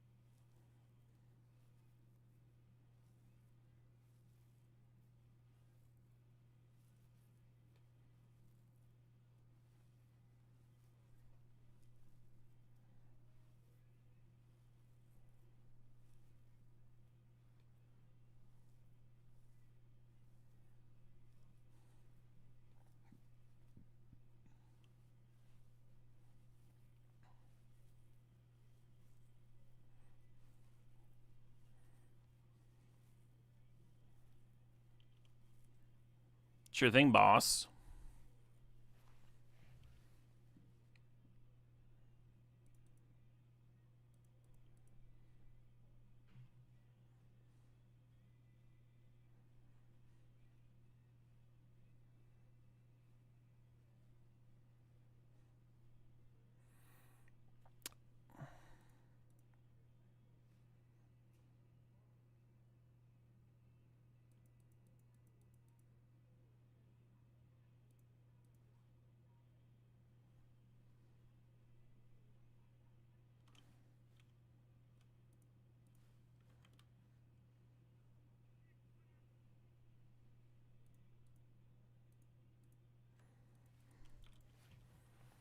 Oh shit, what up? Hey, awesome saucer. Thanks for the sub. Thanks for the 19 months. Happy Turkey Day indeed.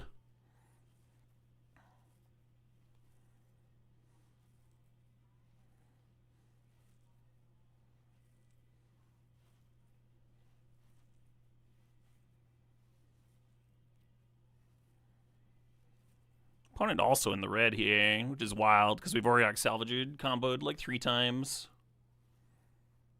One of the most time-intensive combos in the game, of course.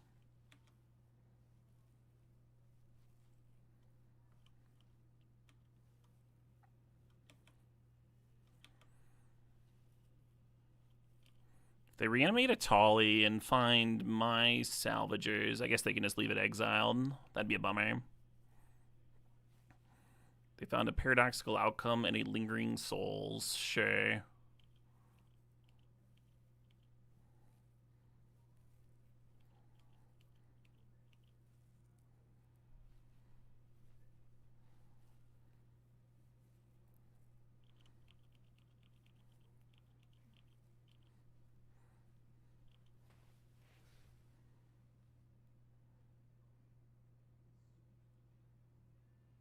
I'm actually ahead on time. That's wild.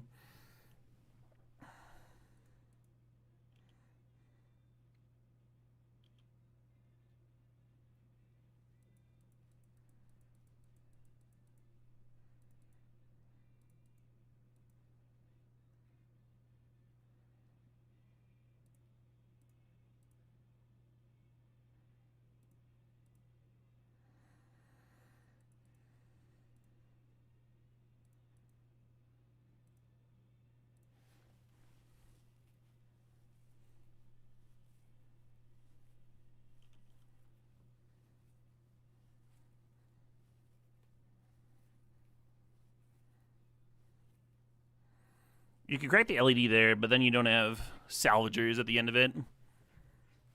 Hello. They have 21 in their deck. 21 Crads.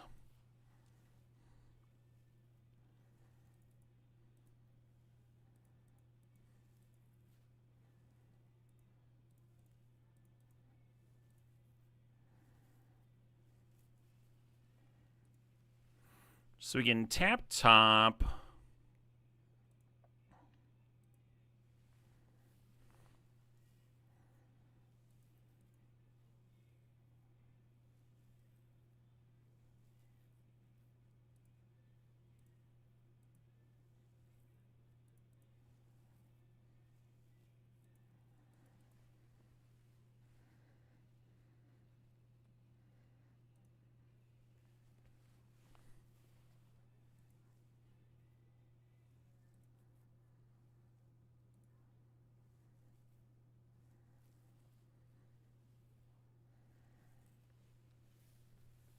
Eight times 3s 24.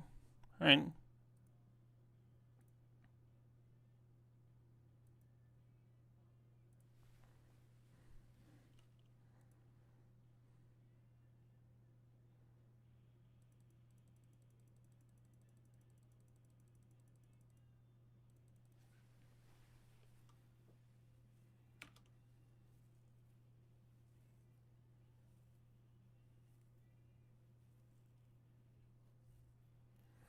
Hell of a game. Hell of a game, huh?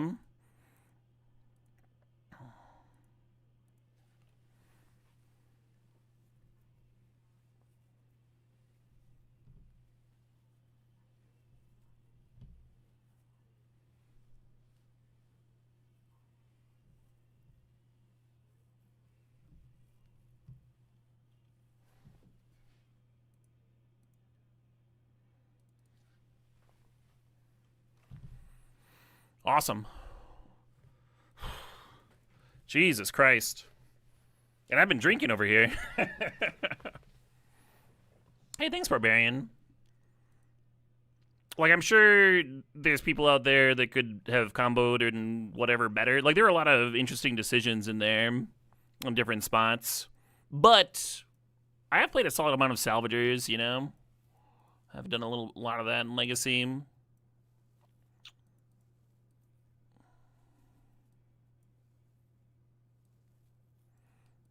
Got kind of rewarded for the decision to bring the Brain Freeze in. Kaba the Beer says fucking ads need money for sub. Didn't want to miss this. Sorry, Kaba. We just flashback Echo and drew into Brain Freeze for the win. You think Brain Freeze should be in the 60? Oh, Brain Freeze is definitely in the 60. Not the 40, but the 60 though, for sure.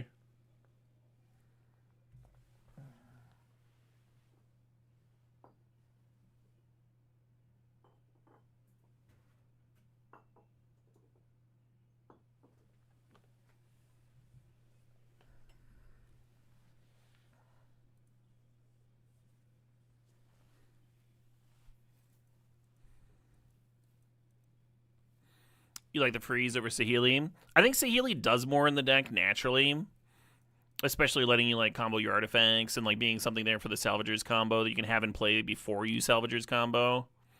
But there is something to the Brain Freeze just winning if you can like find it after you've already dirtled for a bit. I think I like where it's at. Boarded in if we're in time trouble is another way to win, but keeping the main deck Salvagers combo focused.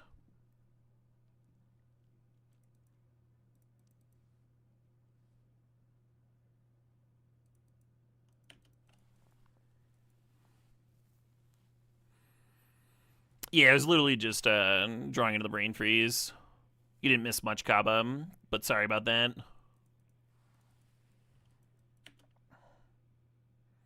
In time trouble, I couldn't like keep track of like when the ads were coming and stuff, right?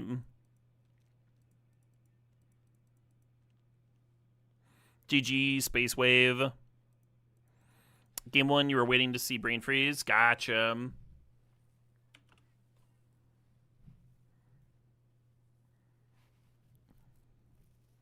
You hope you didn't play slow for the stream. I mean, we had the same clock, so if you were playing slow, then I'm also to blame, right, Space Wave? But yeah, thanks, GG's. Thanks for the match. Happy holidays. Good stuff. Ooh. That Archon bin. It's a little scary.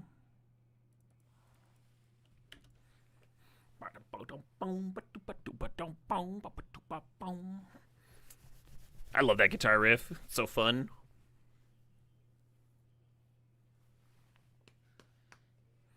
Hey, Kino Wolf, thanks for giving a sub to Kaba. This might be bait, but oh well.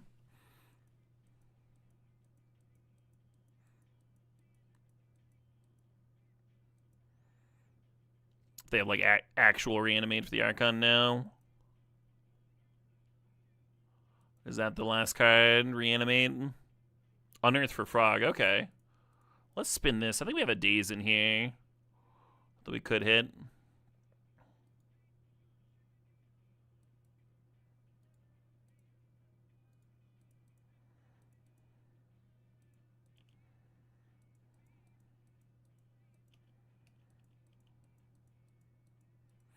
So this is a spot where I'm like much happier to have Saheeli than Brain Freeze main deck, right? And the Saheeli's gonna actually do something for me.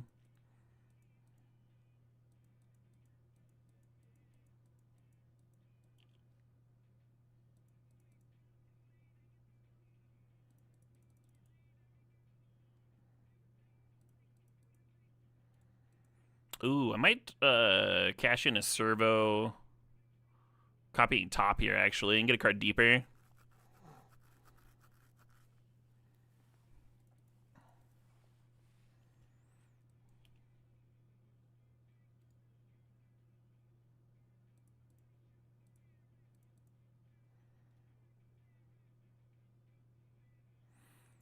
So then we put this token, and the token can't go in the library, so it'll just disappear, and we're just a card deeper.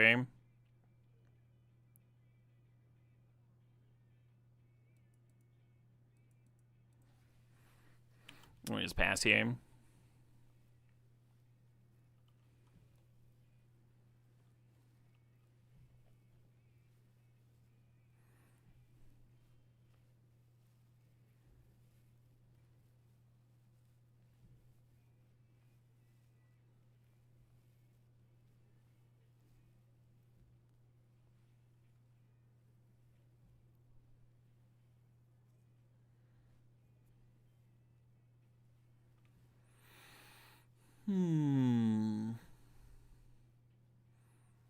So the frog, they could discard 2 cards and then jump frog and clear either Saheeli or Teferi, but they can only clear 1 with that attack.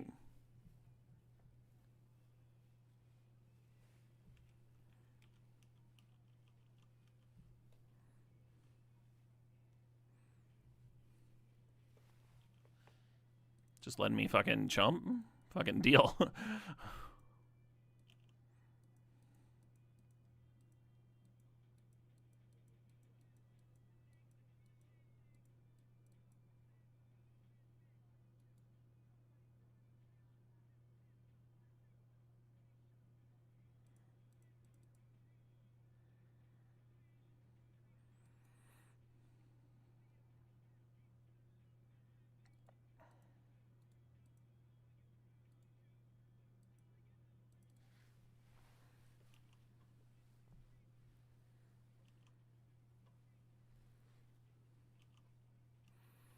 We get to decide whether to shuffle in the frog or the One Ring with our Teferi bounce here.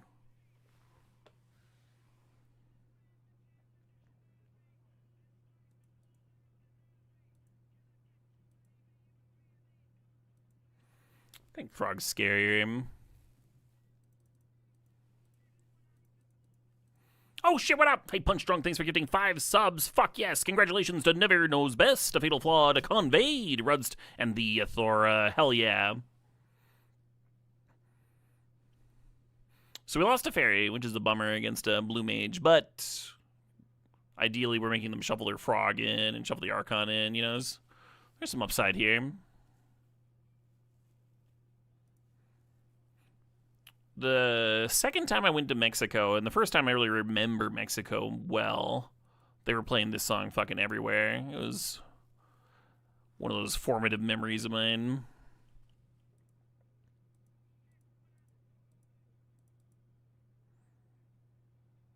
Oh my god.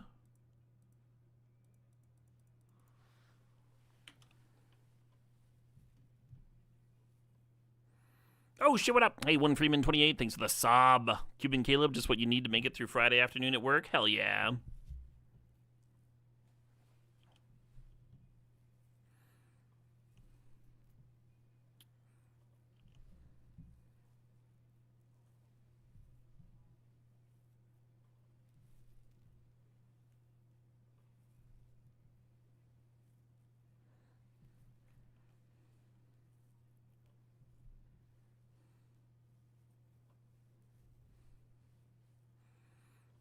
I mean, if we get to untap,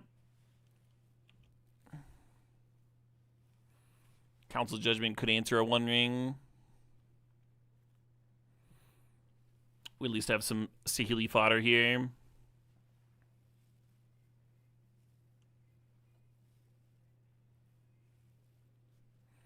I don't want a Demonic during upkeep.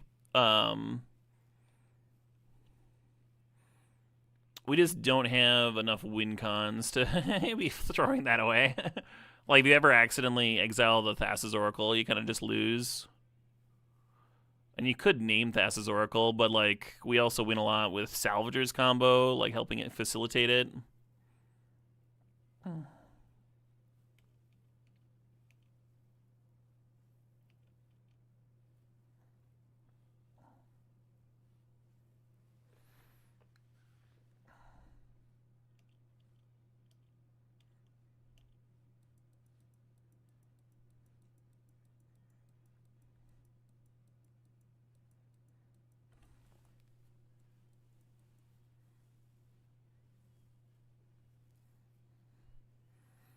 Happy Turkey Day to you as well, Egan Mayer.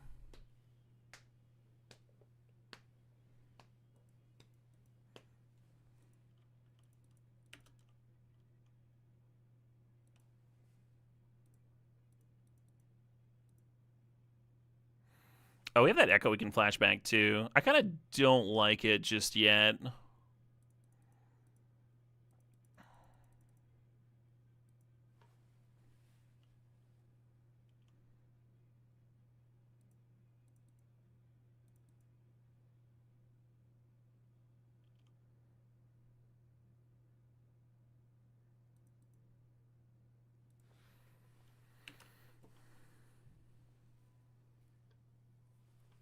Because we can just pass with 2 counters up here. Sort of like fog their turn. They gain 3 life off Baragway, who cares?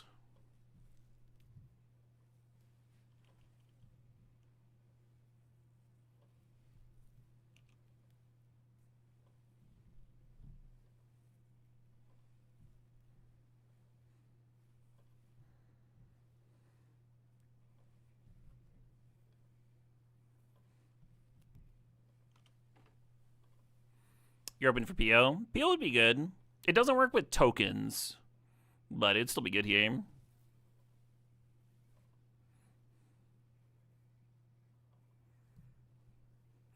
I might not even spin the top. I might just go like Mana Link Remand here and then untap, play my land, flashback Echo. I kind of dig that.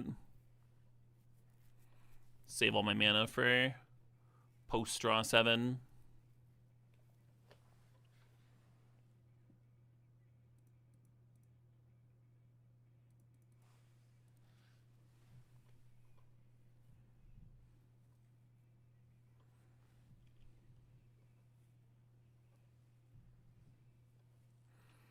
You ate too much? I don't think that's possible, Malakorian.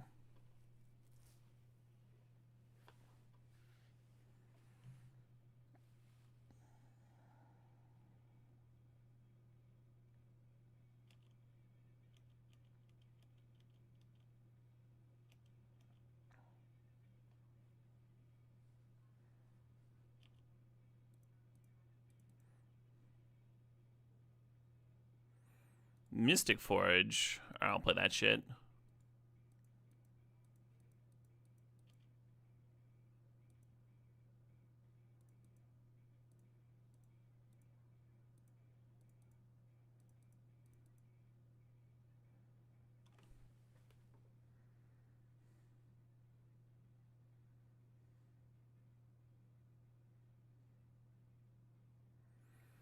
So I could just make like fucking 7/1/1s here. Just draw 7 cards.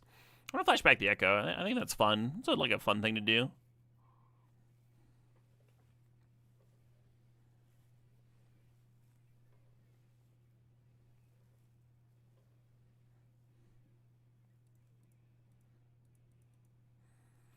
Equal mana, but the Mana Link generates a Saheeli token, so just slightly better here, I think.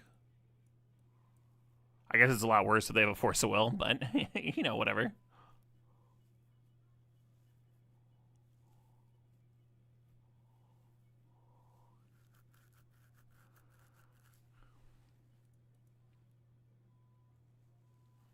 We don't have Mana Vault for this key. I don't think we play the key.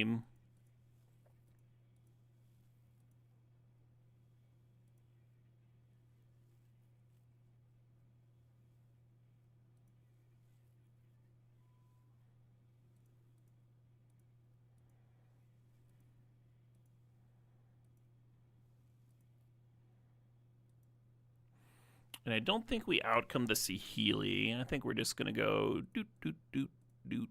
Oh, wait, hold on.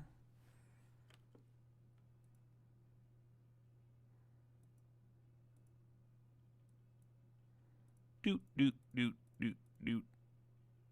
Oh, it's a token. I can't. All right, well.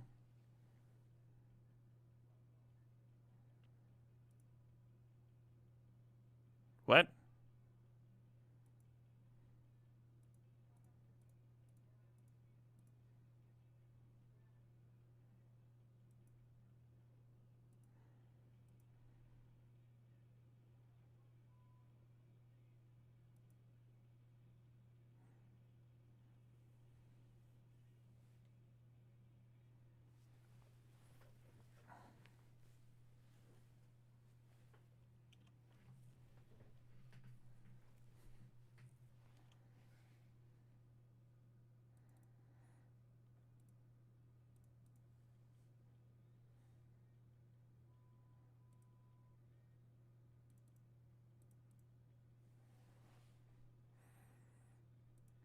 Well, we found the vault here. It's pretty good.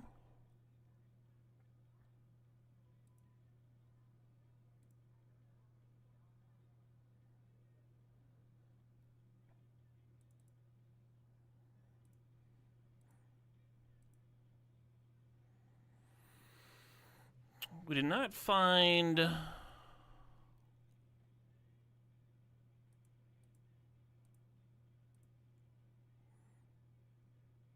the LED, of course.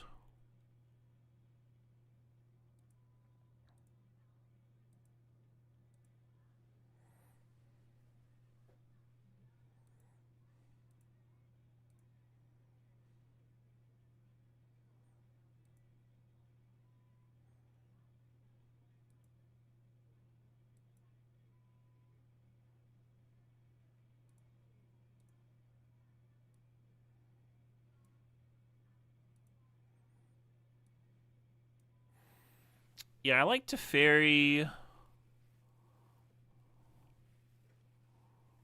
I think I can Teferi plus one ring here, and that should be pretty good.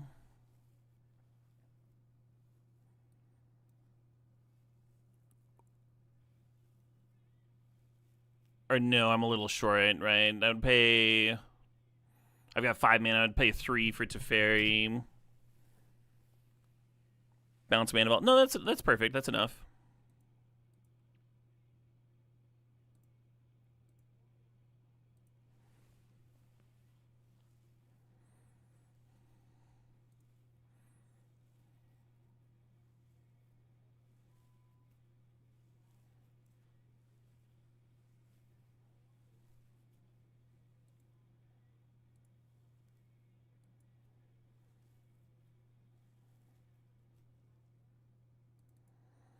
There's the Oracle.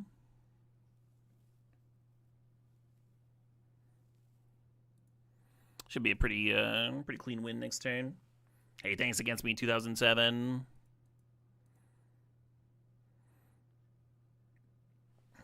So the Teferi prevents me from being targeted, and the One Ring... Or I'm sorry, the Teferi prevents them from countering stuff, and the One Ring prevents me from being targeted by stuff. So it seems overall very difficult for me to lose from here. I mean, it's possible for sure. Like, I'm being a little self-jinxy here, I suppose.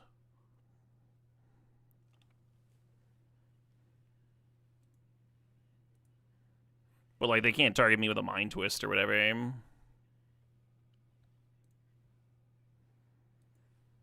We do just have the win lined up for next turn.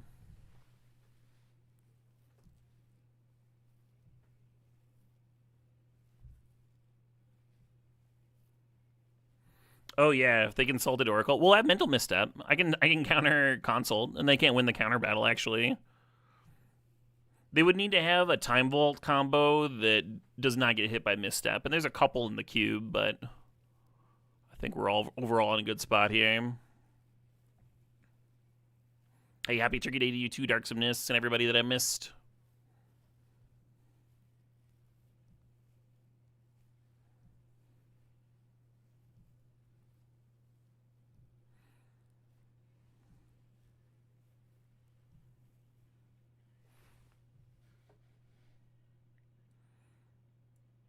So the issue with letting this consultation resolve is that they might have an Oracle in their hand. So we're just going to counter that.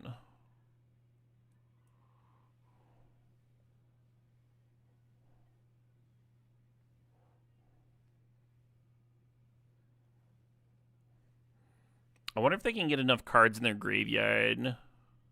Oh, they're just looting now. I was going to say, I wonder if they have the card. They can get enough cards in their graveyard to flip the Jace and flashback Demonic. That'd be a sick win.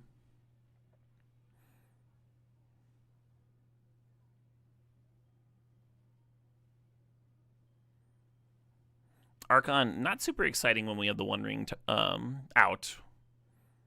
I remember trying to play Archon in Modern when the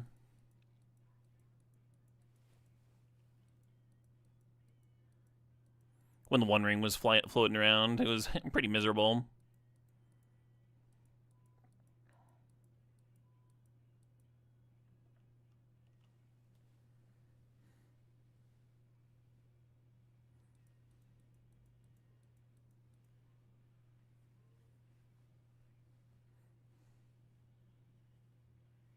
is fucking Rio ho. Yeah, we could just like attack them and kill them too, right? Just like play Parallax Wave, exile their things, like attack for lethal. We have enough servos. I wasn't even thinking about that. I was like very hyper focused on this Oracle.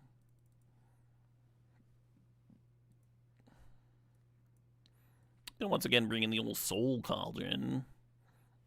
They showed me Demonic Consultation, so the Mental Misstep's going to stay in for sure. I'm very curious on if they had a win there. If I didn't have the Misstep.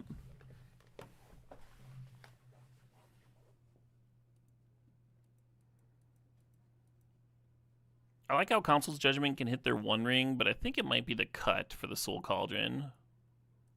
Like they drew like 10 cards off the One Ring and it didn't matter much.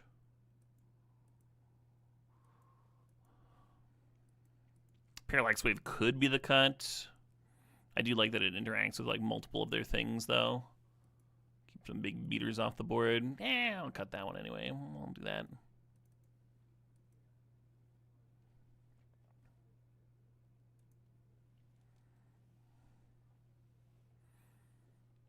Looks reasonable.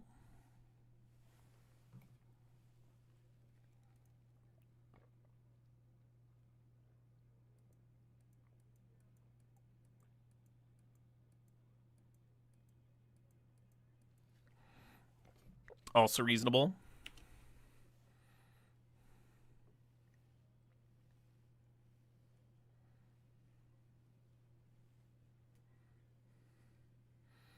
Wallyball asked a while back if we had a Bomberman Infinite. Sort of. If you have Helm and Top in play, you can use Bomberman to draw through the whole deck. Which we have done. Or you can generate infinite mana before you flashback Echoes. I believe we've done that too.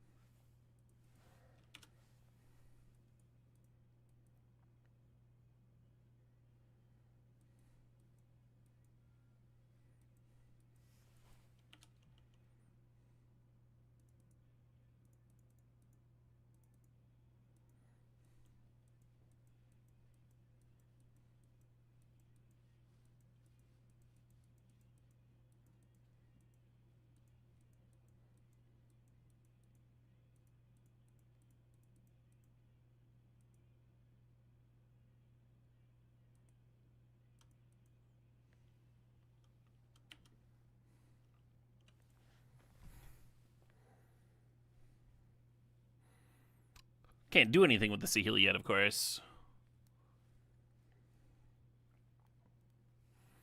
This album's kind of sweet. I agree, yeah. One of those nostalgia albums for me.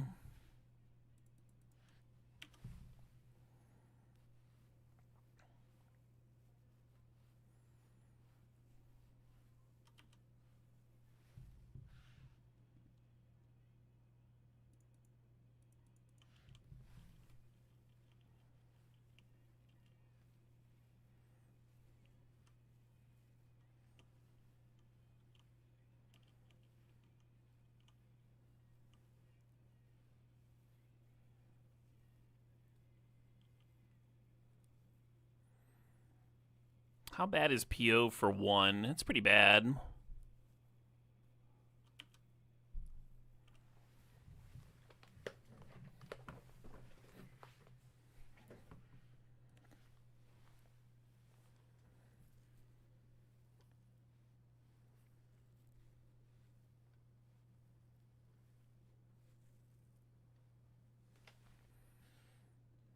PO for 2 is a little better.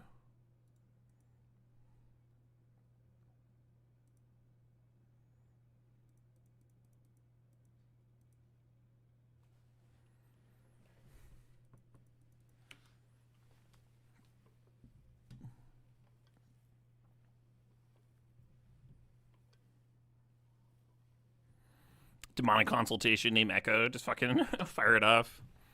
Vote, everybody!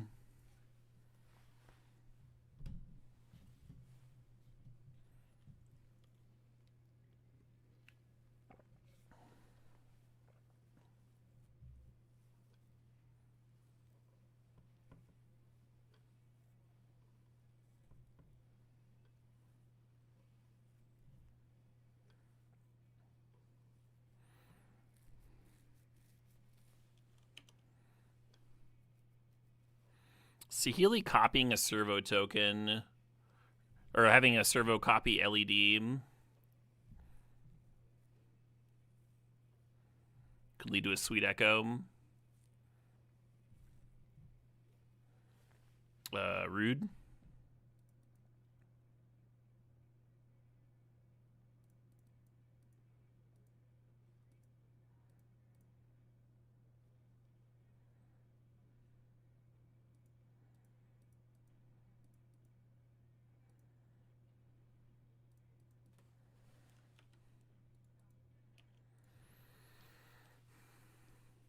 They were tapped out, so I figured drawing 2 is reasonable there. Because you hit the Oracle, and you just get to win, right? So the 1 in 13 of just winning the game. An anonymous gifter! Thanks for getting some subs! Congratulations to Drew M1022, to Glenn Ace, to Sec0712, to Lotus Lars, and to Sinistro. Hell yeah. Huge thank you to an anonymous gifter. If that is indeed your real name. Oh shit, what up? Grim Dex gifting 5 subs. Fuck yes. Appreciate you, Grim. Congratulations to Termy385, to Ship the Booty, Lobster Pot Joel Says, and Camus Wakes. Hell yeah. We've had a shitload of gifted subs tonight. Speak of the devil. Speak of the darksomeness. Thanks for getting 5 subs, darksomeness. Congratulations to Pretty Pie, OMG Kirudo, Itchy Yum Yum, Hiern 38, and Fist Gunner. Hot diggity.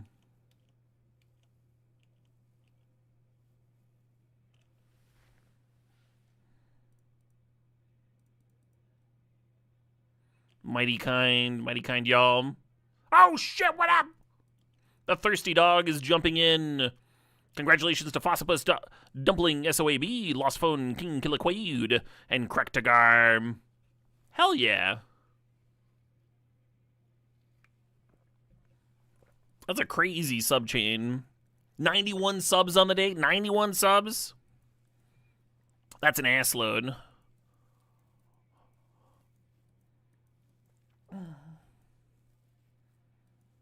Scientific unit, the ass load. Oh shit! Triflin gifting more subs. Fuck yes, Triflin. Congrats to Dr. Schwinger, Robo Rocket 93, Dev Clocks, Tokan 1, and Fjogla Cram. Much appreciated, Triflin. WCJ Train 12. Thanks for the sub. Thanks for sharing the prime there.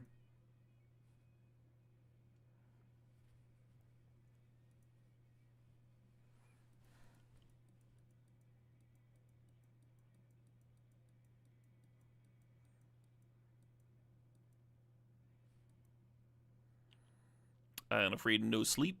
I ain't afraid of no bed. You have a confession? Bustin' makes you feel good? Do it. We haven't heard Bustin' in a bit.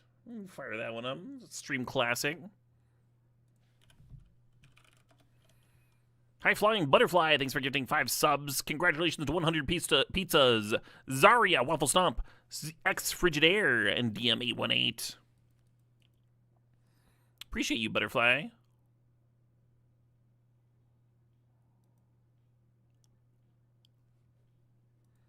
Bringing us to 101 subs on the day. Opponent's got a demonic consultation. I don't have a demonic consultation, but they get a demonic consultation. I see how it is. All right. We're going to kick it old school here. Assuming they don't have a removal spell.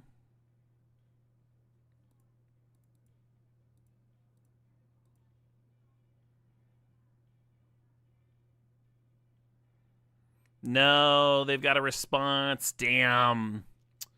All right, well, we can rebuy our cantrip at least. Yeah, if they didn't have Infernal Grasp as the one unknown card, I would have been sitting here dirtling for like 10 minutes, so. Just rebuying Urza's Bauble like 10 times.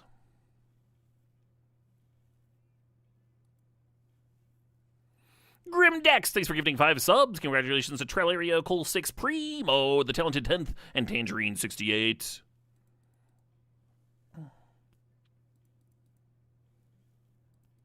Ow!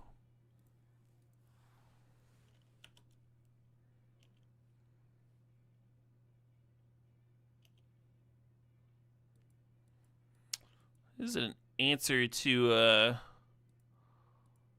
demonic consultation, at least.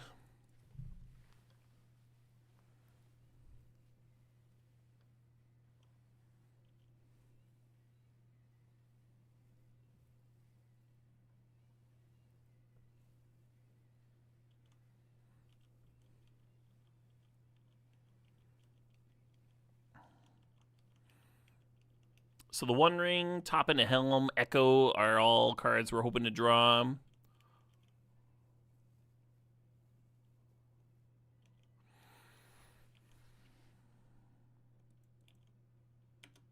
Mox Diamond, not ideal. Not what we're looking for here.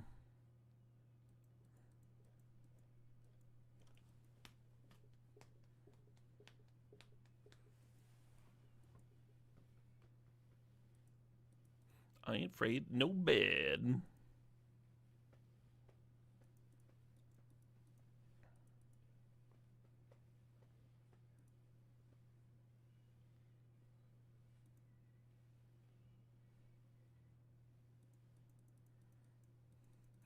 Got me.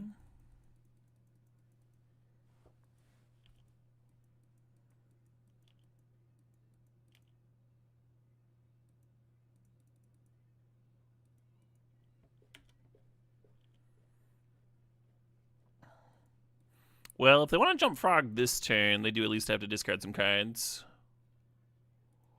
That is a fucking bummer.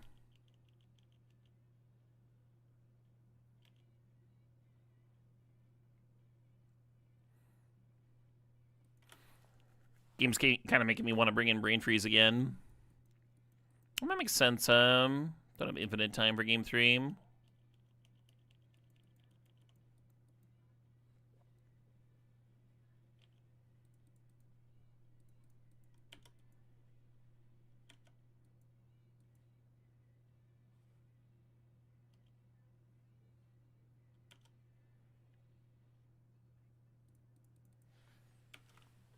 Kind of close to just being fucking dead. A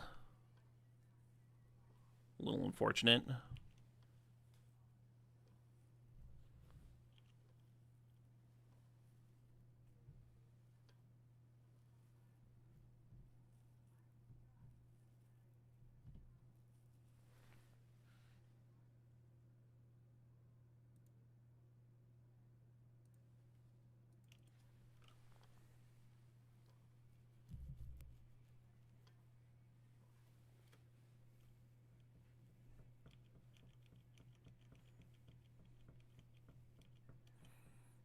A high concept emote? You talking about the Sickos one?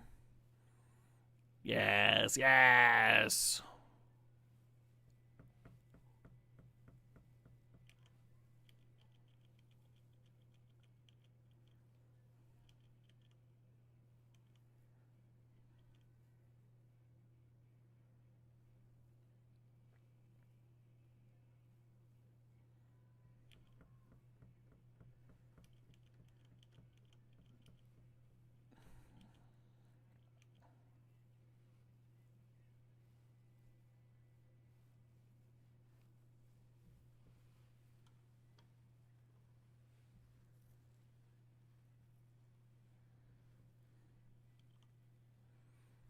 What do you want?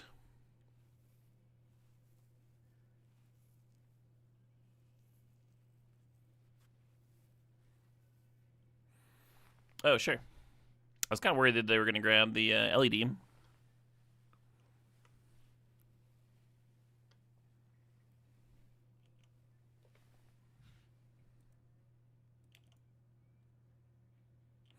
All right, deck, I'm going to need a good one here. I'm going to need a real good one. That does not do it.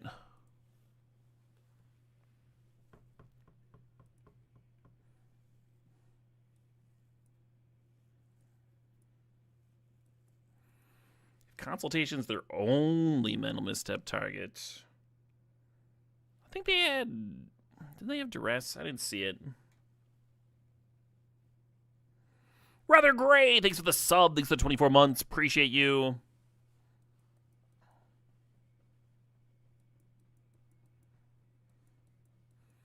Yeah, I think they did have duress. I'm going to leave misstep in. I don't know what I'm supposed to cut then, though. Maybe the Soul Cauldron I added.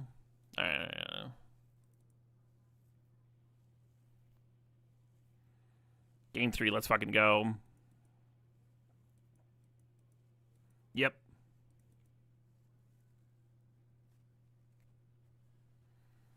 Currency converter, sure. Converter's worth countering for sure.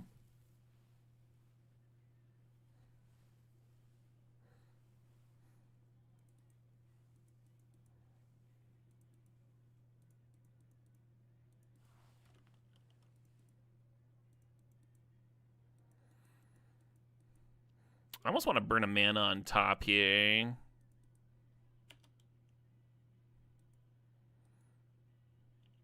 I was kind of hoping for Spell Pierce out of them because it would have forced them to take the Echo. Or not Spell Pierce, a Duress.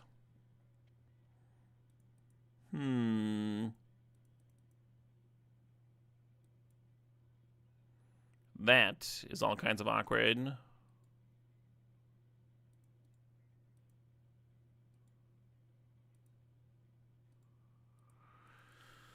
All right.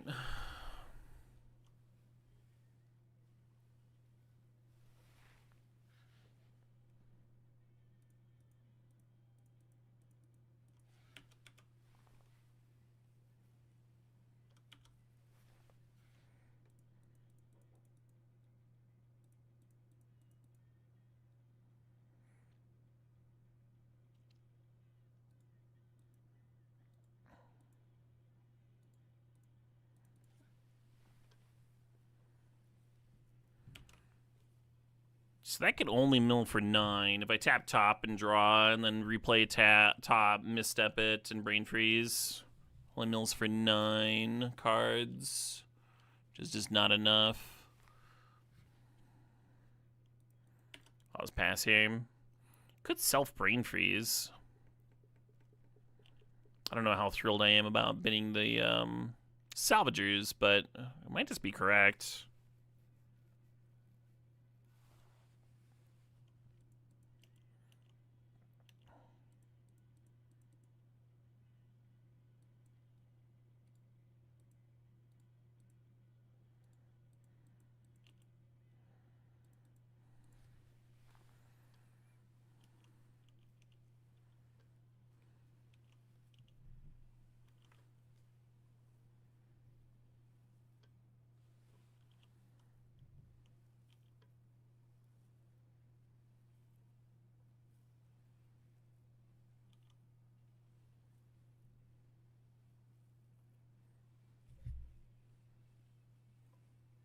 Doobie-doop-boop-boo-doop-boo.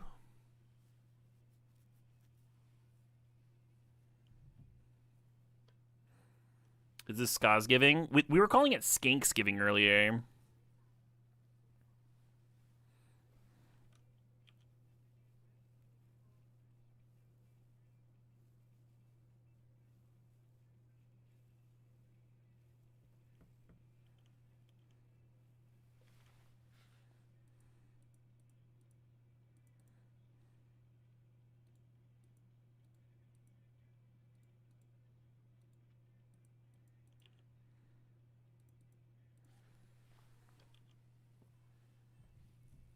Doodle-doo-doo-doo-doo.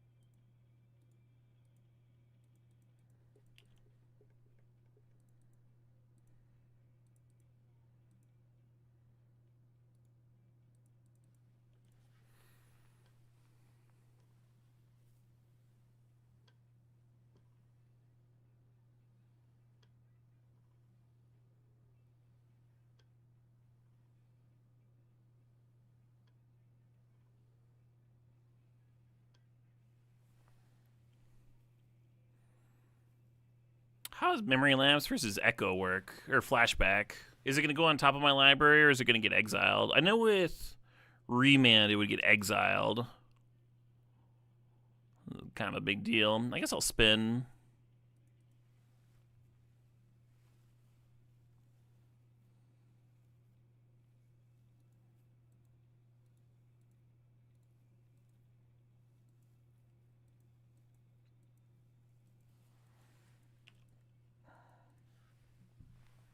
Well, he did that for me. At this point, I think we need to draw and resolve the One Ring, and that's probably the only way I'm getting out of this. Getting out of this mess. Dang.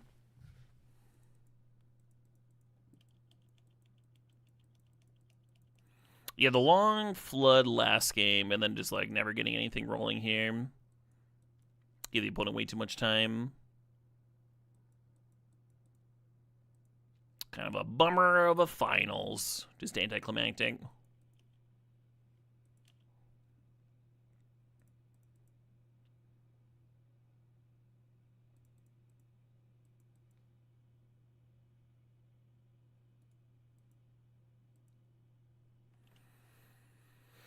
Yeah, maybe if I brain freeze myself, it would have freshed up something. Would have found me a little something. I don't know. I mean, if they countered that Echo, then like I still just lose because I would have lost the Oracle and the Salvagers.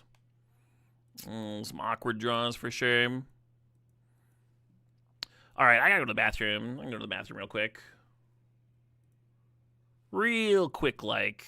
Don't even blink. I'll be back in time. BRB. That's magic. That is magic. I thought that deck was very good, though. Had some real nice draws in there. They just didn't show up for the end.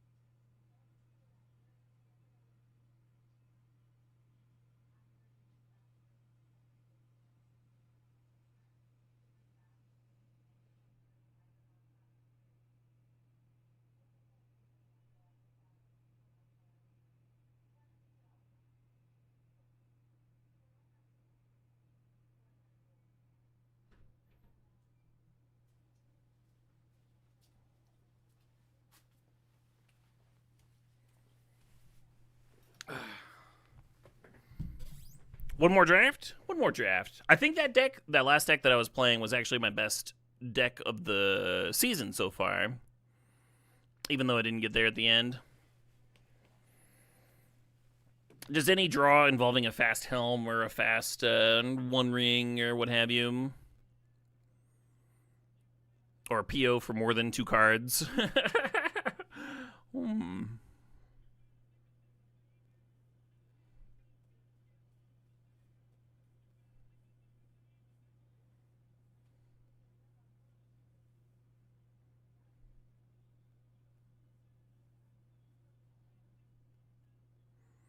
The Mighty Quinn. I think that was a mono green legacy deck, right? Or am I off?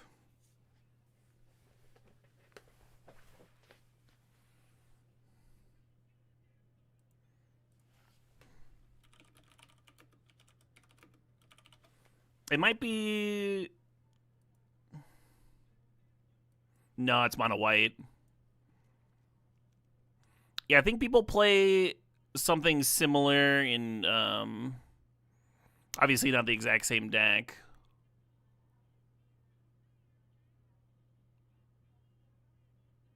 But like a pile of Abayances and Orm's Chance and stuff.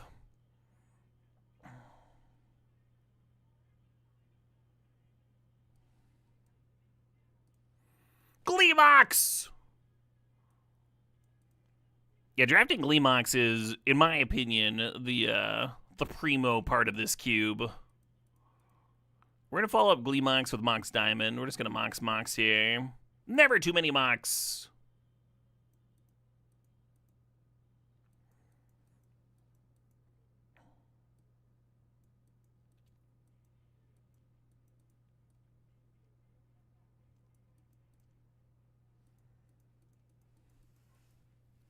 Gleemox is banned.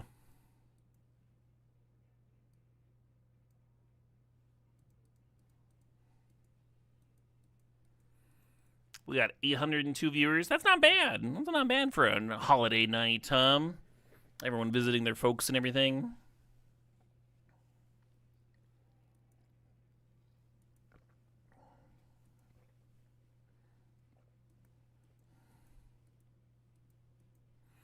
What's a Gleemox? It's this. Right here. You haven't watched in a while? Well, welcome back, T-Man. In Canada, you call today Thursday? Yeah, well.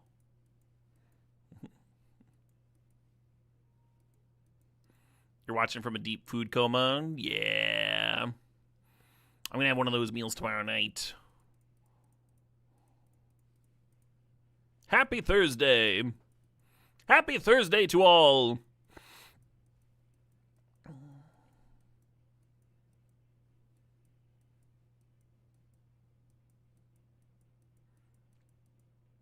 This Hull Breacher is the most obnoxious start ever. I mean, Dark Ritual is tempting. I assume Doomsday's in the cube. I think I might have played against it once.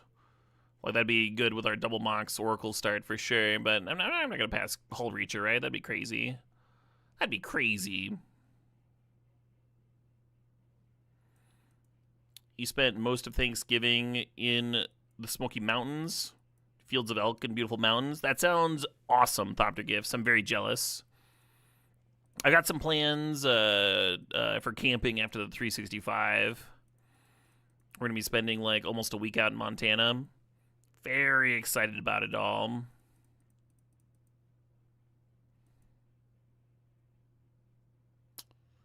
Well, what do you do with all this then?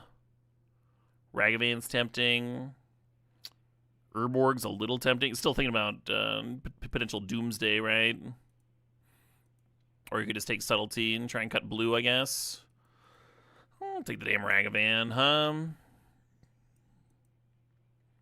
At least it's in Wheel of Fortune colors with Hull Breacher. Hard to pass an Oko here. Could do, though. Could do. Could take Fiery Islet. Let's do that. Yeah.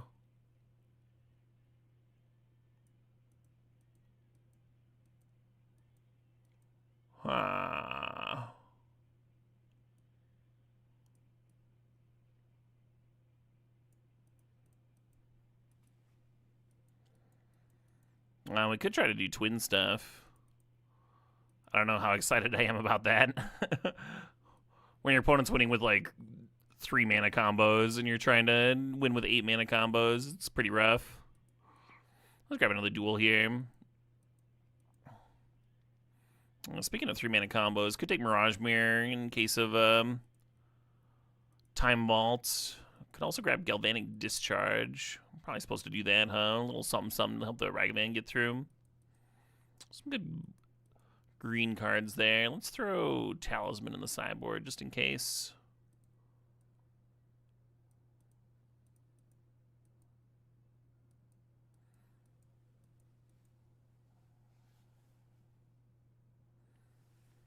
I'm married now? I am. Yep. Got married back in August. It was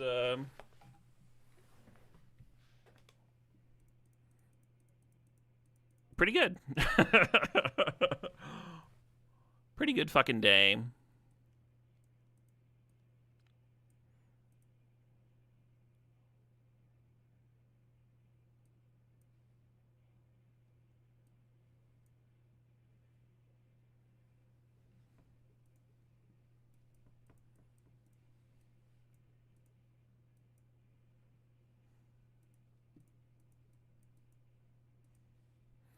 Being married's awesome. Yeah, I'm a fan. You wish we took Broco? Cool.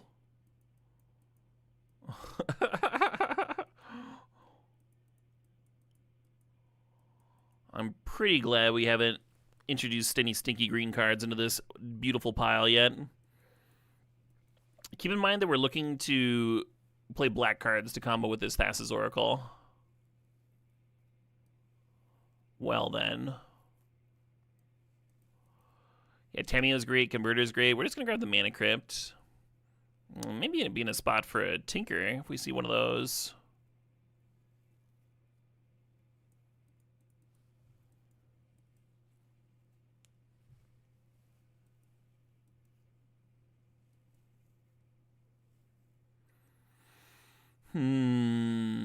As much as I like Teferi, I don't think we grab it here.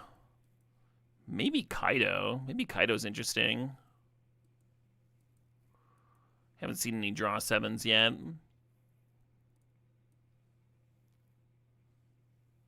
Gleemox was indeed pack 1, pick 1, yeah.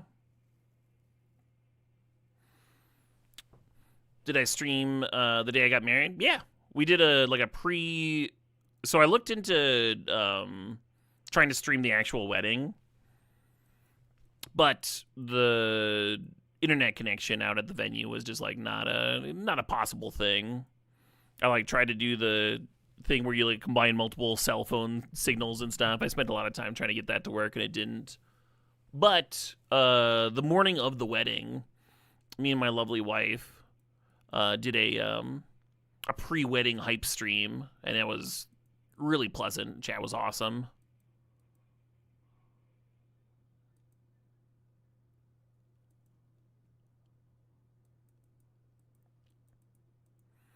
Just an excellent start to the day. I'm gonna grab this Time Spiral. Give this Hull Breacher something to do, huh? Excellent pack, of course. I think I'd be on Blightsteel. We have this Mana Crypt and a couple other Moxes, so like a beautiful shell for a Tinker deck. I think I'd be on Blightsteel or Fury. If the Spiral wasn't here. Oh, this is that Kaido. I had it in the 4-drop slot. That's much less exciting.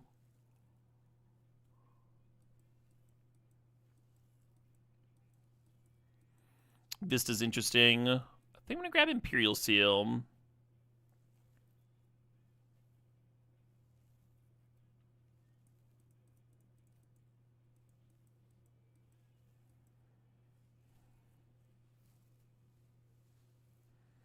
If I'd taken the Dark Ritual, I'd be more excited about Beseech or Urborg. Like, I thought about both of them. I was thinking about them for a different card, but that would have been nice. I guess I'll grab Ponder here.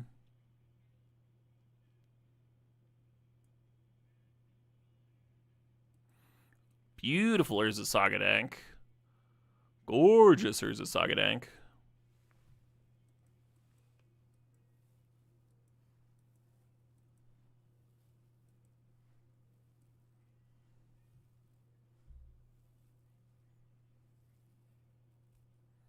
Hell yeah, Roget.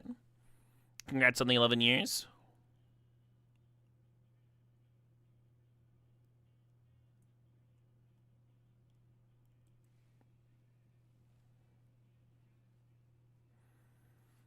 I don't think we're playing Recurring Nightmare. There's an outside chance I play Tideminder, I guess.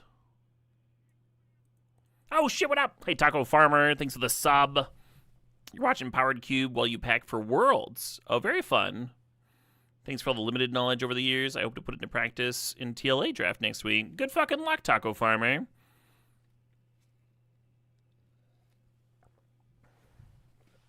I know you've told me before, but what's your name again so I can root for you?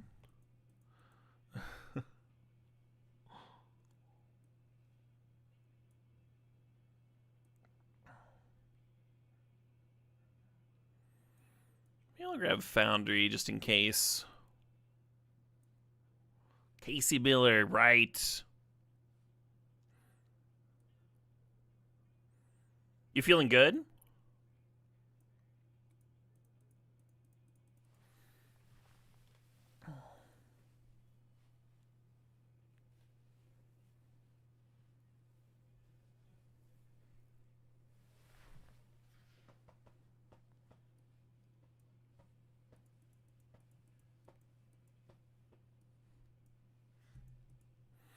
Oh, the Lava Spur boots actually are great here, right?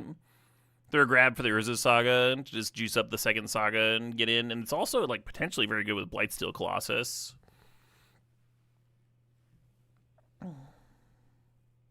Kinda, you're ready for limited, but not locked in on a deck for standard yet. Fair enough. Yeah, I feel like there's a few good options for standard.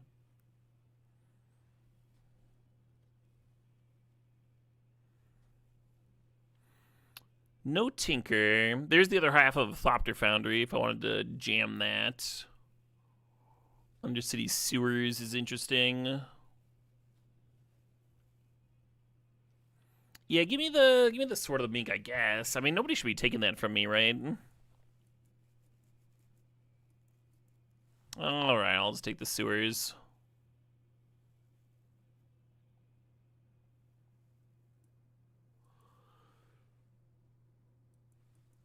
Wow, Force of Will and the One Ring. Both excellent cards in this cube. If we had a bunch of card draw already, I'd be more excited about taking the Force of Will. But right now, I have none. I guess I have the Time Spiral.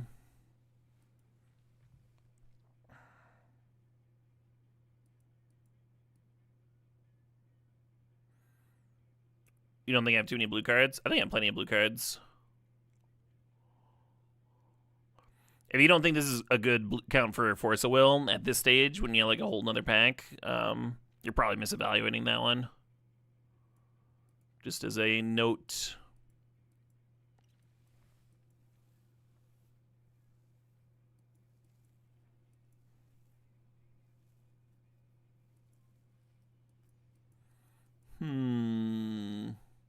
Suppose. Hey, there we are. And we have a tutor this time, the Imperial Seal, to help us put the Oracle consultation together.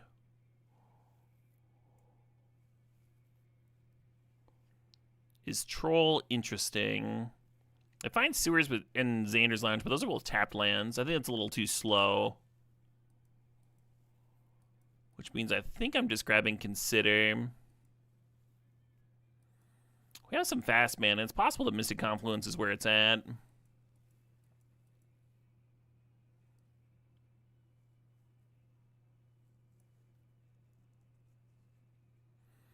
Is it wrong that you want Mana Twist? Probably. Man, Mana Twist isn't very good. Or Mind Twist, rather.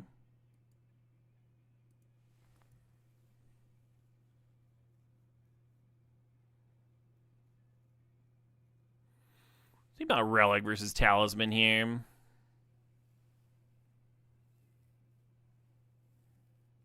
Talisman helps our mana a little bit, whereas Relic is bridges up to Time Spiral and can like serve as like a bullshit One Ring to just like loot through so we don't deck, or not so we don't deck, but so we don't flood rather. I think I'm grabbing the Talisman. Ramp to the One Ring. Yeah, the Jace is almost interesting. I'm gonna grab Mystic Tutor and really wish we had a Tinker. So the top is a good Saga grab. You could take Thundering Falls. I feel like we really do have too many comes and play tap lands already with the Xander's Lounge and the Sewers. So I don't think I want it. I think I'm just gonna grab the top here. Sometimes it's nice for Saga to be able to grab a spell, and it's another cheap artifact to juice up the Saga tokens.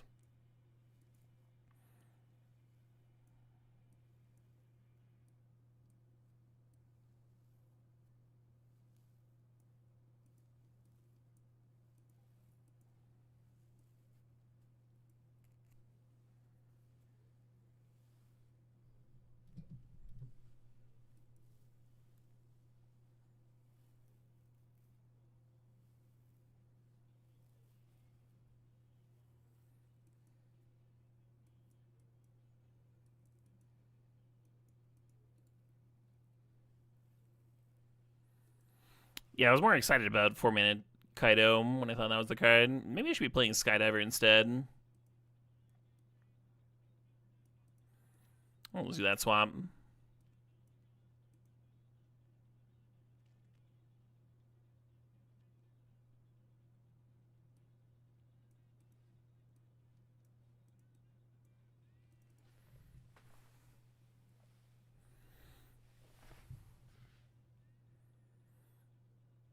Skydiver is probably better than Tidebinder.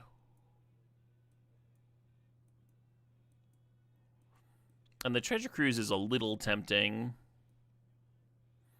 I'd almost want to play Treasure Cruise and Kaido, because Kaido can fill up the graveyard for the cruise.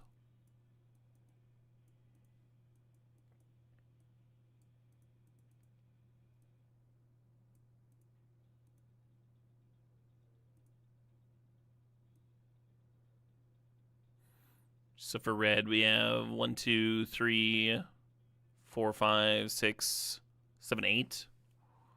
8's enough. It's on the low side. Talisman hard to tap for Ragavan and stuff. We want double red for Pyromancer, and we could cut Pyromancer and not have to deal with that.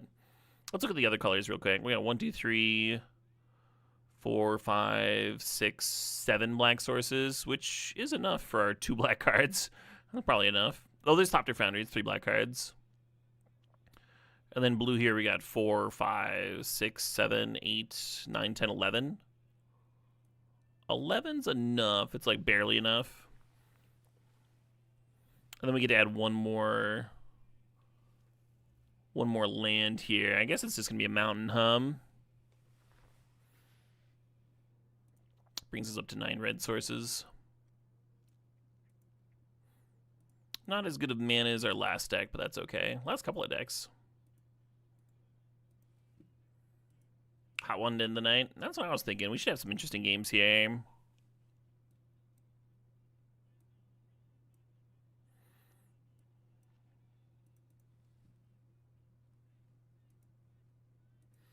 Throwing the deck in the overlay real quick.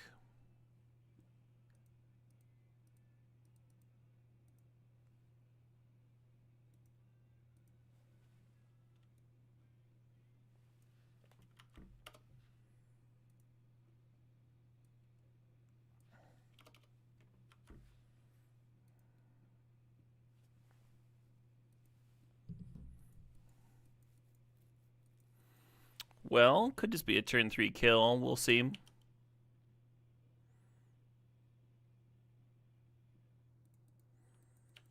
Pack one, pick one Lotus or Gleemox. That's a good question. I don't know.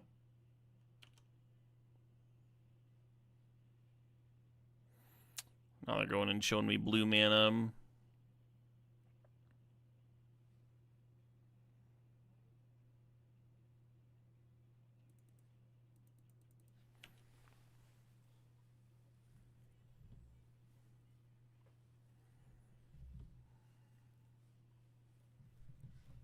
If we had Force of Will in the deck, we could Mystical for it and then Spell Seeker for the win with Force backup.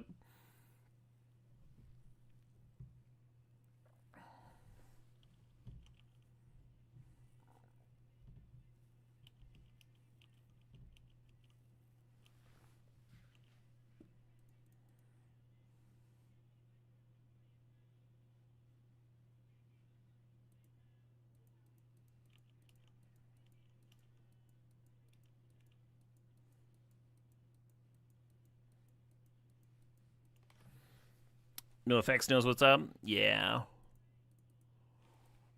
One of my wife's favorite bands.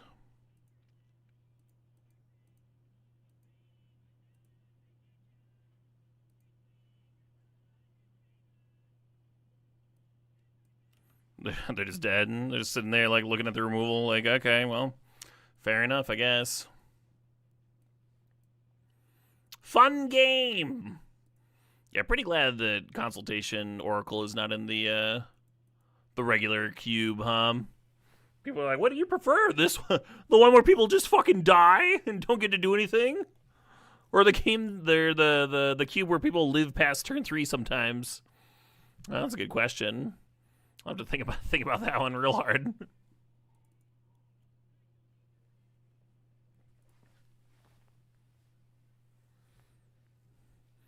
Yeah, last year I won tickets to Riot Fest, and that was a hell of a lineup that year.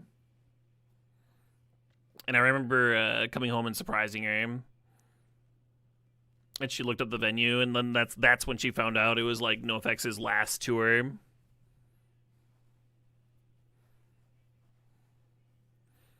I think that's the most excited I've seen her for a show.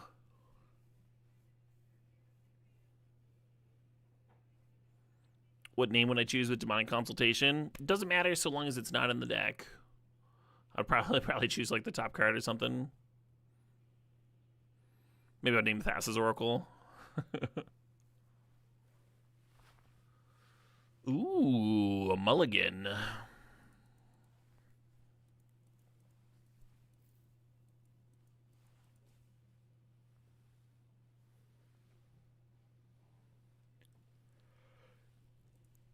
This hand rocks.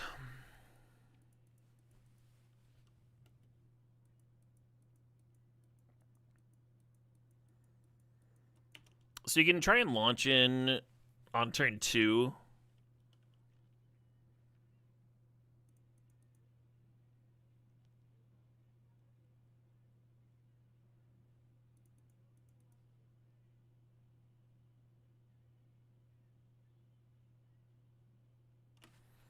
Or you can play the One Ring.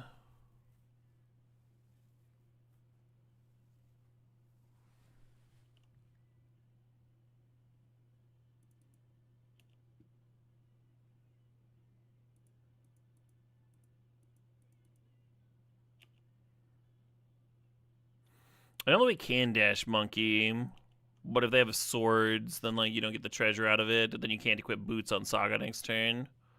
So there's some thought there. What's up, swords? But if they do have swords for Monkey, then that's one less swords that's hitting the Saga tokens, so overall I like this. Yeah, the main decision point with the hand is like whether you play activate Saga on turn 2 or don't play Saga, play the Swamp turn 1 and then One Ring on turn 2. Both totally valid lines, I think.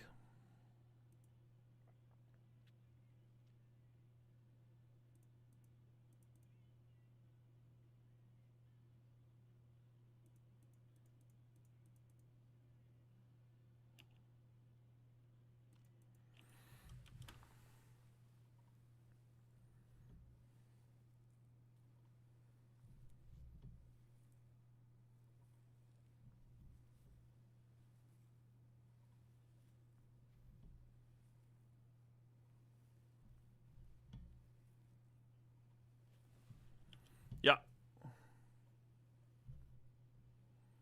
I mean, that they need to have something here.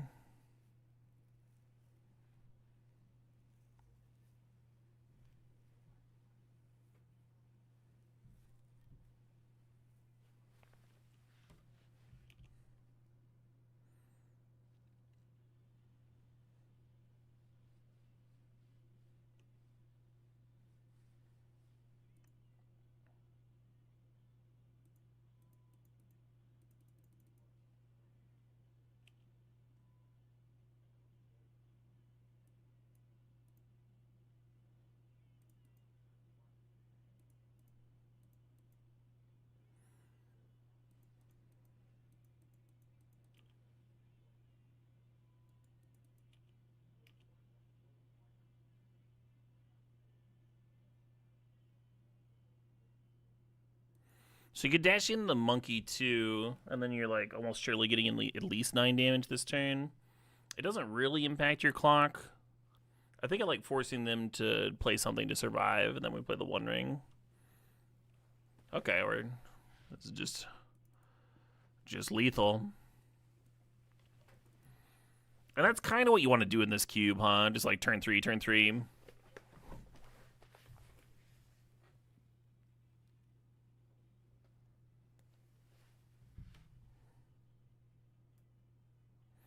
Saga's super fair. Yeah, I mean, we were surrounded with all the busted free artifacts there. We had an artifact heavy hand. Made it look particularly good. Happy Turkey Day to you too, Scooby Doobies.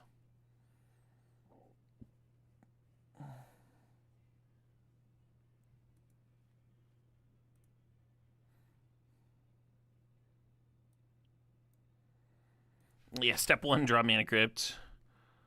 Everyone's taking notes, right? Do.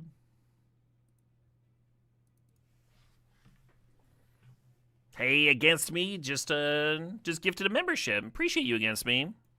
Mighty kind of you.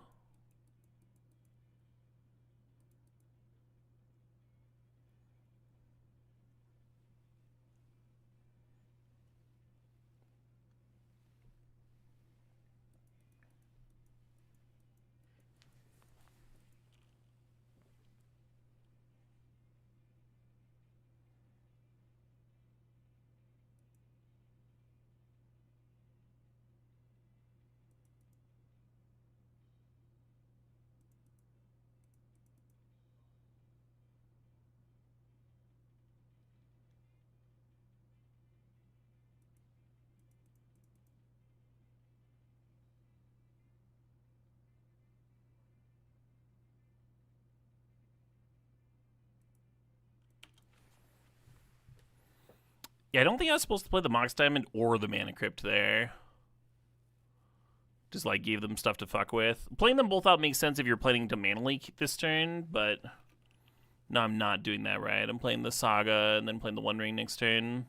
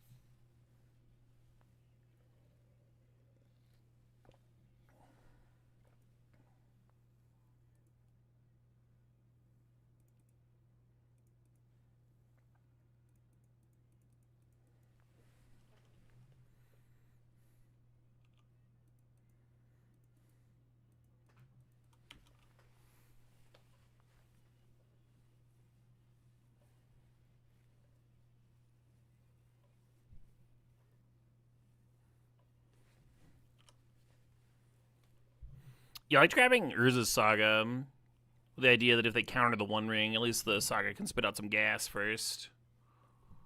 Instead of just tutoring a regular land. Opponent's got mana. Is cracking clues. They flip in Tameo? Interesting.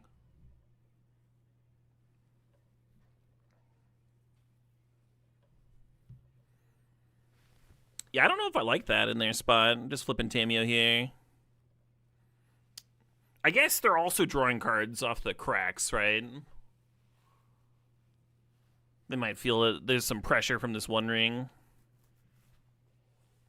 No, they got recall that Tameo might be able to rebuy. That's something, huh? That's a little some. We won't be able to stop the rebuy either. Not with Mana Leak, that's for sure.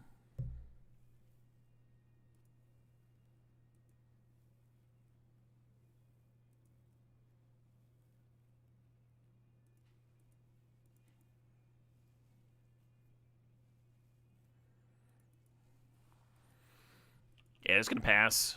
Could play Thopter Foundry out, but I think holding up Mana Leak's a little better. Especially when the opponent's drawing so many cards, huh? I don't want them just winning the game somehow.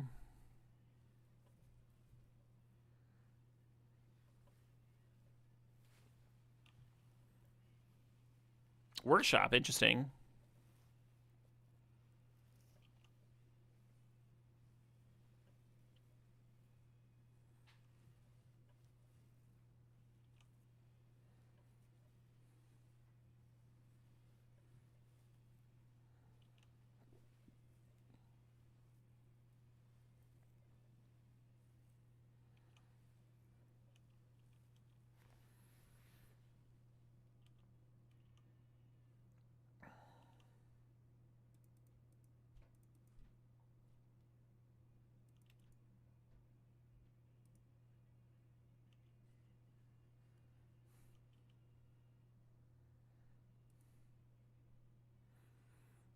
Poops.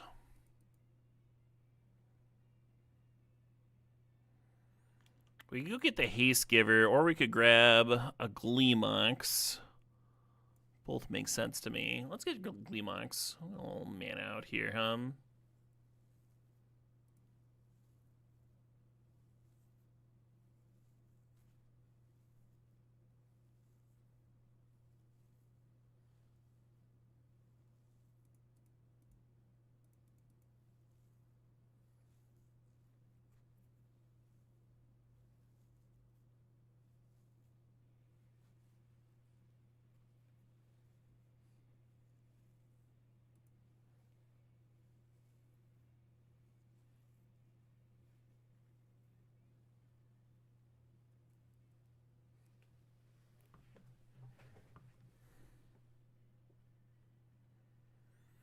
A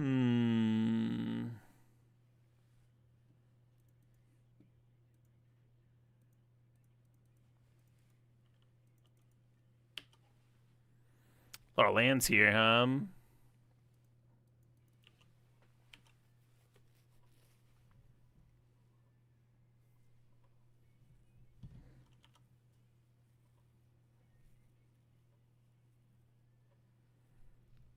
I don't know if I've ever put Fairy Mastermind and Workshop in the same deck, but maybe that's a me failing.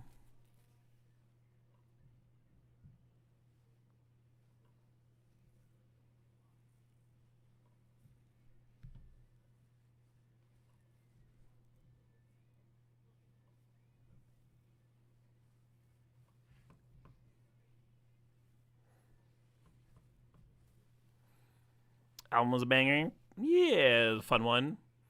A lot of the playlist has a big like nostalgia bent. There's some modern punk on, but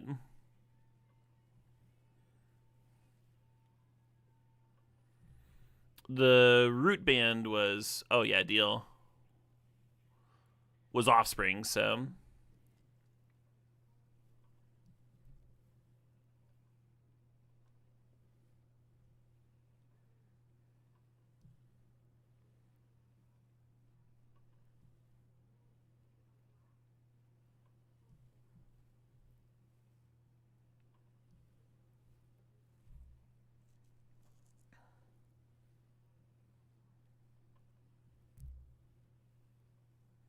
I'm excited for game 2 and 3 because we do have Hull Breacher in this deck, and like we can just power it out quickly. And they're playing like Wheel of Fortunes and Ancestral Recalls and such, Skull Clamps, right? And just like a lot of spots for Hull Breacher to do real nasty stuff.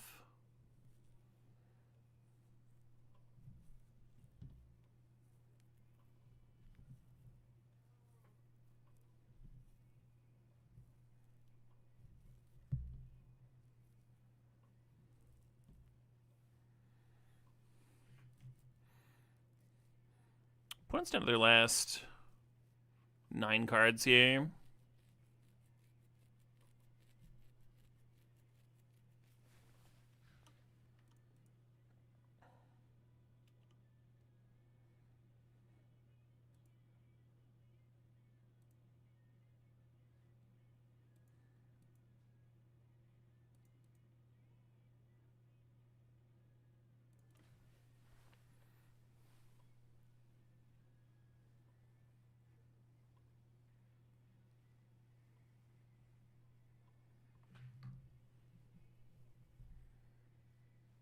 Ponder has a real good chance of finding the Oracle win.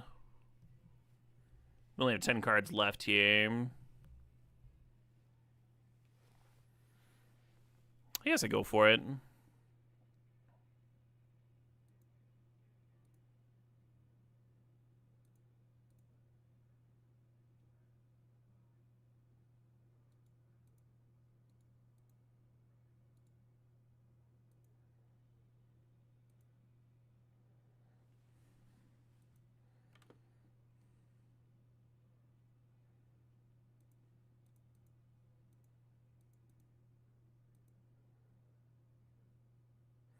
Just tie up all my colored mana here, which is real annoying.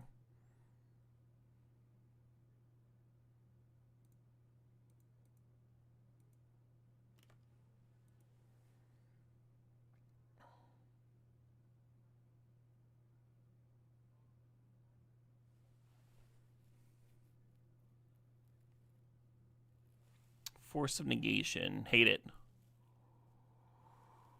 Okay.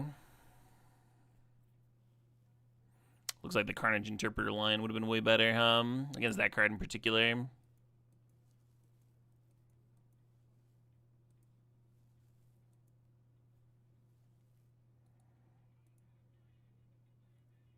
Oops. Should have clicked on the Hull Breach here. I thought I was stacking, and that's not what the card does.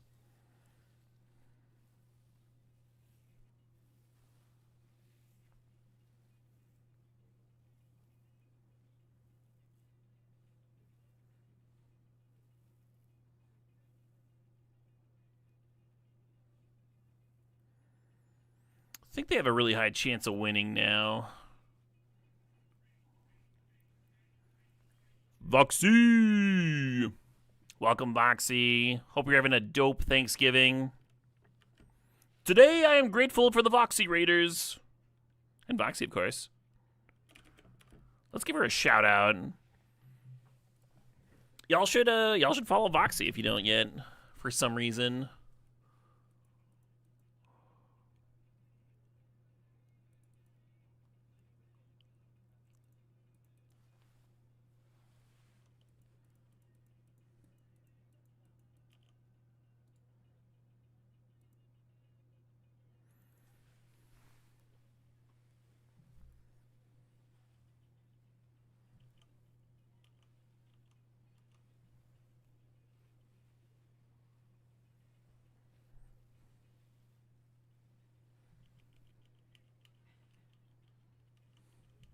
Oh shit, what up?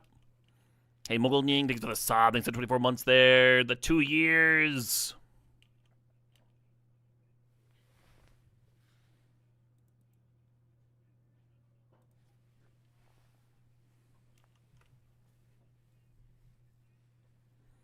Evening Babysitter Supreme. Yeah.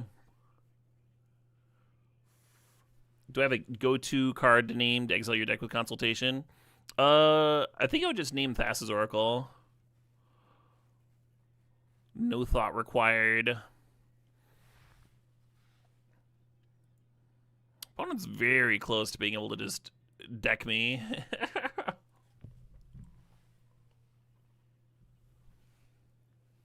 If they could somehow rebuy Wheel and Ancestor Recall.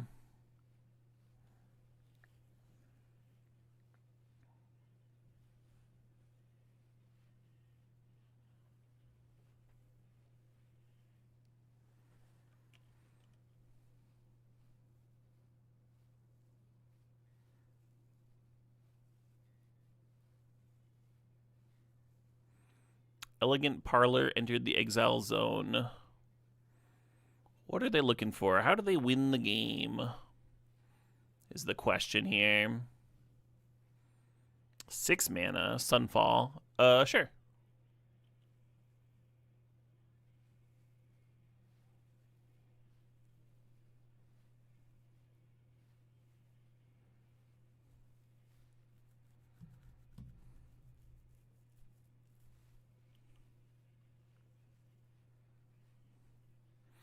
So we're going to actually sacrifice this One Ring at their end of turn to the Thopter Foundry, and that's going to rebuy the Sword of the Meek, and then we'll make another Sword token. We're going to keep the Mana Crypt around, because the Mana Crypt's going to recover itself.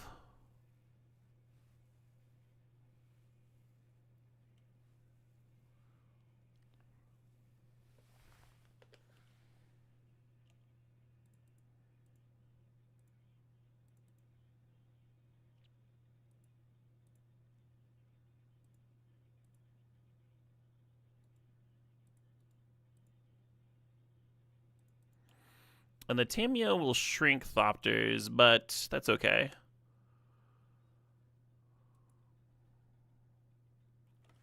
I think.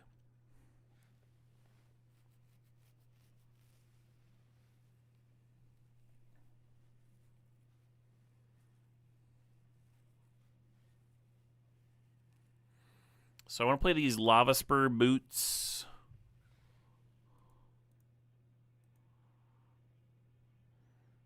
And then I want a Carnage Interpreter and give it haste.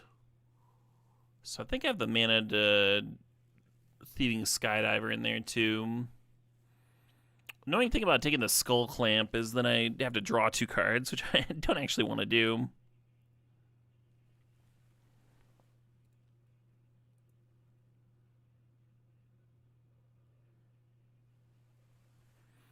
I don't think I'd have the mana to equip anyway, right?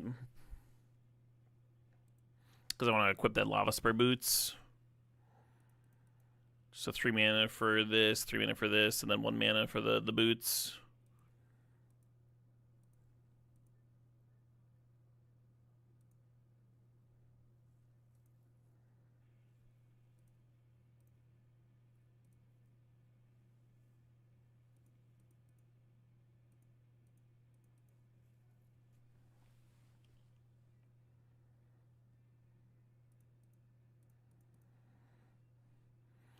So this will be worth 5 damage on Tameo.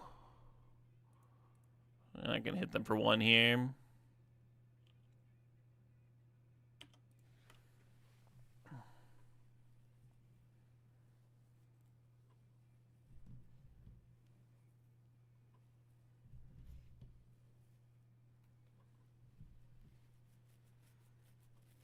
Something that the opponent could do here is Flashback Echo to find Sunfall again, and then Sunfall my board, which would be annoying.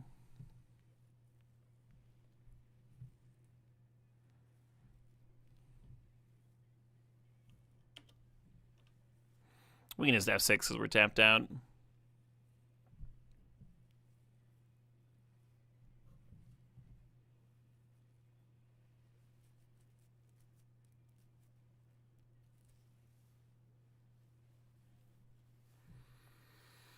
There's the Echo, sure. A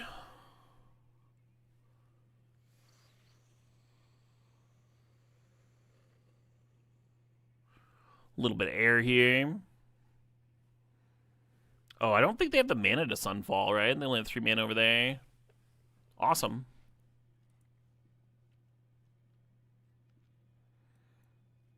Have a wild little game. Yeah, I think Hull Breacher is going to be insane. And Skydiver looks great, too. Wondering if I want, like, Tideminder or Soul Cauldron. What would I Tideminder? Meh. Let's this jam? Why am I thinking? What's wrong with me? I'm going to pour myself a little bit of cognac here. We'll fix that. We'll fix that whole having thoughts problem right up. Hey, I hope everybody has a good day of Thanksgiving. Hope folks have a lot to be thankful for.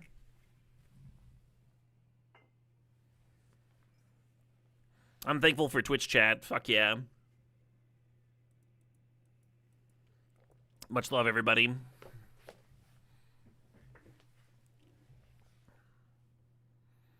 Oh, that's a pleasant cognac. So you turn 1 a Spellseeker.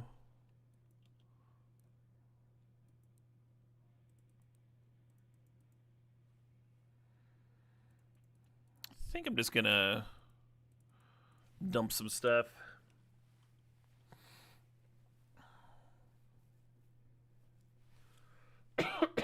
Excuse me.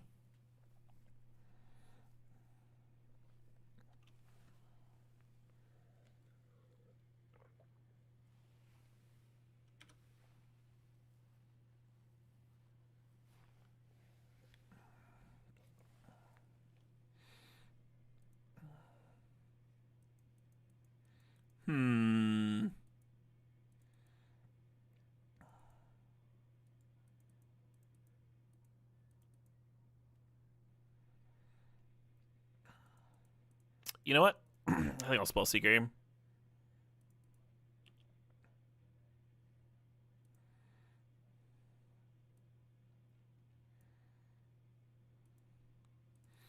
You could get Demonic Consultation there. Increase the chance that you just win the game next turn. I think getting the Mana Leak makes sense.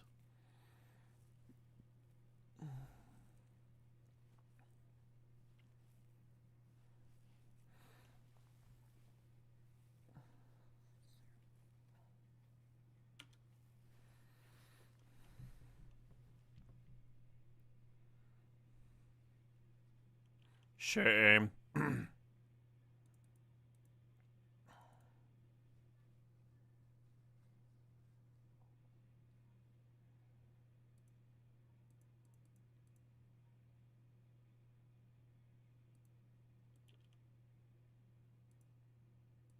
Jeebers. Whose side are you on, Mana Crypt?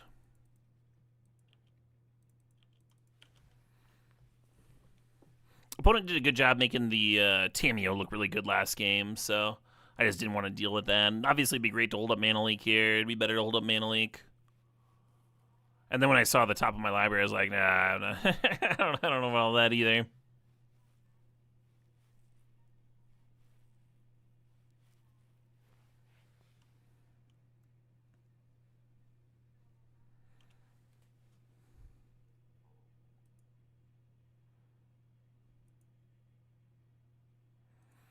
This is Mana Crypt just been like mono-doming me.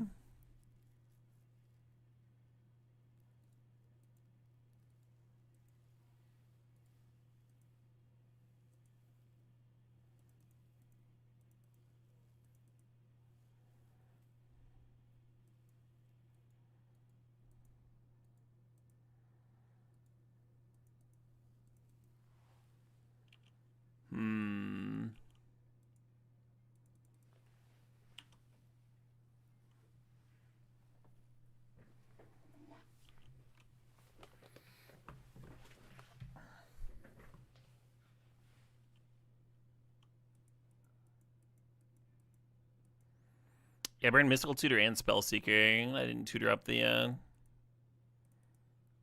They know the Mana Leak is here. Do they have me covered? They do not.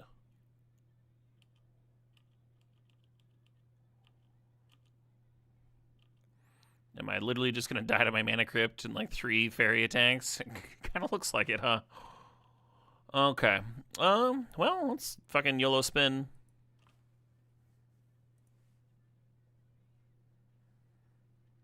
Yeah, Thopter Foundry and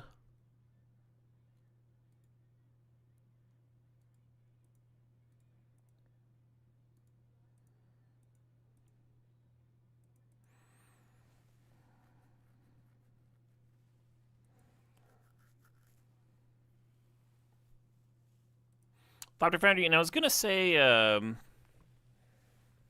hitting the demonic, but no, it's not gonna work.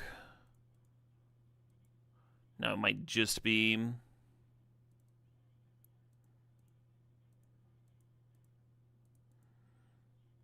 Thopter Foundry specifically here.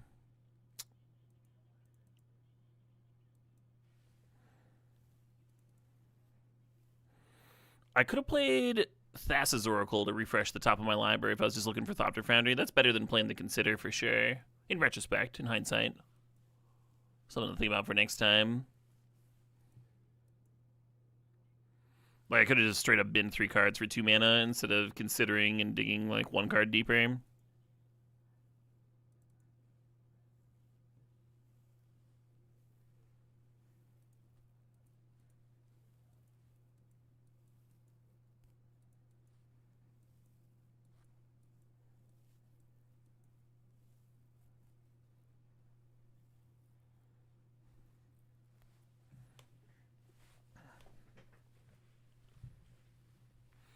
I'm just gonna Mystical Tutor for the combo, even though it'll be a little face up. Actually, does that mean we lead on Urza Saga and don't even muck around with activating Urza Saga? It's so bad if they counter the combo, but it would let us win turn 3 here.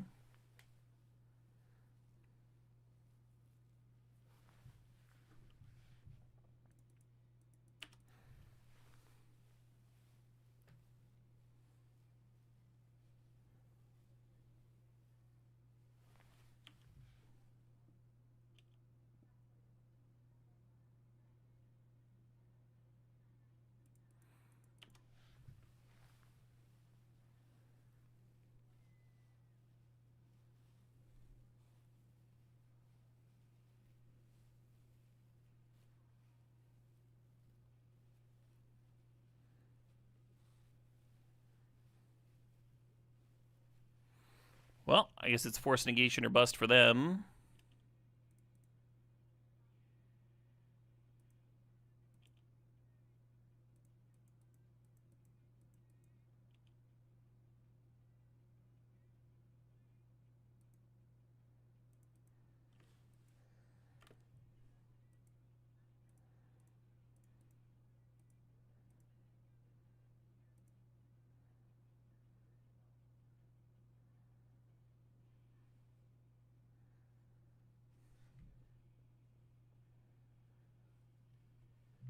Why do you need to play the Oracle before the consultation? You don't have to.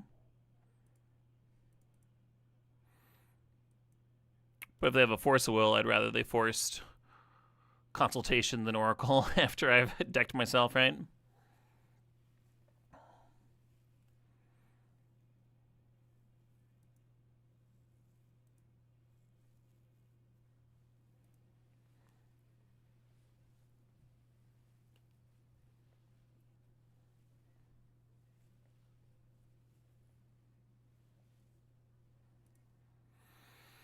Whew. Got ourselves another finals. That's CDH, it really is, yeah.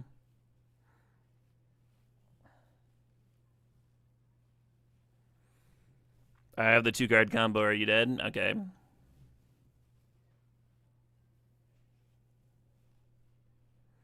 It's Thanksgiving and a good day to pie was right there. Oh my.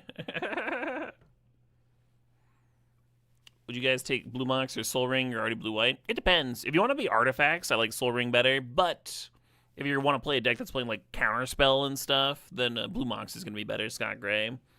So it depends on what kind of deck you're looking to build.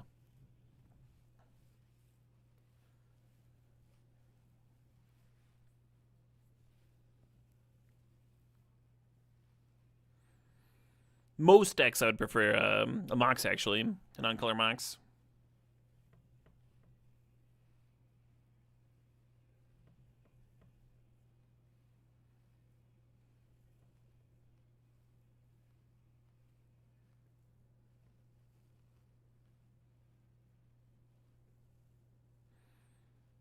The red jumpsuit apparatus. New cube. They had the cube last year, but fairly new. It's the no holds barred cube.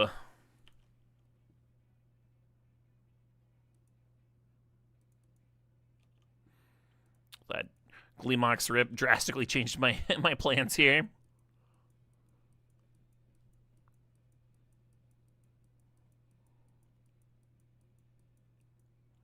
Not Og. We're not doing that. That would not be very neighborly. Just marching all over my Saga.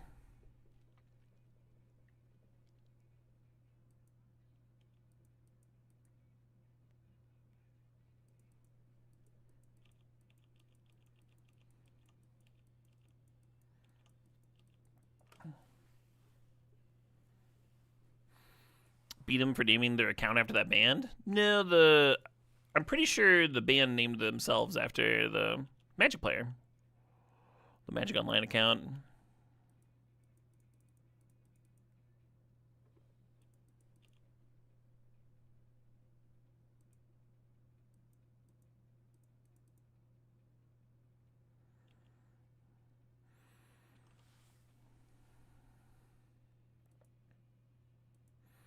For a second there, I forgot there was a Mana Crypt in here.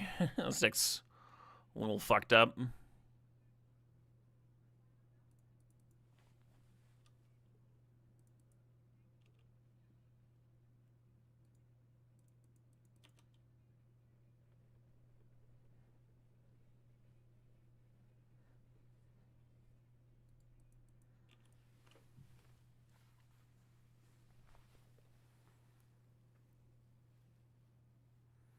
We charmpin'.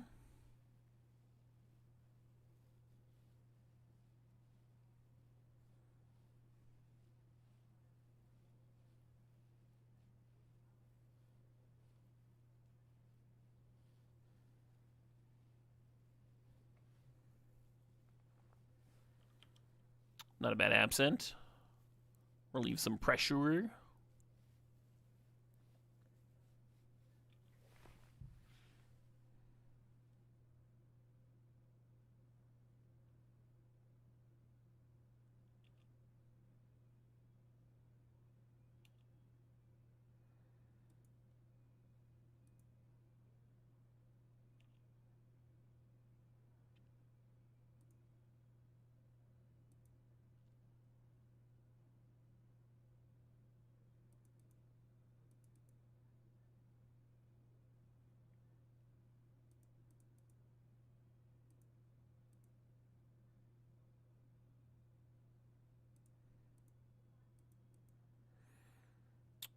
I'm gonna discard these. I could have spent the turn answering the mom, but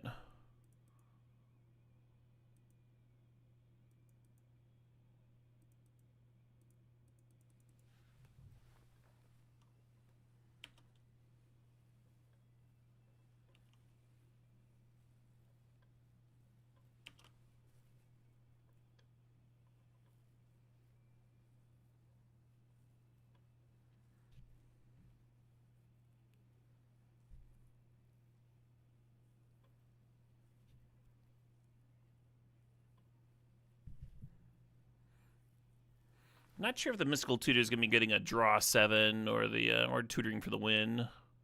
We'll see what our draws look like.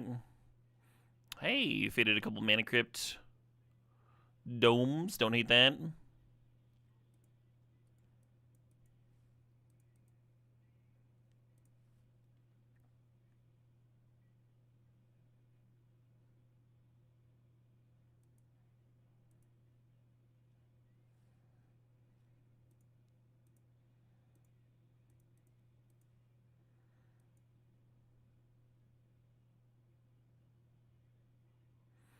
I think I'm just gonna bin the Mystical Tutor and just run out the Carnage Interpreter here. Carnage Interpreter is pretty fucking good.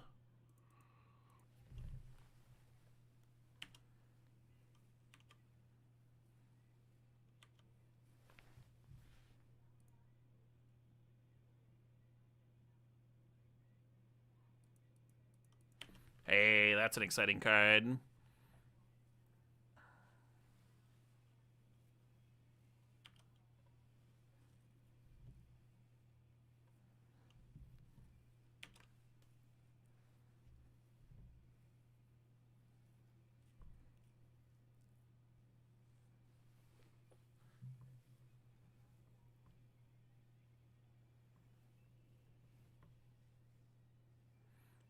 Yeah. The Smuggler's Copter can't deal me damage here, but they could get a loot in if they really wanted to. They get a free loot from Fable anyway, so it kind of just feels like they're tapping blockers for fun, but, you know, to each their own.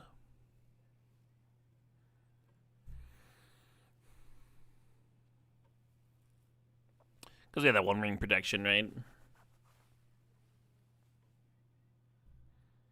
Even if we don't find Sword of the Meek for this Thopter Foundry, just like scooping up all my One Rings and Mana Crypts and stuff and make them a giant army seems pretty sick.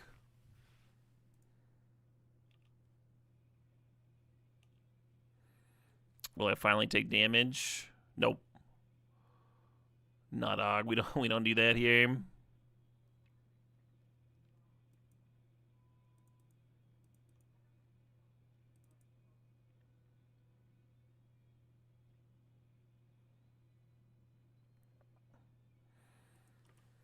Could play out the Spell Seeker to give my Carnage Tyrant Menace.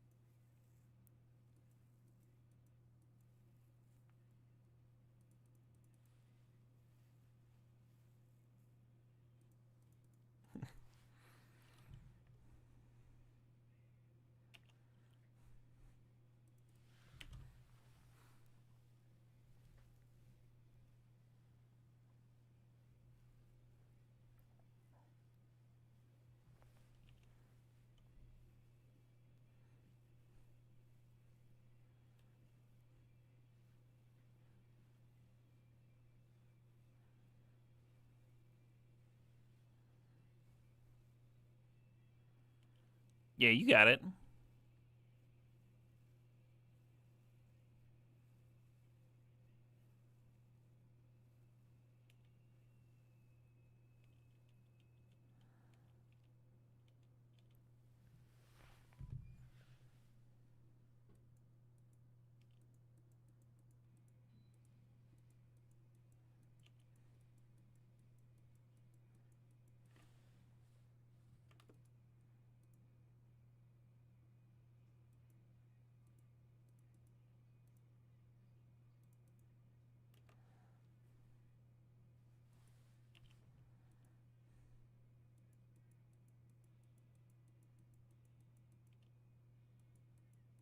Hmm.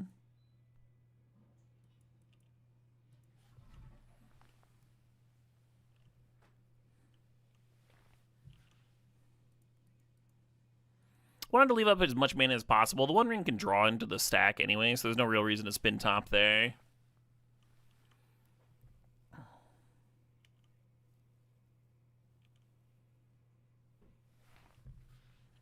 Happy Turkey! Hey, Humanity, thanks for the consecutive streams there. And Grim Engineer, thanks for the sub, thanks for the 13 months. Appreciate you supporting the stream.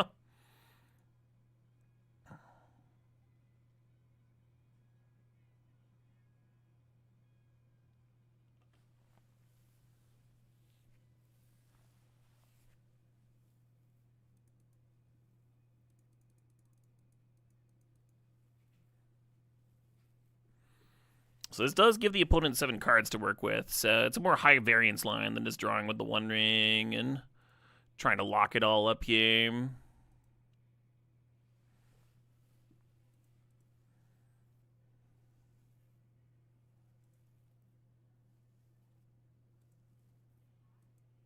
But it's nice to win, right?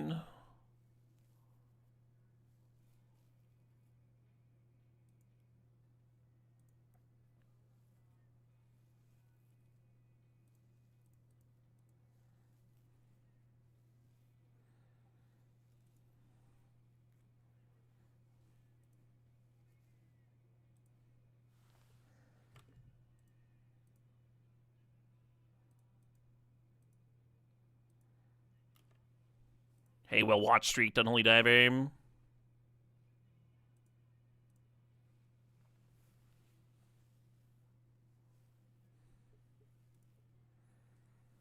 My favorite part about that game was how we just did not feel threatened by anything at all, any time. Kind of relaxed little game, huh? About as relaxed as it can be against a Boros aggro. I kind of like the idea of Tideminder. Maybe over Skydiver. They showed me a good Skydiver target, though. Tidebinder's just like kind of cute against Mother Runes is all. You play your removal spell, they activate, you're like, alright, Tidebinder your thing. Let's leave this as is.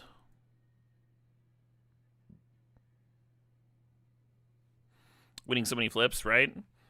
Yeah, we could have even started losing some after we got the Thopter Foundry down. We had a little bit of breathing room. Could have even like sacked the Mana Crypt if we had lost summon. Would I be up for a fun step? This is my last draft of the night, Scooby Doobies. Sorry.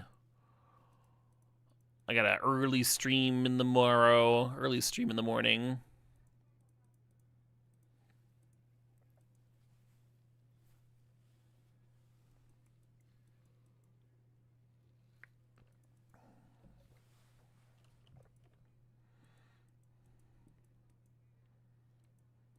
What time tomorrow? 9 Central Time.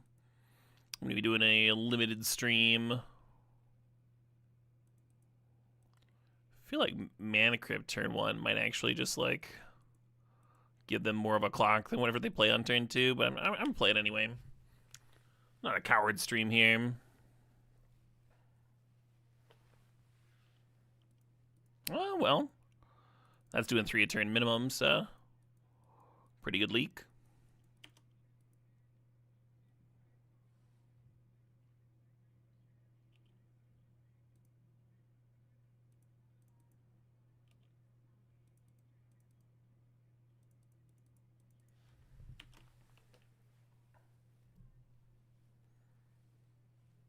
Saga was a great draw. If we get to cash it in, it'll fix my red mana too, potentially.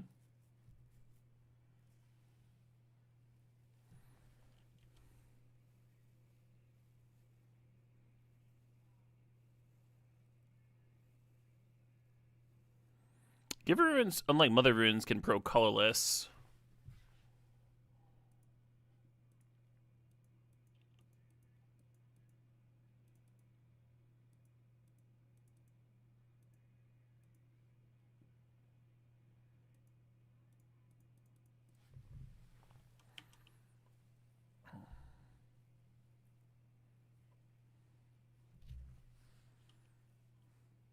So it's not a good attack here.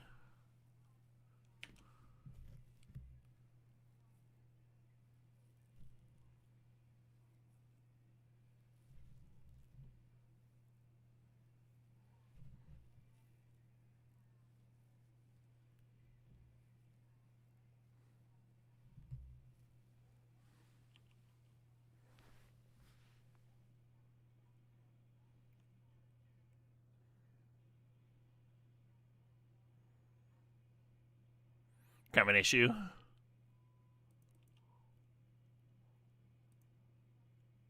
Uh-oh.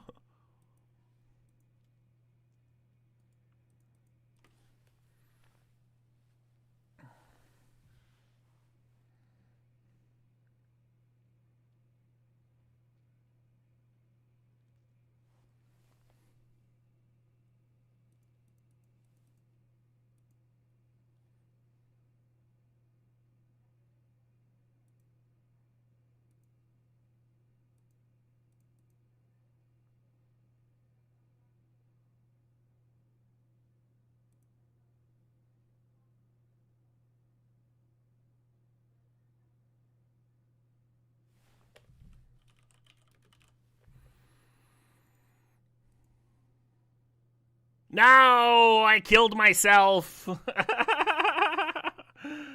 thought that was my best chance to win, though, was the Thopter Foundry not being in the top 6 cards of the library. And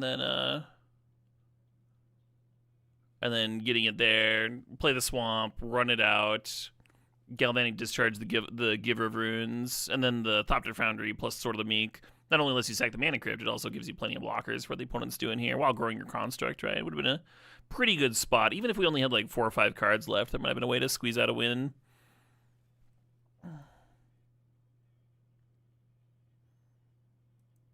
That's funny. Demonic Consultation, 2-0. The deck is 1-1. My Consultation's 2-0.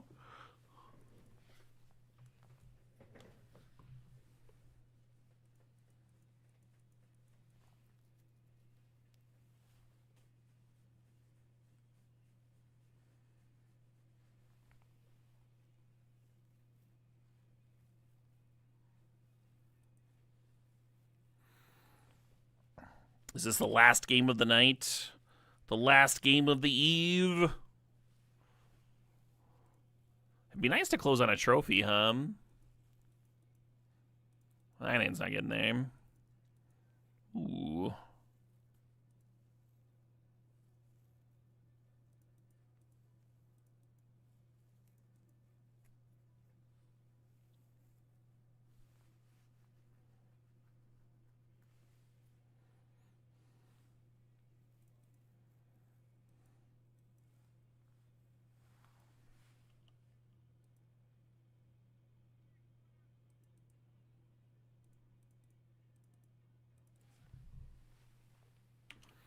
Mystical Tutor for Imperial Seal defined the combo. Seems like a lot. I don't know if I like that, actually. Well,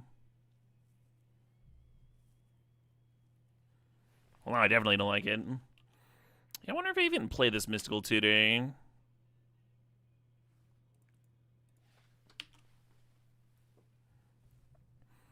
Hey, G Wildy, thanks for the sub, thanks for the 3 months. I guess we Mystical for Ponder is the play. We don't have like a recall or something to grab. We're mostly Mysticaling for Demonic. Yeah, I think I like Mystical for Ponder here.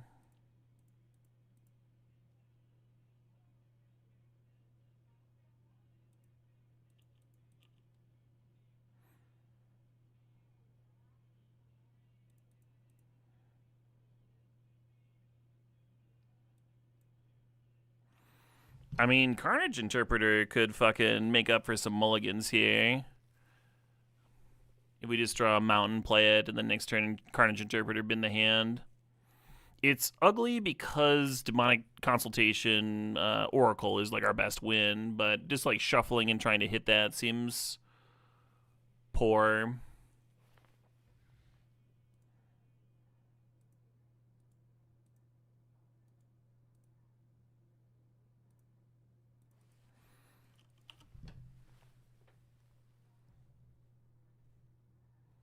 I think I was supposed to play out the Thopter Foundry turn 1 instead of the Lava Spur Boots, then hold up Mystical. Black Lotus, that's a bad sign.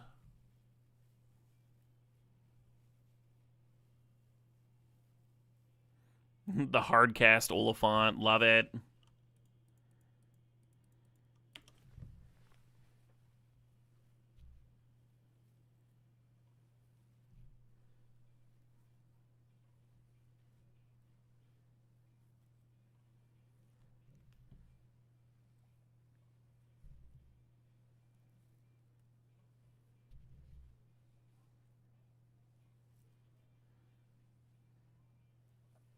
Would you like to trade critters? You would not. Well, that's a bummer. I was hoping they wanted to trade critters. Oliphant pumping Pride is kind of sick too. I think that's just gonna do it for me. I don't have like comeback mechanics like balance and stuff. There's the One Ring in here, I guess. Might be the literal only card that can pull me out. Yeah, I don't know if there's a way to win this game. Probably somewhere, right? There's so many decisions locked in there.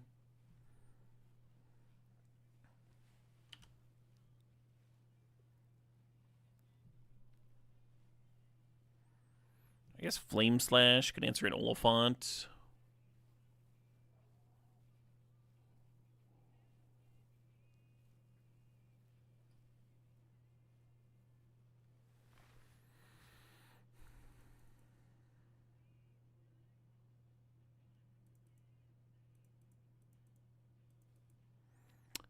Give it the old college try anyway, GG's. Yeah, I assume this would be a good matchup, just because they're weak to the Oracle combo, but we just like only had it the one time. Maybe there's a way to play game 2 or 3 such so we were more likely to get it again. I don't know. GG's. All right. Thank you, everybody. Those were some insane gift sub streaks in the middle. Really hype. Really felt the love. Tomorrow, I'll be getting up really early. Appreciate that sub, Wildy. Thanks for the 3 months there. Much love to all of you. I hope you all have a good Thursday. Hope you sleep well. Yeah, 9 Central Time. We're gonna be jamming a limited event in the morning, so I'm gonna get my beauty sleep here. And we should share the love. We should rate somebody. On Thanksgiving? You gotta raid someone on Thanksgiving. This is good juju right there. Thanks for the stream, Gobble Gobble. The Max Goblin.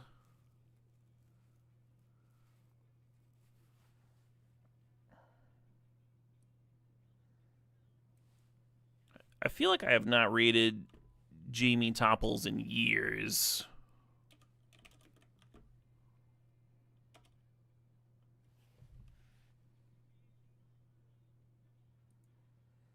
She's good folk for sure. Go wish a happy Thanksgiving, Turkey Day